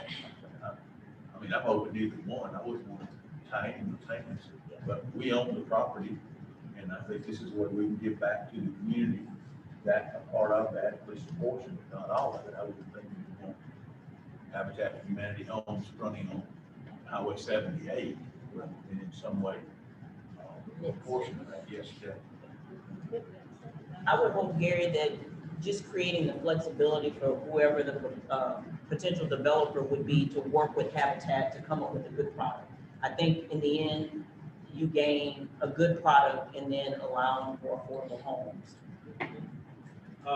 Yeah, I would just add a couple of points in terms of lessons learned from the last process, plus what we've heard this morning. What I got, it appears that the detour in front of the site will be gone end of June. I think waiting to market the site until that happens is probably a good idea. I also think that we probably should at least conclude negotiations with the Town Green site before we make any announcement of another site, because any respondents need to know, oh, by the way, there's X number of apartments going in. So that's important. And the fact that we only got one proposal from the last round suggests that maybe we ought to think about a different way to do this. And then we have this potential, I won't call it complication, but a wrinkle in this proposal that whoever responds to this RFP would be expected to partner with Habitat in some way, to be determined. We don't know exactly what that is. So I think that suggests that we probably shouldn't hit the streets with this second opportunity, probably till the summer. And then we should use that time between now and then for you to negotiate however you want to proceed with Habitat, if you want to proceed with Habitat. And I guess it's our job to figure out how to put that into the marketing effort and to get a proposal back that accomplishes what you want, whatever that turns out to be. Well, then, Gary, would you think that we would need to carve out a portion and say we want to dedicate this to you, Habitat development, and then market the balance of it without having that limitation? That would be the cleanest way. You don't necessarily have to go that route. I think the minimum thing you have to do is say, council's in negotiation with Habitat. We are conceptually agreed to that they will provide, that they were going to be able to build X number of homes on the site. If you have a specific location and a specific site plan, and you're comfortable in going that route, and we know what that is, we put that in the RFP. Whatever the status is of that discussion at that time, we have to disclose it. And because it affects who's going to respond, what they're likely to propose for the rest of the site. I mean, I think the site's large enough and there's enough flexibility, and it's a good idea to put a buffer between a commercial component and the existing neighborhood. I think it can work. It's probably a positive, it's a net positive. The only challenge is right now we don't know exactly what that looks like. We have to figure that out. We don't have a lot of time. And I know, Councilman Watts, you have a point. I view it as a positive from the standpoint that I think that it's an opportunity for us to sell our community in a philanthropic way. I think that that is the spin that we need to take on it. I think that any developer that we're willing to work with, I think that we need to sell it in a way that we are very well conscientious about home ownership. We're very well conscientious about the price of home ownership, and anything that you bring to our community, that has to be weaved in with what you bring in. So I would look at it as how we sell ourselves and the fact that we're taking care of a community that's adjacent, that is dilapidated, and we're trying to do what's necessary about carefully bringing that up to speed to help our community as a whole. So that's the way I would spin it if I'm looking at it, and hopefully the right developer who comes in will be sensitive to that. So sorry. I mean, I agree with all of that. The only thing I was going to point out is it seems like the flying ointment over the Town Green is the tower. which is an area that's already set aside that has to be worked around. So I was just wondering if we carved out a specific area, if that would not create a potential, yes. You mean the utility, are you saying the tower? Yeah, I'm just saying, if we were to carve out, okay, this is what we would, this is where we're gonna work with Habitat for Humanity, this is where we would like whatever gets built. This is what's left. We Right, mark it. and so if somebody else is coming in and, Yeah, and again, just it's, making a comparison. correct, and I look at it this way, again, it's a proposal that's out on the street. If you don't yield anything, then you go back to the drawing board and reboot. You're not signing any contract. I think what Habitat needs is a comfort level that regardless of where we end, that you're willing to partner with them. What that looks like in the end is gonna be between the city of Douglasville, Habitat, and the developer. So I think that you don't know until you put it out there. So I'm of the notion that, hey, anything can happen. We can work out all the logistics when it comes in the home ownership piece of it. It's really the cost of the land that really prohibits us from building in certain areas, and the materials and the cost of construction. So, you know, those are the two big things that we struggle with regularly. So those, you know, just keep that in mind. So I just need comfort and consensus, one, that you all are willing to partner with Habitat in some way on the property to move forward. And then that we can work with Gary on an RFP that possibly will go out on the street sometime this summer or later after all of the things that have to get done on the town green. But that would be a goal to work to accomplish this year. So is that consensus? No pressure.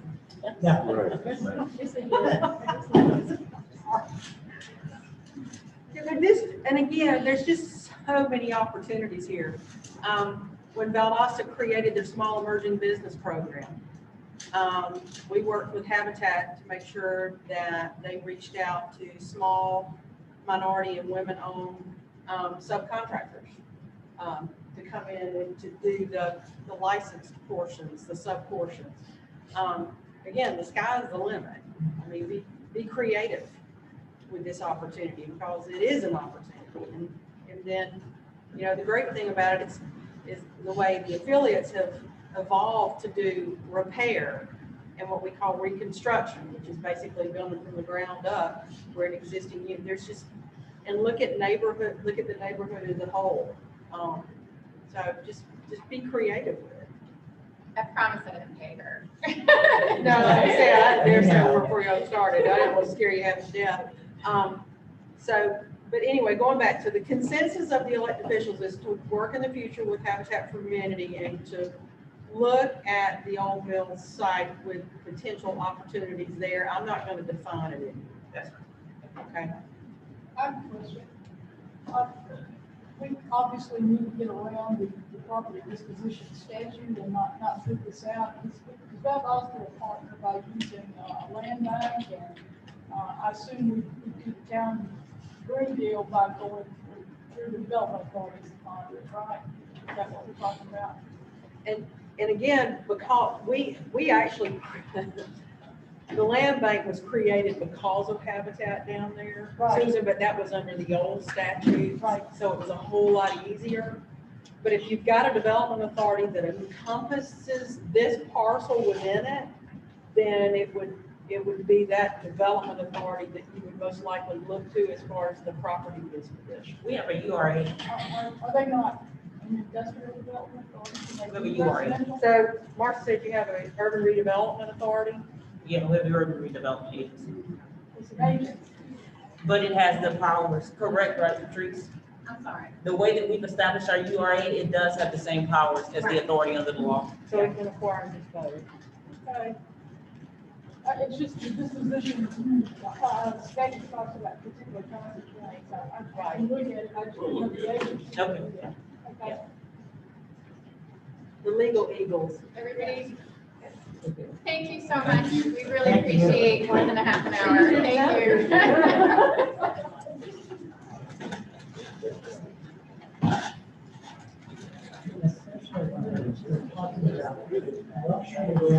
Other Also trying to address.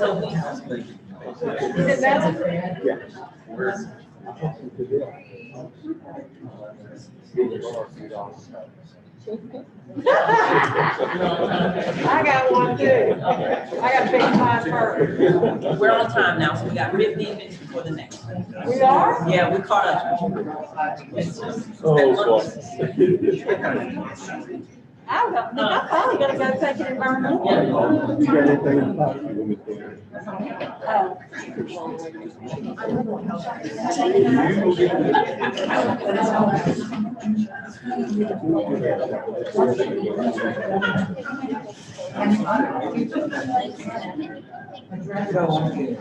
I think we're on time.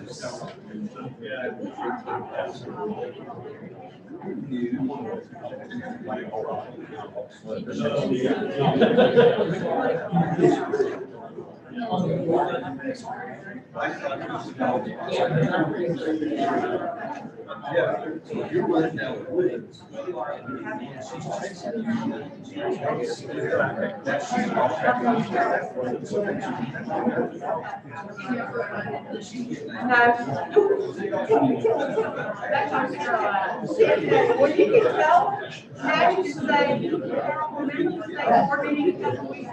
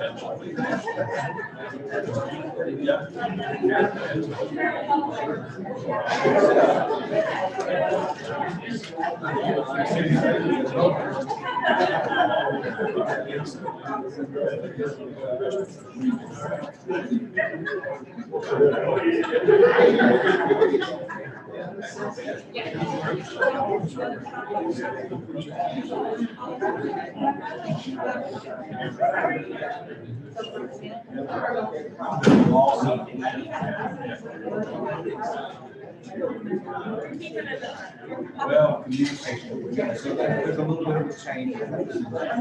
That's the information.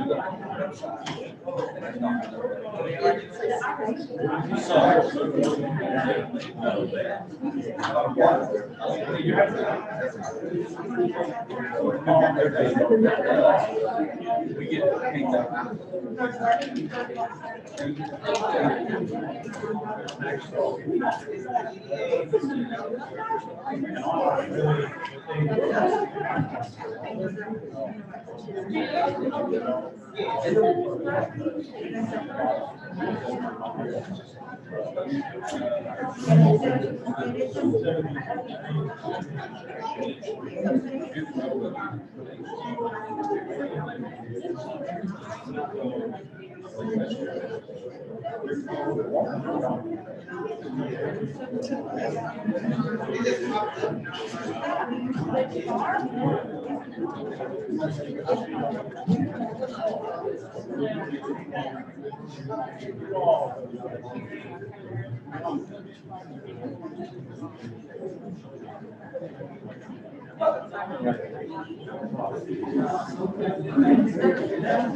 It is, but that is not, it is my favorite.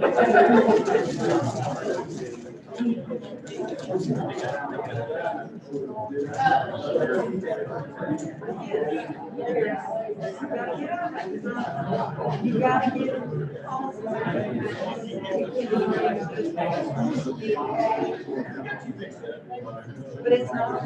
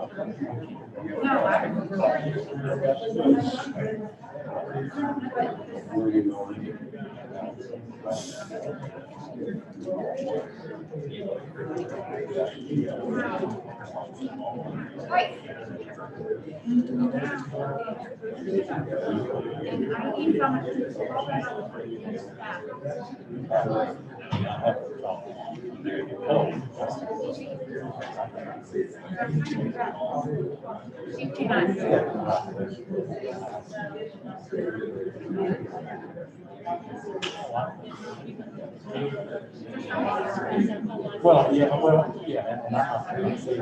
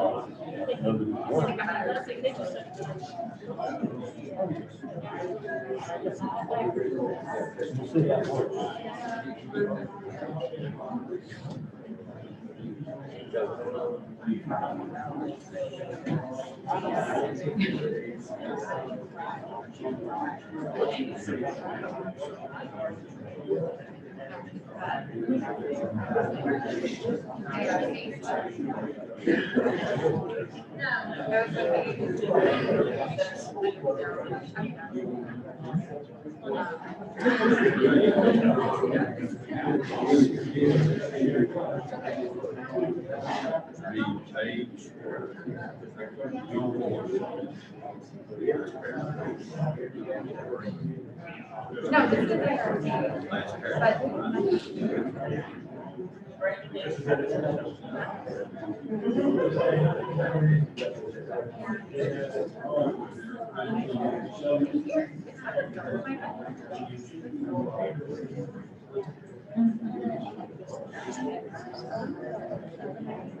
I didn't see it.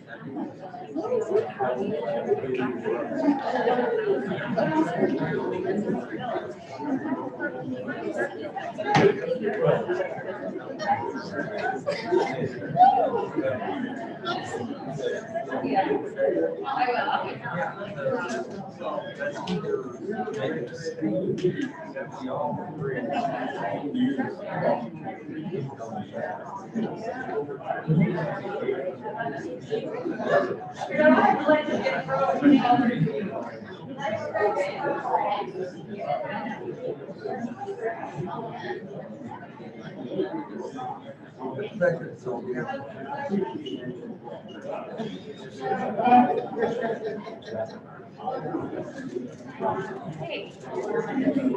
I wanna.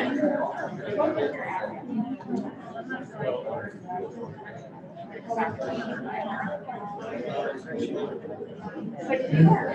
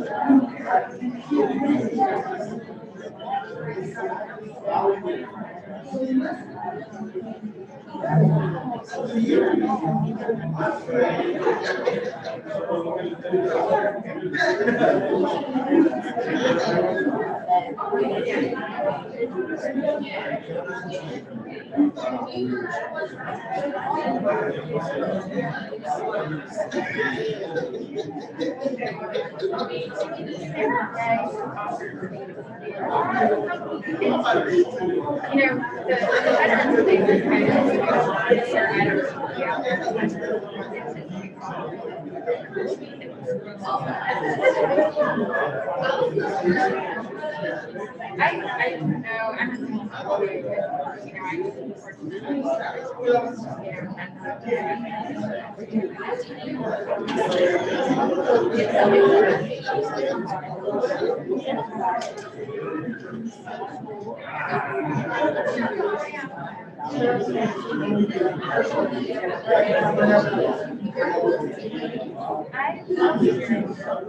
I hope we have your record here.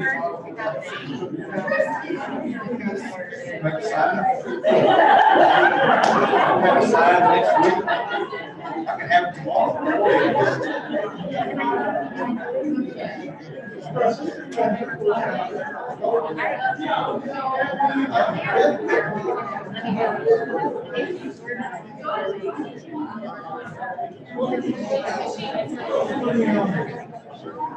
But we can't not do it.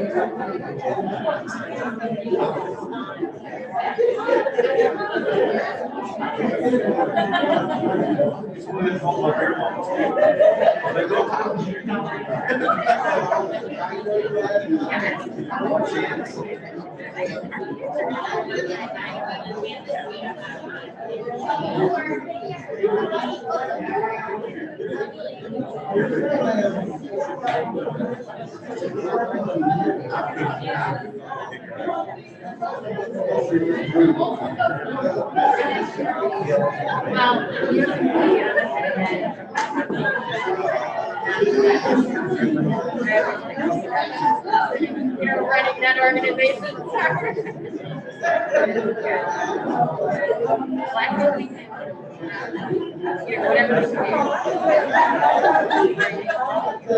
Yeah, they did. Yes, the record.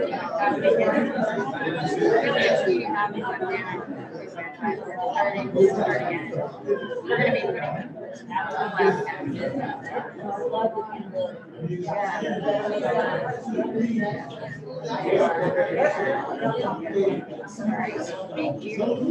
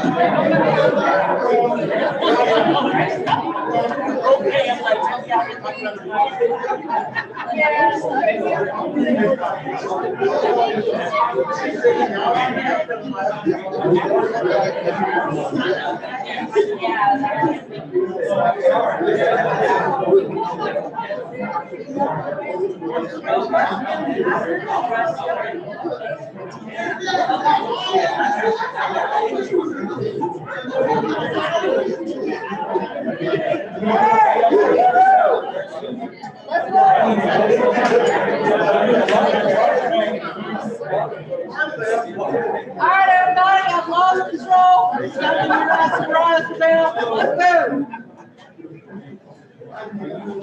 I'm good. That's where I'm going.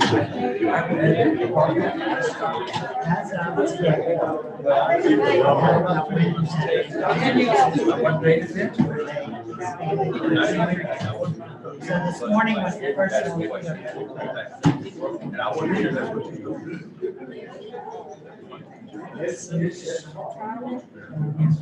And I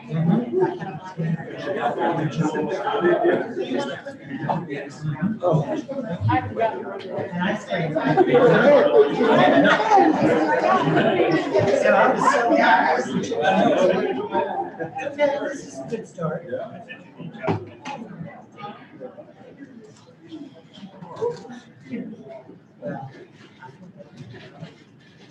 All right, so, it's right before 2 o'clock now. So you all know Sean. Sean is gonna be presenting all of the projects that CPS manages for us. With the caveat that I will say, if it looks as if we're moving forward with Jesse Davis Park, we will be looking at them pulling that on board. But GMC will be after his presentation, so that's why that won't be included in what he is presenting today. That'll be for another day. Thank you, everybody, for allowing us to come in today, and it's exciting to follow up behind the Habitat presentation. I don't know how to follow that really. So, but we're gonna talk about what two projects we're managing currently. We are managing the Town Green project, so that's the first one that seems to be the center of everybody's attention, so.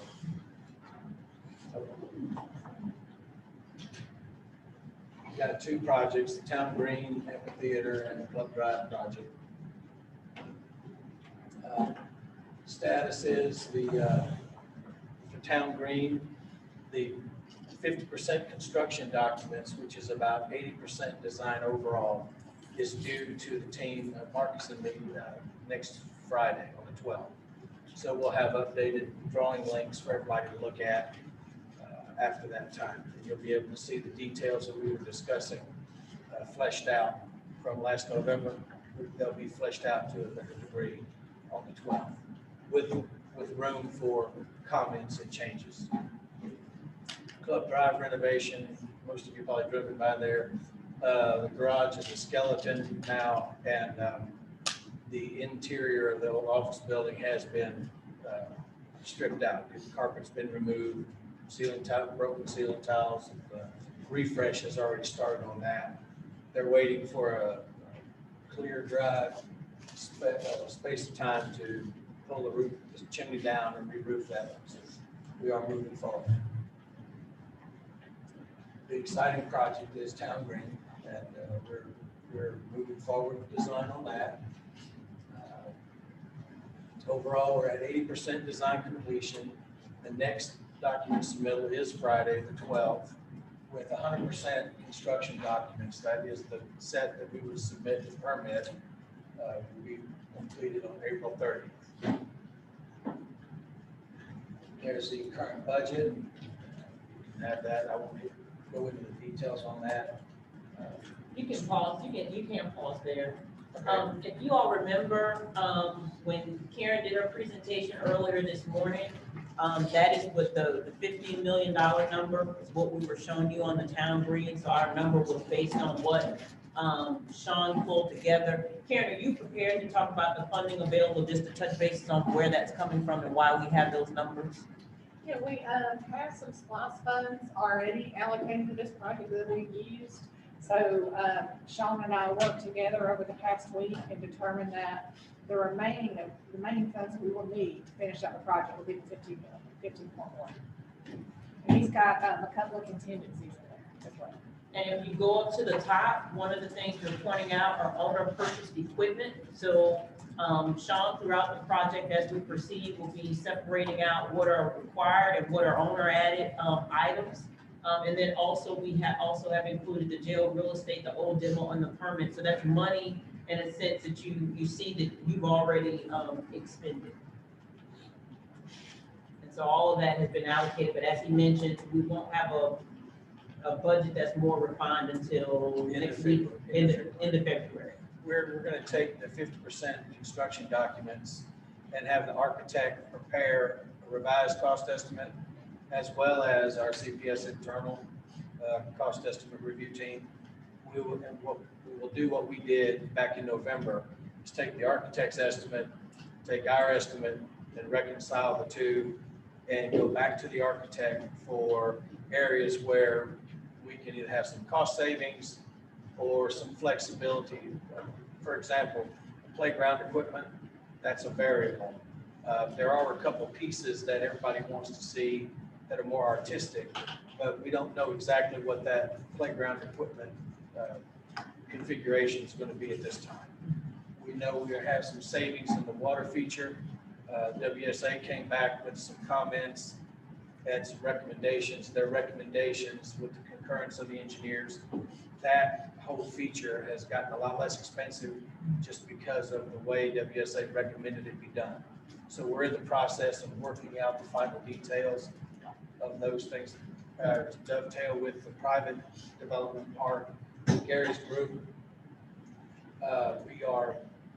we're working out how to dovetail into that private proposal if it should be accepted and move forward. So Gary and I will be working together in the next few months to develop a schedule of activities. But if you notice, anything that we would receive from that is not included in this Correct. budget, and we don't want to do that to remain conservative. And then Sean, before you leave that slide, can you explain the escalation for inflation and then the contingency at the top, what percentages we're working with? Yes. What we did, we went back 5 years and did an average inflation. It worked out about 2% per year. We assumed that we started our estimate in November. So we're looking at, if we get to go with construction in July like we would like, we're looking at July, August of 23. So that would be 3 years ahead, 3 years when we did the initial estimate. So there's 3 years of 6% or 2% per year for a value of roughly 6% escalation over $2020. The owner's contingency is a number that Karen and I worked on to give you guys a buffer for unforeseen conditions. Like we know every project has unforeseen conditions, and that's a 15% number. So the total contingency and escalation you're carrying is about 20%. I do have a question, Sean. Yes, ma'am. I apologize, but I don't see, and maybe this is not in this space, it's not for the bottom number, the $150,000 for naming rights. I know there are a couple of other companies for naming rights, as well as if there are, like the Development Authority or P3 or an architectural group or someone else who wants to do real estate on the town green. Is that separate? That's a separate cost, or less money? We didn't include those in this budget, Mayor, because the $150,000 will go toward talent. So it's not included in construction. So any type of sponsorship that you would receive would really go toward your convention and conference center or our convention and visitors bureau to recruit talent. It wouldn't go toward your construction budget. So that's a line item for the town. Yes, ma'am. Okay.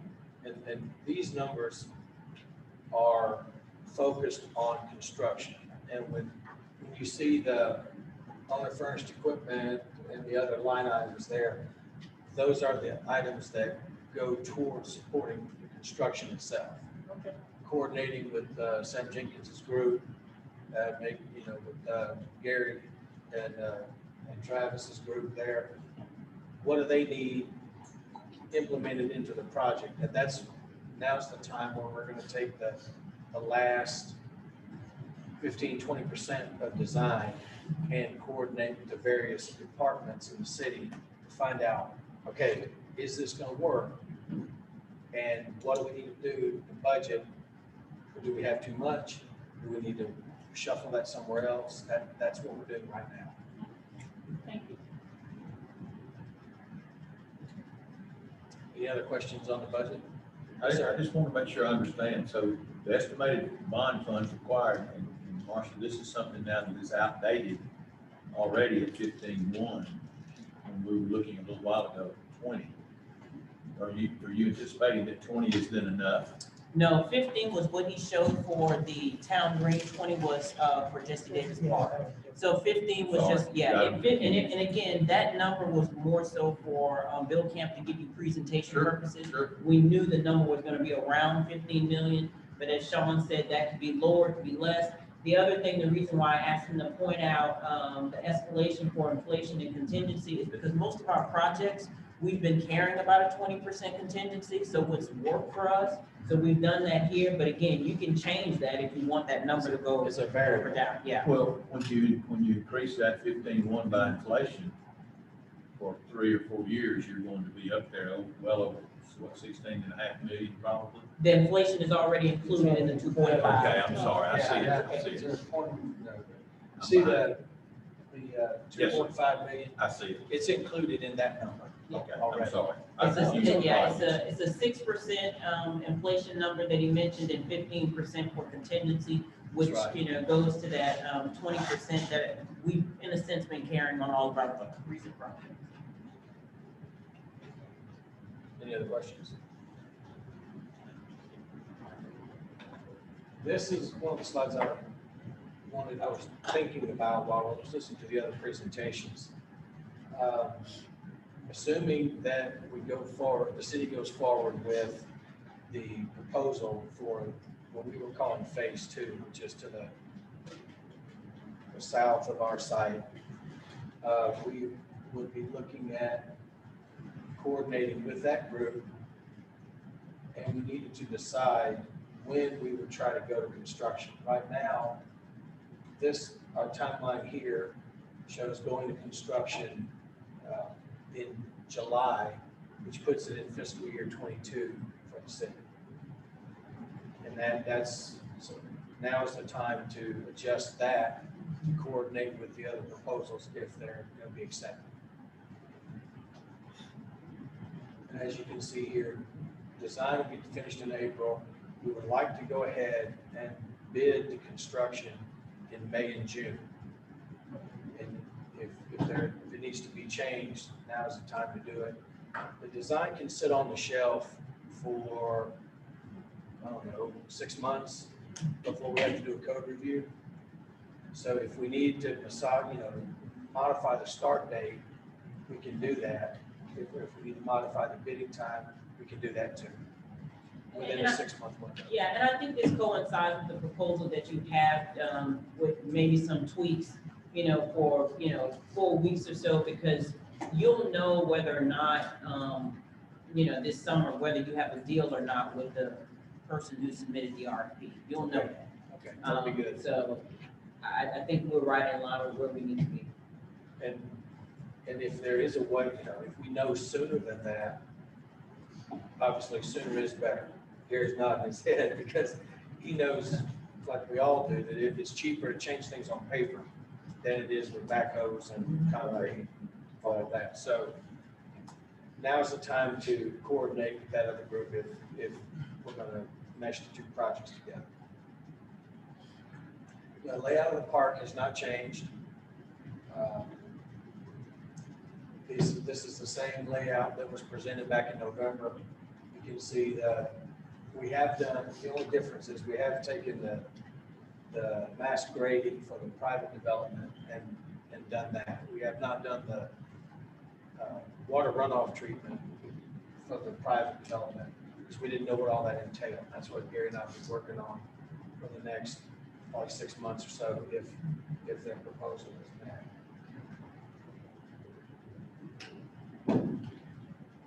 These are some of these exterior elevations and the renderings that was presented back in November. Councilman, did you notice your screen is still Yes, there? sir. Okay. One more to go in. The jumbotrons are still there. Yeah. And we are still developing the bridge and the event space on the top of the concession building. So the design, the elements of the design have not changed since November. They're just progressing in the normal design fruition.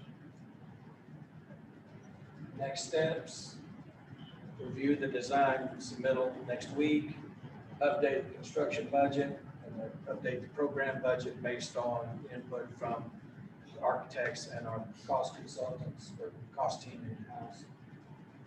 Review the phase 2 proposal to determine what impacts are to either program. You know, we have to marry them up at some point. Right now, our design is stopping at the Crescent Road that we call it. I've given the design team directions to bring all the utilities beyond that road and stop. If we need to change that, Gary, now's the time to do that. So look at any cost saving potential, any options for water features or artwork, spaces, that sort of thing. And then the last thing within the next, before we look ahead, is finalize everything for the 430 submittal, which will be 100% construction documents that will go to permit.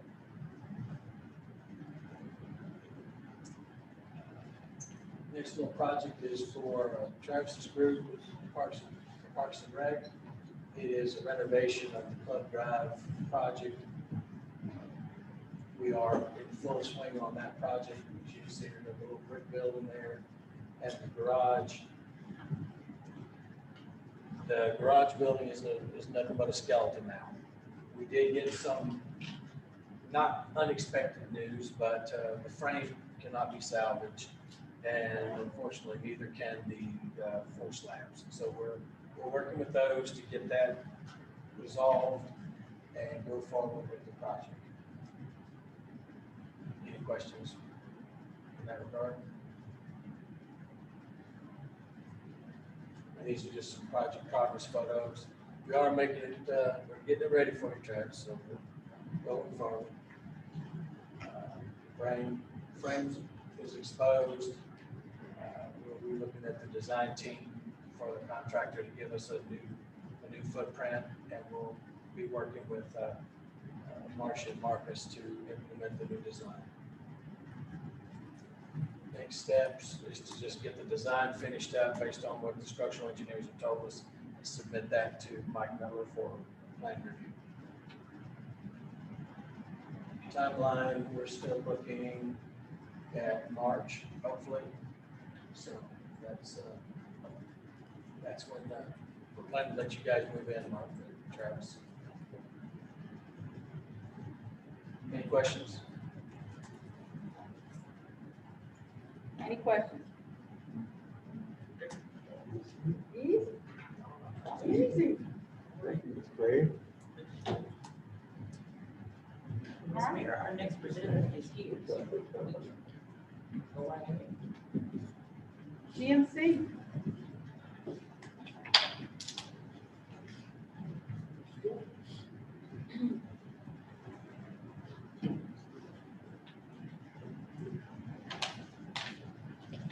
Well, good afternoon.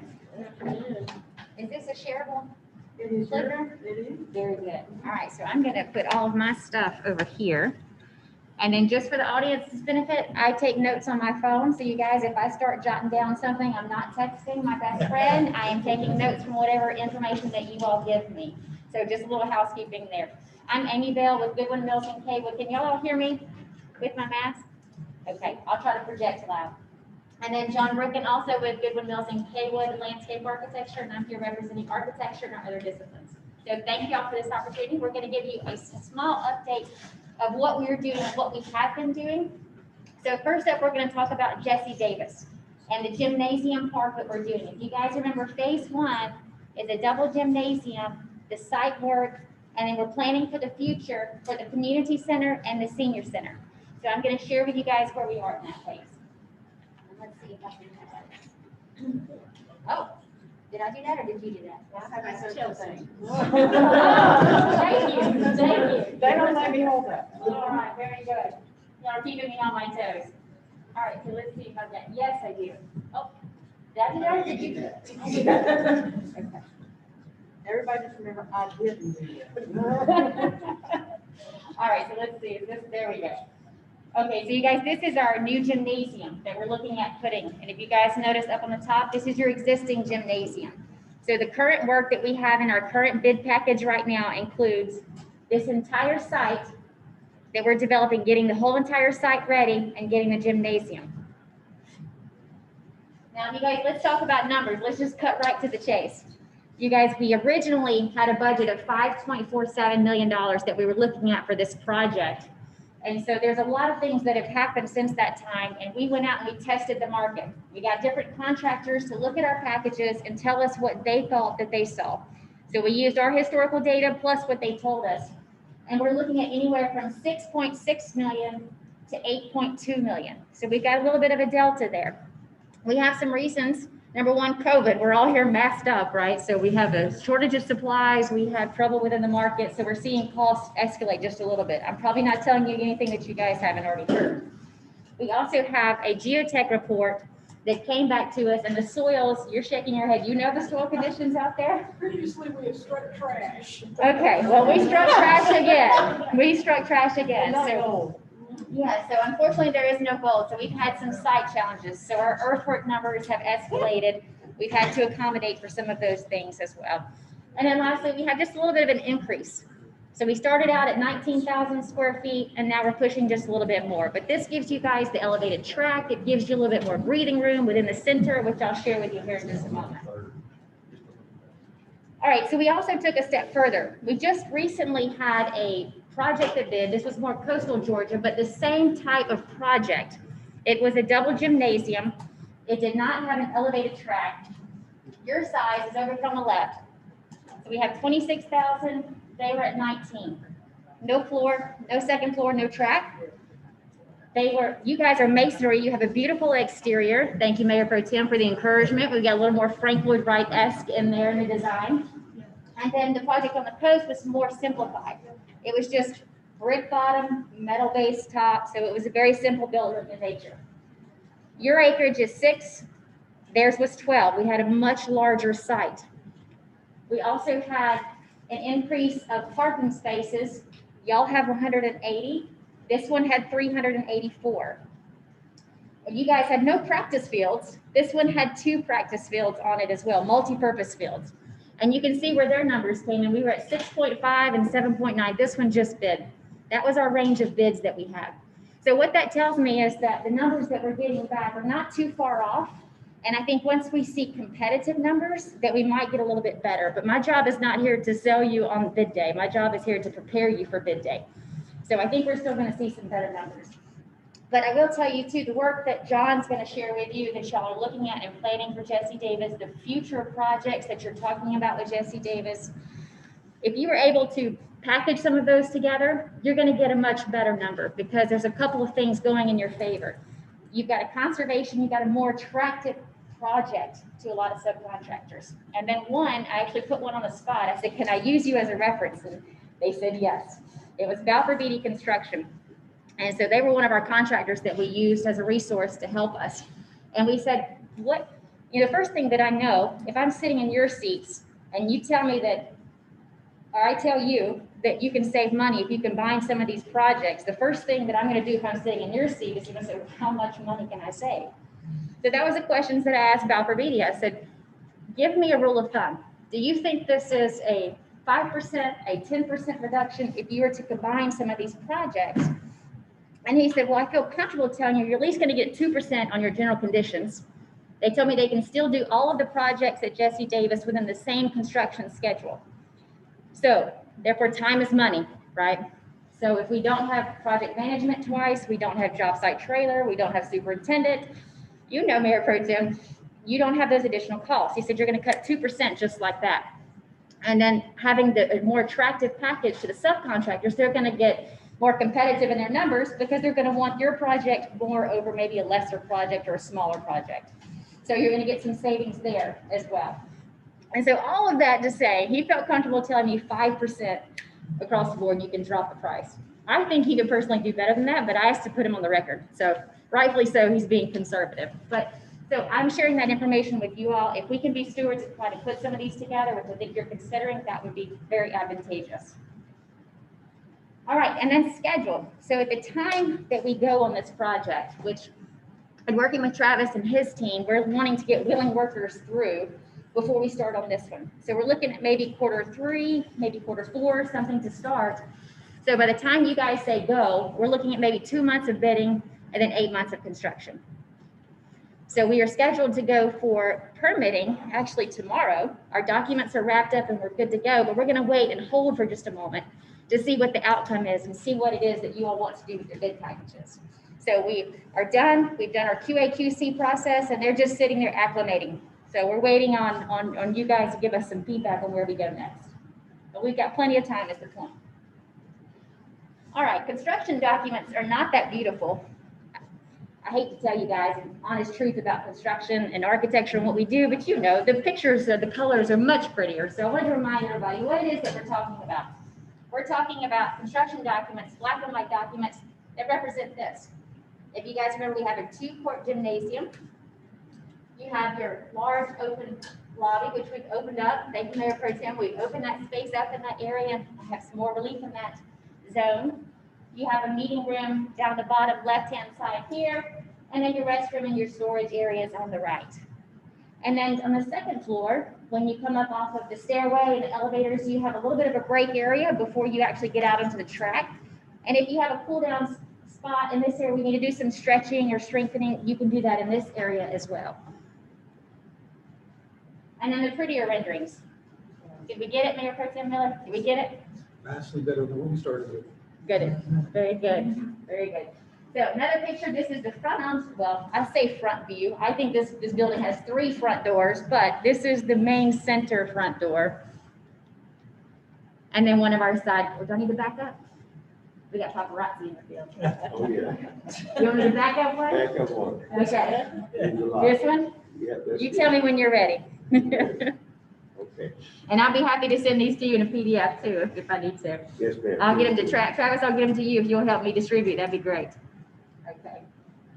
Did we need your approval? Yes, ma'am. We're You good? Yep. Air high five on that one. Okay, very good. All right, so with that, that is our project that we have under construction right now, or excuse me, under contract in order to do the documents, is the gymnasium and all of the site components. And so we are shelved and ready, and then I'm gonna turn it over to John. Your pointer is your green button, and watch out for this lady right here, she'll get you. Keep you on your toes.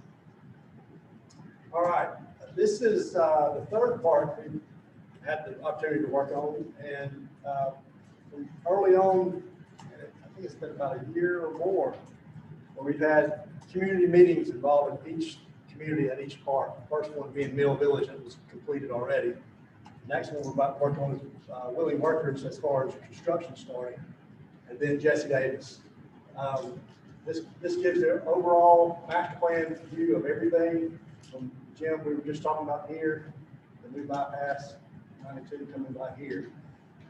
And I think later this month, we got to get with Travis and his staff on kind of revisiting with the community on Jesse Davis, what they want to happen in the park, what things might have changed in a year or so that we talked about. But things that from in the past that we talked about was parking was much needed.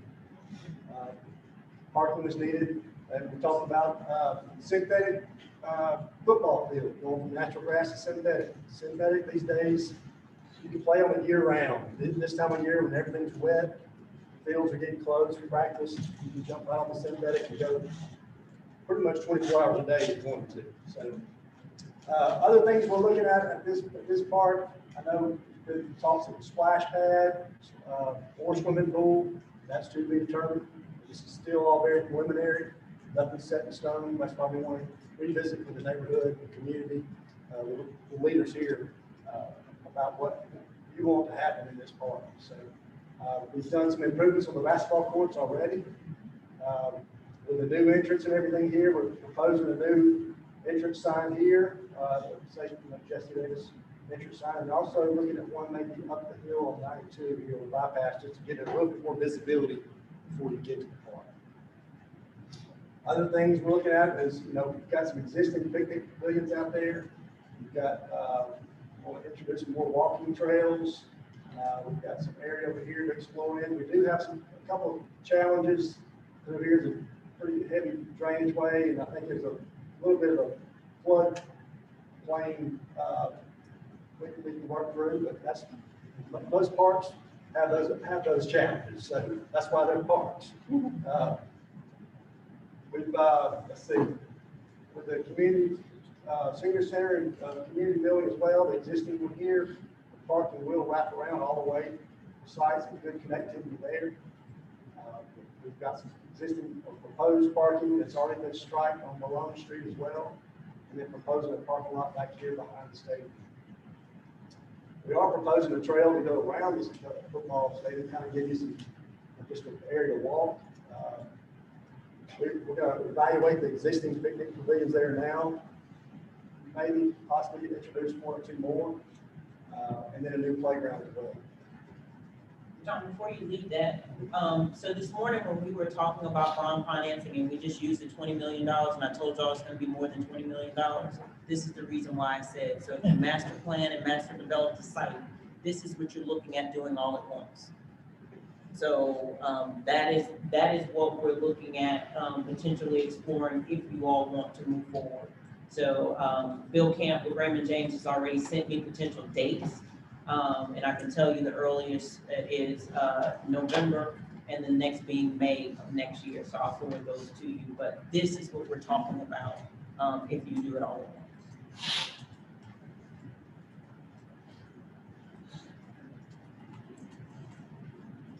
Questions? This is Willing Workers. This is just approved this week to move forward with construction, with integrated construction and mobility. The same contractor that did Mill Village Park did a great job. This kind of just gives you an overall site plan view of what we got going on site. Picnic pavilions. This picnic pavilion here has restrooms, men and women's restrooms in it. Another pavilion here with picnic tables, playground area here, basketball court. You come in, 2 entrances off into the park, down, and then a roundabout just to get back out. We've got walking trails around. Again, this is a lot of grade change on this site. If you've been there, you're dropping from up here down to the bottom at probably 15 feet of elevation. We'll have a pedestrian bridge crossing the creek here to get over to some natural trails, landscaping, playground, as I mentioned. Question, how many have a roundabout? Why? Yeah. I know, but do we really need that? I mean, you're thinking, assuming you're backing up out of those parking spaces, that's a 2-way street on the square up to parking. You really need to have a roundabout there? That's a lot of pavement that we're paying for. It takes up space, it could be green space. I know fire truck access was one. What's it accessing? What's that? What's the fire truck accessing at that point? The buildings. Yeah. Okay.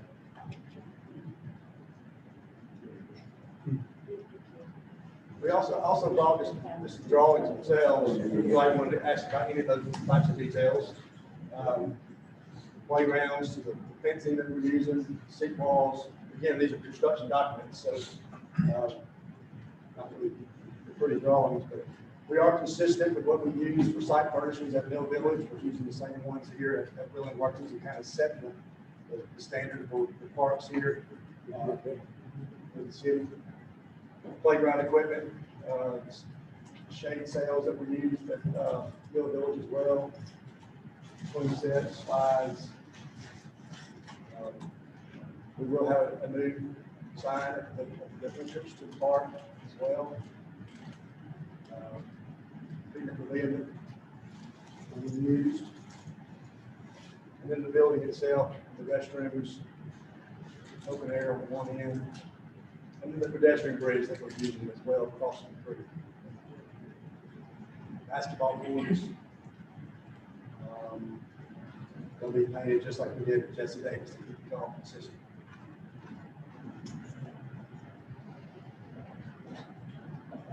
The landscape plan, what add some landscaping. It's quite been a great change, and that's there'll be a lot of grading going on just to get down to this area. We're going to put some trees back, grass it, and everything's going to look really nice when it's done. Question? Just one question, in regards to the in the back, currently, I think that's where there was a softball field back there. I'm sorry. There was Yeah, Willie Working, there was a softball field. I was just trying to see where, in that open space in the back, there was still space for, kickball or, leaving it as, I know that most of the,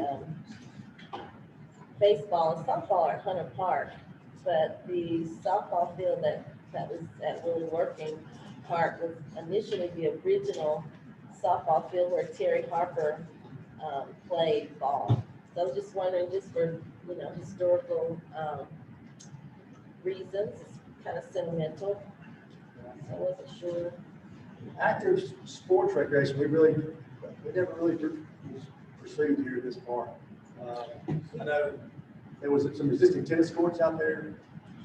Yeah, I mean, there are basketball courts at Jesse Davis, and I'm, liking the basketball at Willie Working, but, in our neighborhood, basketball is like a big deal. So you get a lot of influx, but I was just trying to see what else may be different, not just baseball, basketball. Now, on this one, Councilwoman Burdell, we took the feedback directly from the citizens. There was a meeting that we had at Golden, and but what we can do is I guess it may be too late to put some of that stuff here unless there's some changes that you want to do. This is a kind of An open Yeah. space. open green space. It won't be wet all the time, but it is a place you can get out and, I mean, play even if it's kickball like or soccer or, frisbee or- just, right. Now, Because there is a connection to a future trail. It's the that leads Greenway. us the hunt to Golden. Yeah. Yeah. Yeah, So, Golden's down here. right, so most of the comments probably came from parishioners that are at Golden. I was just thinking about those that may not attend the church, because I know that, like, you have on Carter Street, the church that's on Carter Street, which is on the other side, they have like a huge vacation Bible school with children. These are young children who would typically not be tall enough to play on the basketball. Coming church. Yes. It's helpful. Yes, sir. The property that was connected to Simpson, where is that located? We purchased that. It was connected to the river. Yeah. Oh, that's it. Yeah, we incorporated everything that we purchased in this site. Good. You notice this line here is the property line. We don't own this high shape. That's another house. This right here. And the memorial garden is, It's up at the front. Yes, it's being relocated down here at the bottom. okay. The only thing that comes to my mind when Willie Workers, there won't be an office area, be staff there, security may come out. And I know the problem, one problem we had over at Mill Village, you know, we limited that problem when we took the court out. And I just wonder if we might. You're gonna need presence there. I mean, I think, just like right now, I mean, to take it out is not, in my opinion, a good idea, because where the basketball court is located now will still be in that lower area, is that right? We do have two control gates, two locked off, which is really the locked off. Okay, you have to lock that. What were you gonna say? Well, Mill Village, the problem over there was the folks that would come to play basketball, they weren't all local, and some of the things that the community said was a problem occurring there.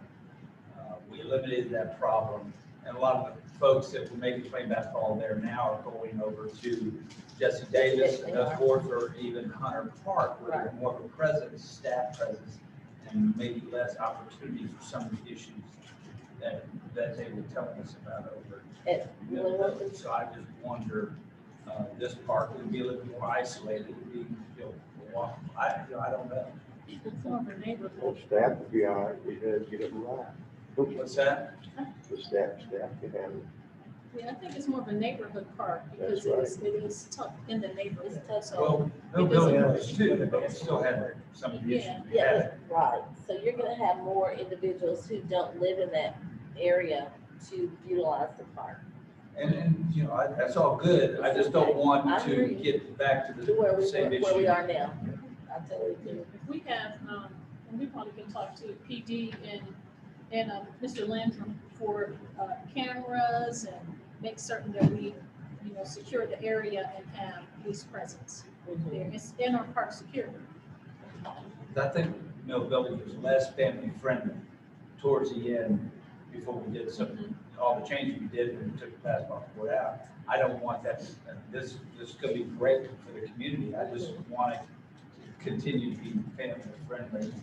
People come over and walking and they're, some of the issues return over here because it's a little more isolated, less, you know what I'm saying? You wanna move the basketball? No, I'm not advocating that, I'm just throwing it out there. Yeah, I understand where you're coming from, because like at the end of Thompson Street, there's another cul-de-sac, so it's very, very tucked in. So it's like a one-way in, one-way out. So I do understand what you're saying. And I think just, the reconstruction of the park, for one, is going to be a big deal, because some of the descendants of the women that built that park will utilize it more. So I see it more of probably a family reunion type park. So I think it will definitely be utilized. And then because you have the walking trail that goes right behind Golden, that's a big deal. So they will be utilizing that park too. So you have both churches, one on Carter Street and then Golden, which also has a really huge summer camp. We utilize that park a lot more. Mark, what is that top red square box?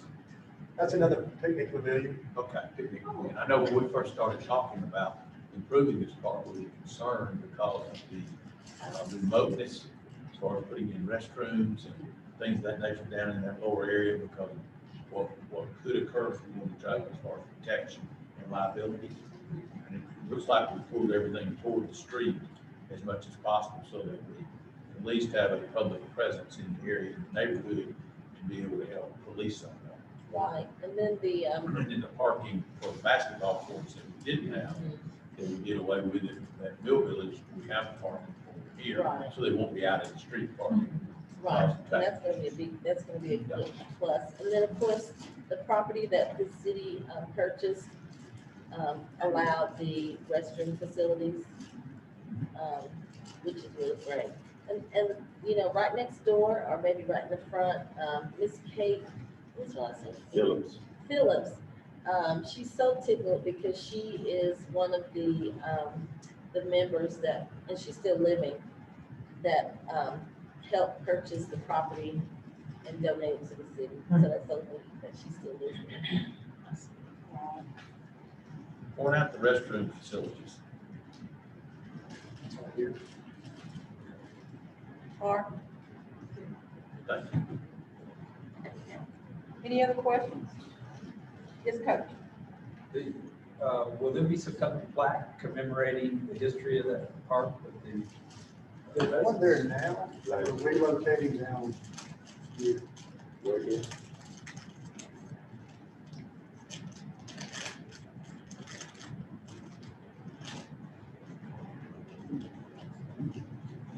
Marshall, was there anything else on this that you needed?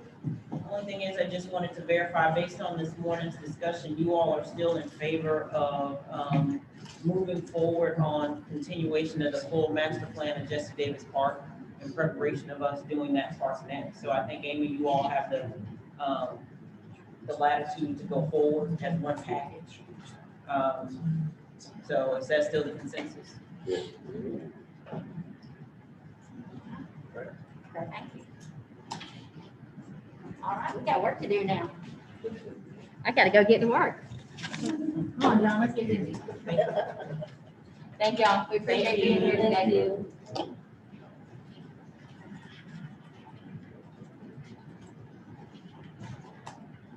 Well. Yes.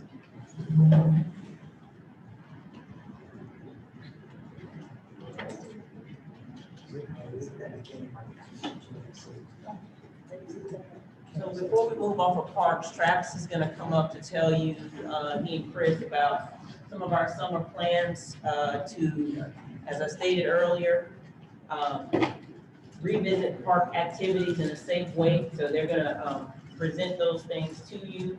So you saw where park revenues are. So this is our step to move forward in a safe manner in order to getting us, back acclimated to what we're doing. Ma'am, good afternoon, Mayor and Council.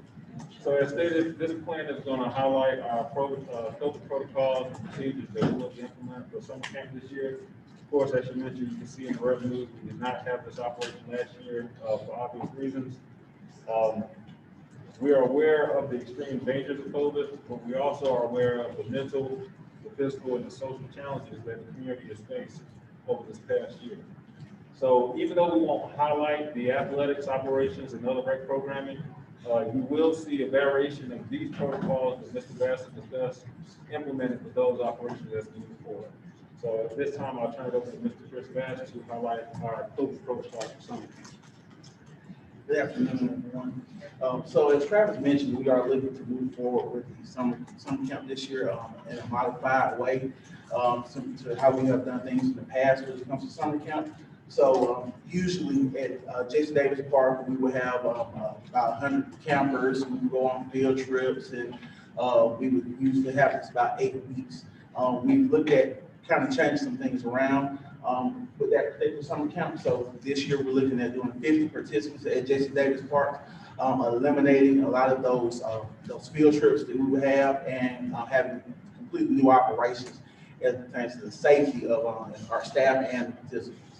We're looking at adding smaller breakout camps at Hunter Park as well this year. This is something new, whereas before our camps were at Jason Davis, now we're looking at doing week specialty camps that will focus on some particular areas, but still provide that opportunity for parents to sign their kids up for summer camp. So we are looking at adding a digital media camp with about 12 participants, a therapeutic recreation camp, which was something that our master plan calls for, adding increased programs for individuals with special needs and disabilities.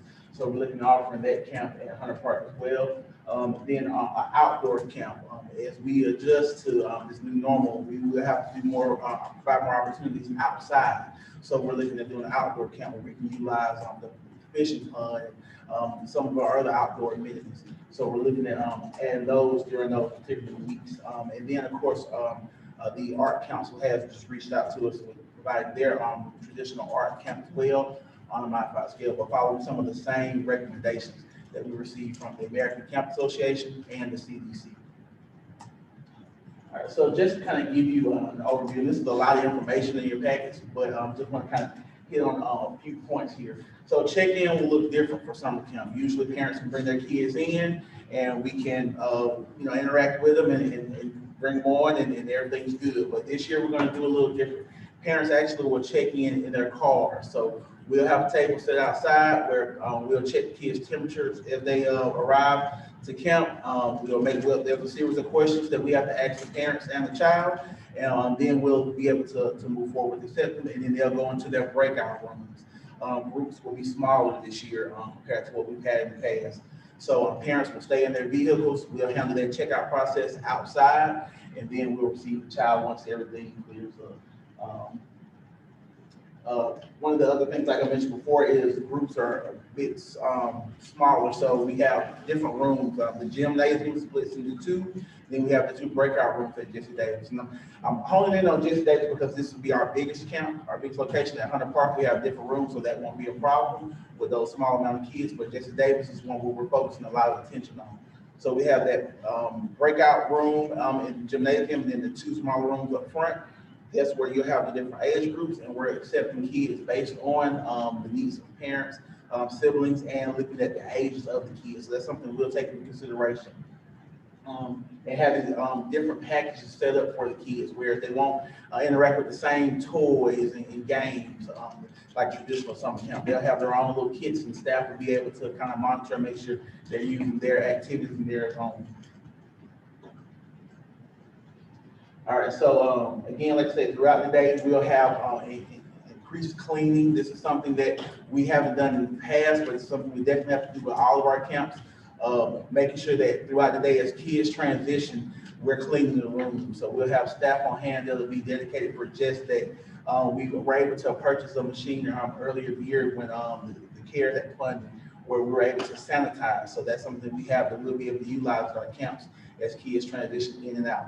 And then just having an additional deep cleaning at the end of the day as well to make sure that the kids are safe.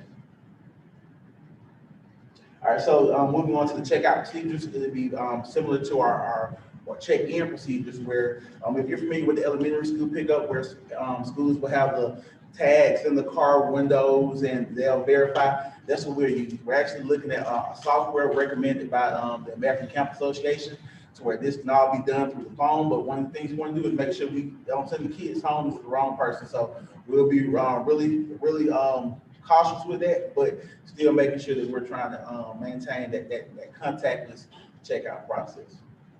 And again, like I mentioned, we'll do that deep cleaning at night with all of the camps that we host.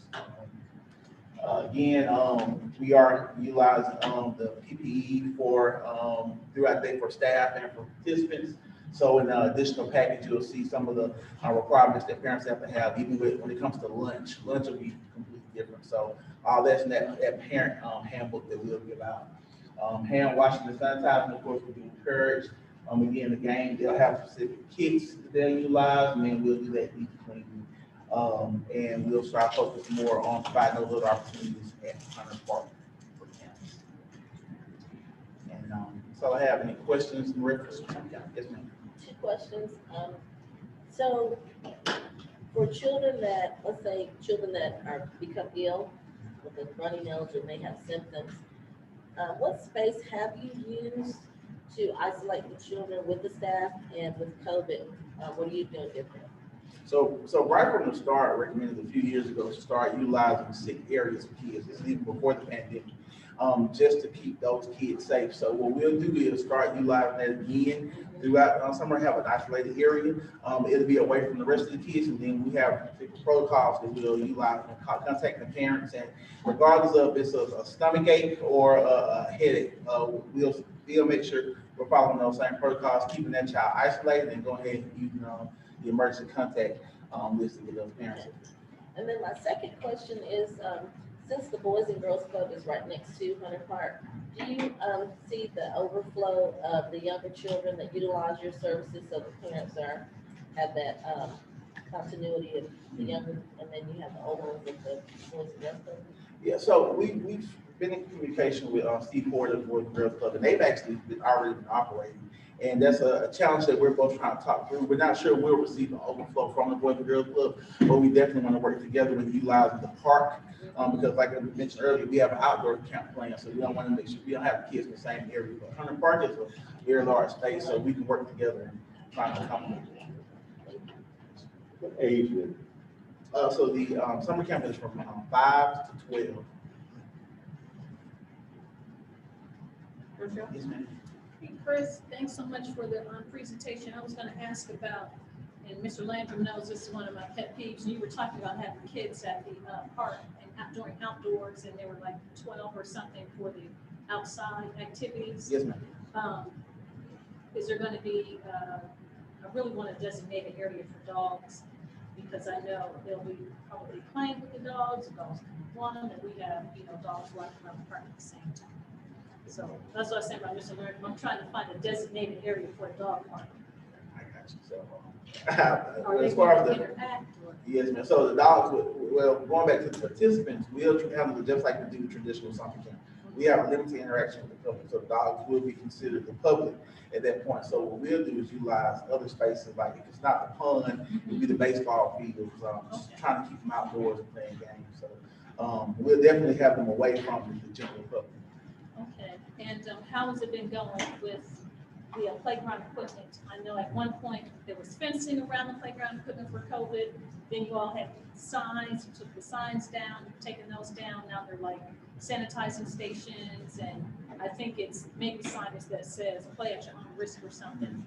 How's that going? So we haven't seen any negative responses from the playgrounds.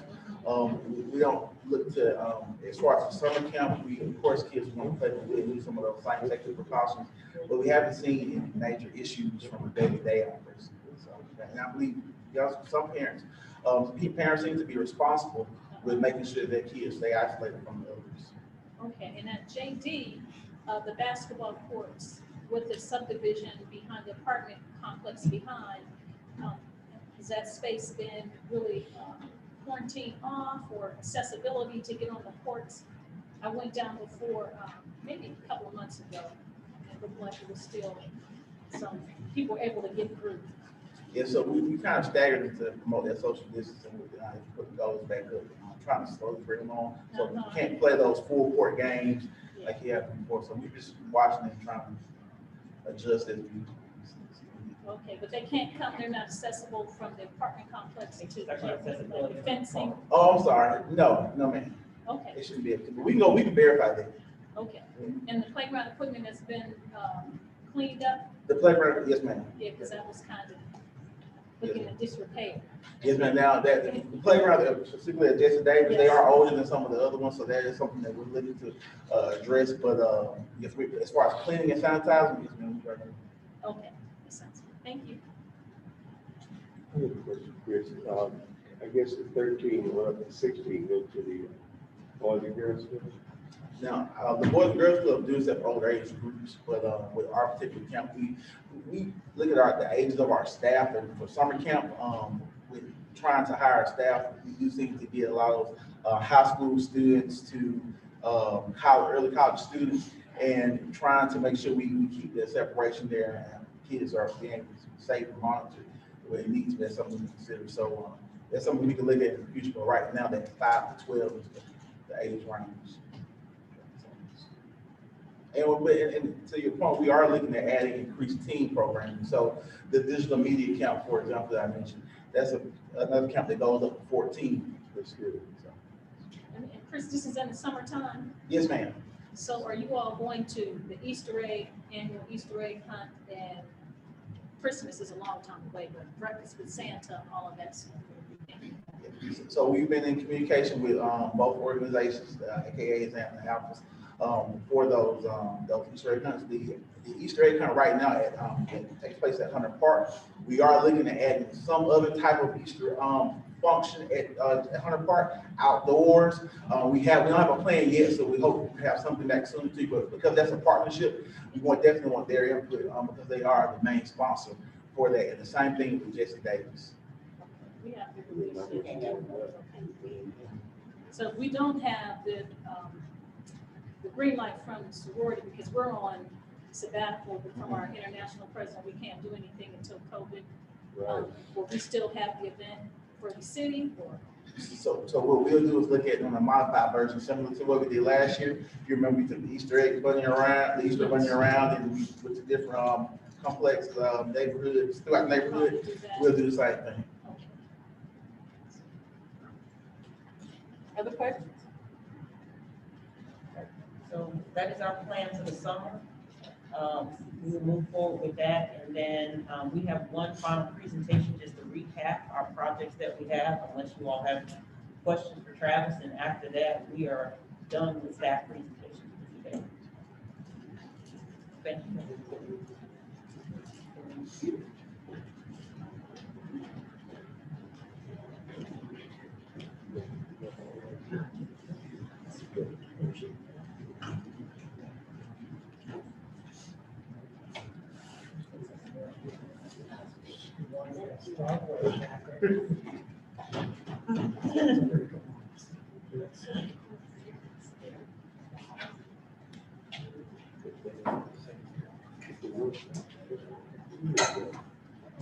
All right, good afternoon, Mayor and Council.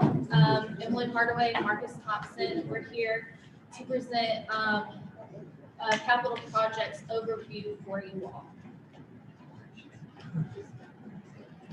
So basically what Marcus and I have done is we have created this document that has this list of all of the capital improvement plans that are going on in the city. We've divided them up by projects that were completed in 2020 and ongoing 2021 projects. Since we were attempting to only have virtual documents for this retreat, we do not have these printed out for you today, but this will be sent to you by Kristen Tate in her Friday highlights for you next Friday. So you will have this document, and it's a livable document that will be continuously updated throughout the next couple of years with all the information about capital projects, status of projects, budgets, outlook, that kind of thing. So one of the things I'll say while Emily goes on to the next slide is that if you want to print a copy, we can make certain one is in your box. The other is, when you all come up and you're wondering why we may not do certain things over the other, everything that we have is in the capital improvement plan that ties into another plan that you've done. So that we're not pulling things out of the sky, we're pulling it based on the plans that you all have approved. And in this presentation today, for the sake of briefness, we're only discussing projects that are $500,000 and over. But there are a lot more projects than this, but they're all in the document. So here are some of the completed 2020 projects. Good afternoon. So the first project that our document highlights is the demolition of the old jail for the Town Green and Amphitheater project. Also, this demolition phase included the geotechnical studies that were completed by Contour Engineering. Also, the preliminary and final boundary survey that was completed by Vance and Campbell. The total for the demolition of the project was around $500,000. The funding source for the demolition phase was from the general fund, and it took the project approximately 6 months to complete. And the project ties into the downtown master plan as well as the parks and recreation master plan. Next up, the document highlights are the old mill site cleanup. Like we stated earlier in the day, the project included the removal, segregation, recycling, and disposal of all surface debris, hazardous material, and vegetation on site in preparation for future development. The total amount for the project was around $800,000. It took approximately 12 months, and it tied into the downtown master plan. The next project that was completed was the maintenance facility at Courthouse Square, which was just renovations of an existing building. It cost about $2.1 million and was funded through SPLOST, the general fund, and the sanitation fund. It took about 9 months to complete, and it ties into your facility study. Next is the sanitation facility at Cedar Mountain Road. This was the construction of a brand new facility to house the city's sanitation department. It cost roughly $7.5 million, was also funded through SPLOST, general fund, and the sanitation fund. Took 11 months, and it also ties into the facility study. And this is a picture of you all pre-COVID at the river. Another project, 2020 project that the document highlights is phase 2 of the Jesse Davis Park Enhancement Project.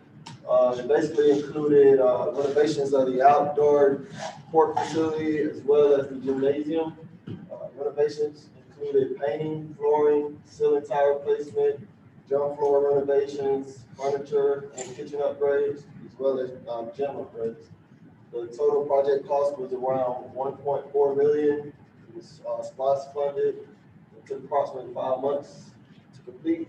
It ties into the Parks Master Plan as well as the Northside Redevelopment Plan. Were the restrooms in there? The restrooms was completed in 2019. Okay. Yeah. It's all running together. It was part of it.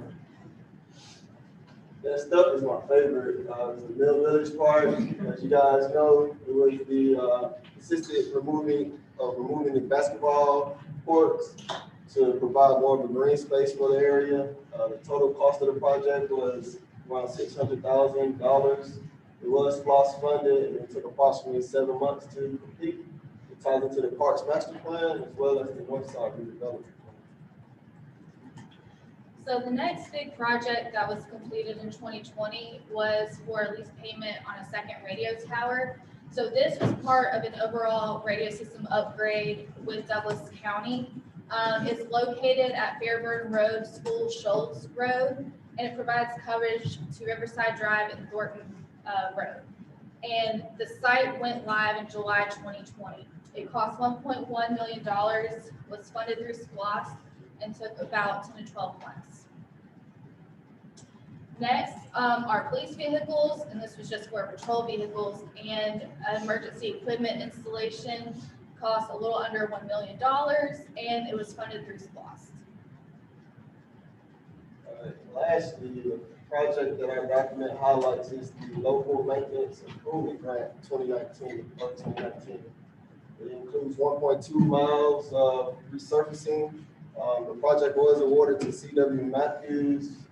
It was funded by multiple sources, general fund as well as SPOS. The total project cost was around $600,000. Included a list that will be provided in the appendix section of the document, and it also includes the resurfacing list, the SPOS resurfacing list 2, as well as the LMIG 2020, 2019, and 2018. And we also included 2016 and 17, just so you all have a comprehensive list of streets that have been resurfaced through the LMIG. So now we're going to go on to some of our 2021 ongoing projects. Start off again with Town Green and the Amphitheater. This phase of the project involves the design and construction phase. I think it's safe to say that the total project budget is around $18 million. The funding sources from multiple sources, general funds, SPOS, as well as funds mentioned earlier today. The anticipated length of the project is 2 years, and it ties into the downtown master plan as well as the parks master plan. Next is the Riverside Bridge rehab. It consists of rehabilitation of the existing bridge at Riverside Parkway and Sweetwater Creek. It's going to cost around $724,000, and it will be funded through multiple grant funds. The anticipated length of construction for this project is 180 days. This ties into the comprehensive transportation plan for the city, and I believe this will be discussed more in detail during the community development presentation tomorrow. So we have the I-20 at State Route 92 interchange. This project consists of designs and constructions to address the existing erosion problems that the interchange is having, as well as landscape improvements. The total cost of the project is around $1.3 million. The anticipated length of the beautification phase is around 10 months. We currently is transitioning the project into the maintenance phase, which Karen mentioned earlier. I want to say that's around a year that we have with Russell for the maintenance phase of that project, and it doesn't have any ties to the project. Next up, building workers part includes the designs and construction to enhance the park, includes different, walking trails, pavilion areas, a restaurant facility, also, a refurbishing of the basketball courts. The total cost of the project is around 1.8 million, SPOS funded, should take approximately 7 months to complete. It ties into the Parks Master Plan, as well as the Northside Redevelopment Plan and Northside Trail Study. And next up, we have the park maintenance facility. Sean with CPS, spoke briefly on this project earlier. Basically the renovation of the main office facilities as well as the warehouse to house the park maintenance, the parking works maintenance crew. The total cost of the project is around $750,000. It's SPOS funded, should take approximately 5 months. It ties into the Parks and Rec Master Plan. All right, the next project is the Conference Center AV equipment. As you all know, we've currently been updating the AV equipment at the Conference Center. The project total is $500,000 and it's taken about 4 months to complete. And the last project we just wanted to highlight is LMIG 20 and 21, which is street resurfacing. So the total is 1.6 million. However, that's not the total that the city will be paying. The LMIG 2020 total is 789,000, with 424,000 of that coming from our SPOS match, and the rest comes from GDOT. The 2021 total is 847,000, with 534,000 matched from our SPOS, and the rest coming from GDOT. The funding source will be a multiple grant fund and SPOS, and as Marcus mentioned with the 2019 LMIG slide, we do have these road listings as an appendix in the document for you. And so this was the last project we had to discuss. Since you've heard about most of those projects all day today, we just wanted to give a brief highlight of funding source and project totals for you all, kind of to serve as a little wrap up for the day. And one of the things that the projects that they listed that either did not tie into a plan, they were, and I'll have Emily and Marcus update this, that they are actually included in goals that you all have set. So for instance, the I-20 at Fairburn Road, it may have not tied into a plan, but it was a goal that you all set at one of your planning retreats. Very similar to the AV, it's not necessarily listed in the facility study, but it was a goal that was stated that you all wanted to update the AV and the conference center. So the goal and the purpose that you all will see this every year, as Emily said, it's a wrap up, but it's also a reminder of how you spent $20 million in 3 years. It's also a reminder, and then as she stated, this is not all of the capital investment that you all have done. This is just the ones that are close to 500,000 or greater. So this is all of the investment that you've done, and it also ties in that when you all are talking to your citizens, you can basically have a documented reference to show the decisions that you're making are tied into a plan that they took part in. So for instance, the Parks Master Plan, that is something the citizens were able to take a part in. That is something that you all invested in their money in to make certain that that happened. So it's a living document, as they said, for you all, and it's something that at your annual retreats at the end, we'll wrap up just to show you the highlights of the things that you have. So you all have this as reference to utilize for yourself. Mary, you have one? I did. LMIG for 2020, those streets were done? Great. Great. Good question.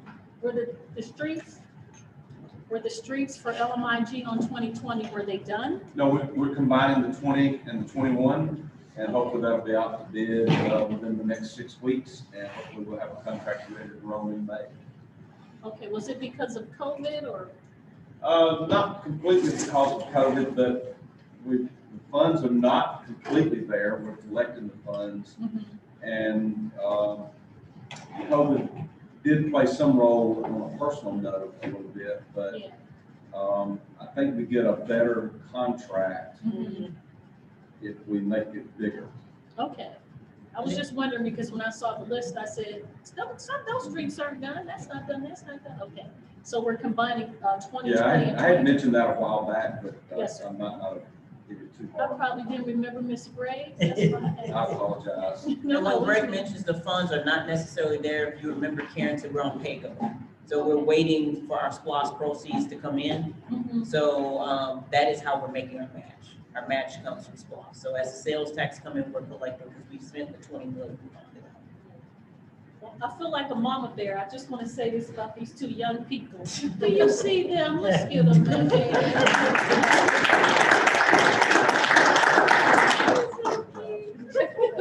No, that was an excellent presentation. Yes, sir. Excellent recap. Absolutely. What a great way to put it in. Marcia, All what right. else will we have for today? So that is, all for today. What I gather, and I know Mayor's gonna put this, in the notes, that we have work with Bill Camp to do on both projects, Town Green, Amphitheater. Chris Pumphrey has work to do, to move forward with that. We are, gonna be talking about some interesting topics tomorrow. Police, public safety, which always costs us a little bit of money, and then Greg will be here talking about sanitation, recycling, and streets. So that's what I have for you, and anybody has any other questions? Yes, sir. Marcia, I just had a question. I'm sure PD would probably be the one to answer. On this first lease payment for the second radio tower, do we get any update, or do we have any information that would show us that we now have better reception and better communication because of what we did? And that was the reason we wanted to do that, because of the limited coverage down on Riverside. Thornton Road, is there any? I'll make certain the major has it. I know he goes to those meetings, Major Davidson, he's our representative, so I'll make certain they respond to that. It's a lot of money that we spent. I just want to see if we had any return. Yes, sir. Thank you. Any other questions, comments from our elected officials? People gonna be asking for cars. Do we need cars if we don't Cars and have? positions. I mean, if people, it's COVID, people not out doing it, why we need new cars and new police officers? Well, if you all do remember, part of your fleet study shows you are behind in cars. So when we're purchasing, we're catching up. We are catching up. So timeline again for tomorrow, breakfast at 8. We start to work at 9. And Marcia, if I can capture you for a few minutes, make sure I've captured everything correct. Yes, ma'am. All right, we're adjourned for the day. Thank you. I can ask tomorrow. That's okay. Oh, you got it. I should be.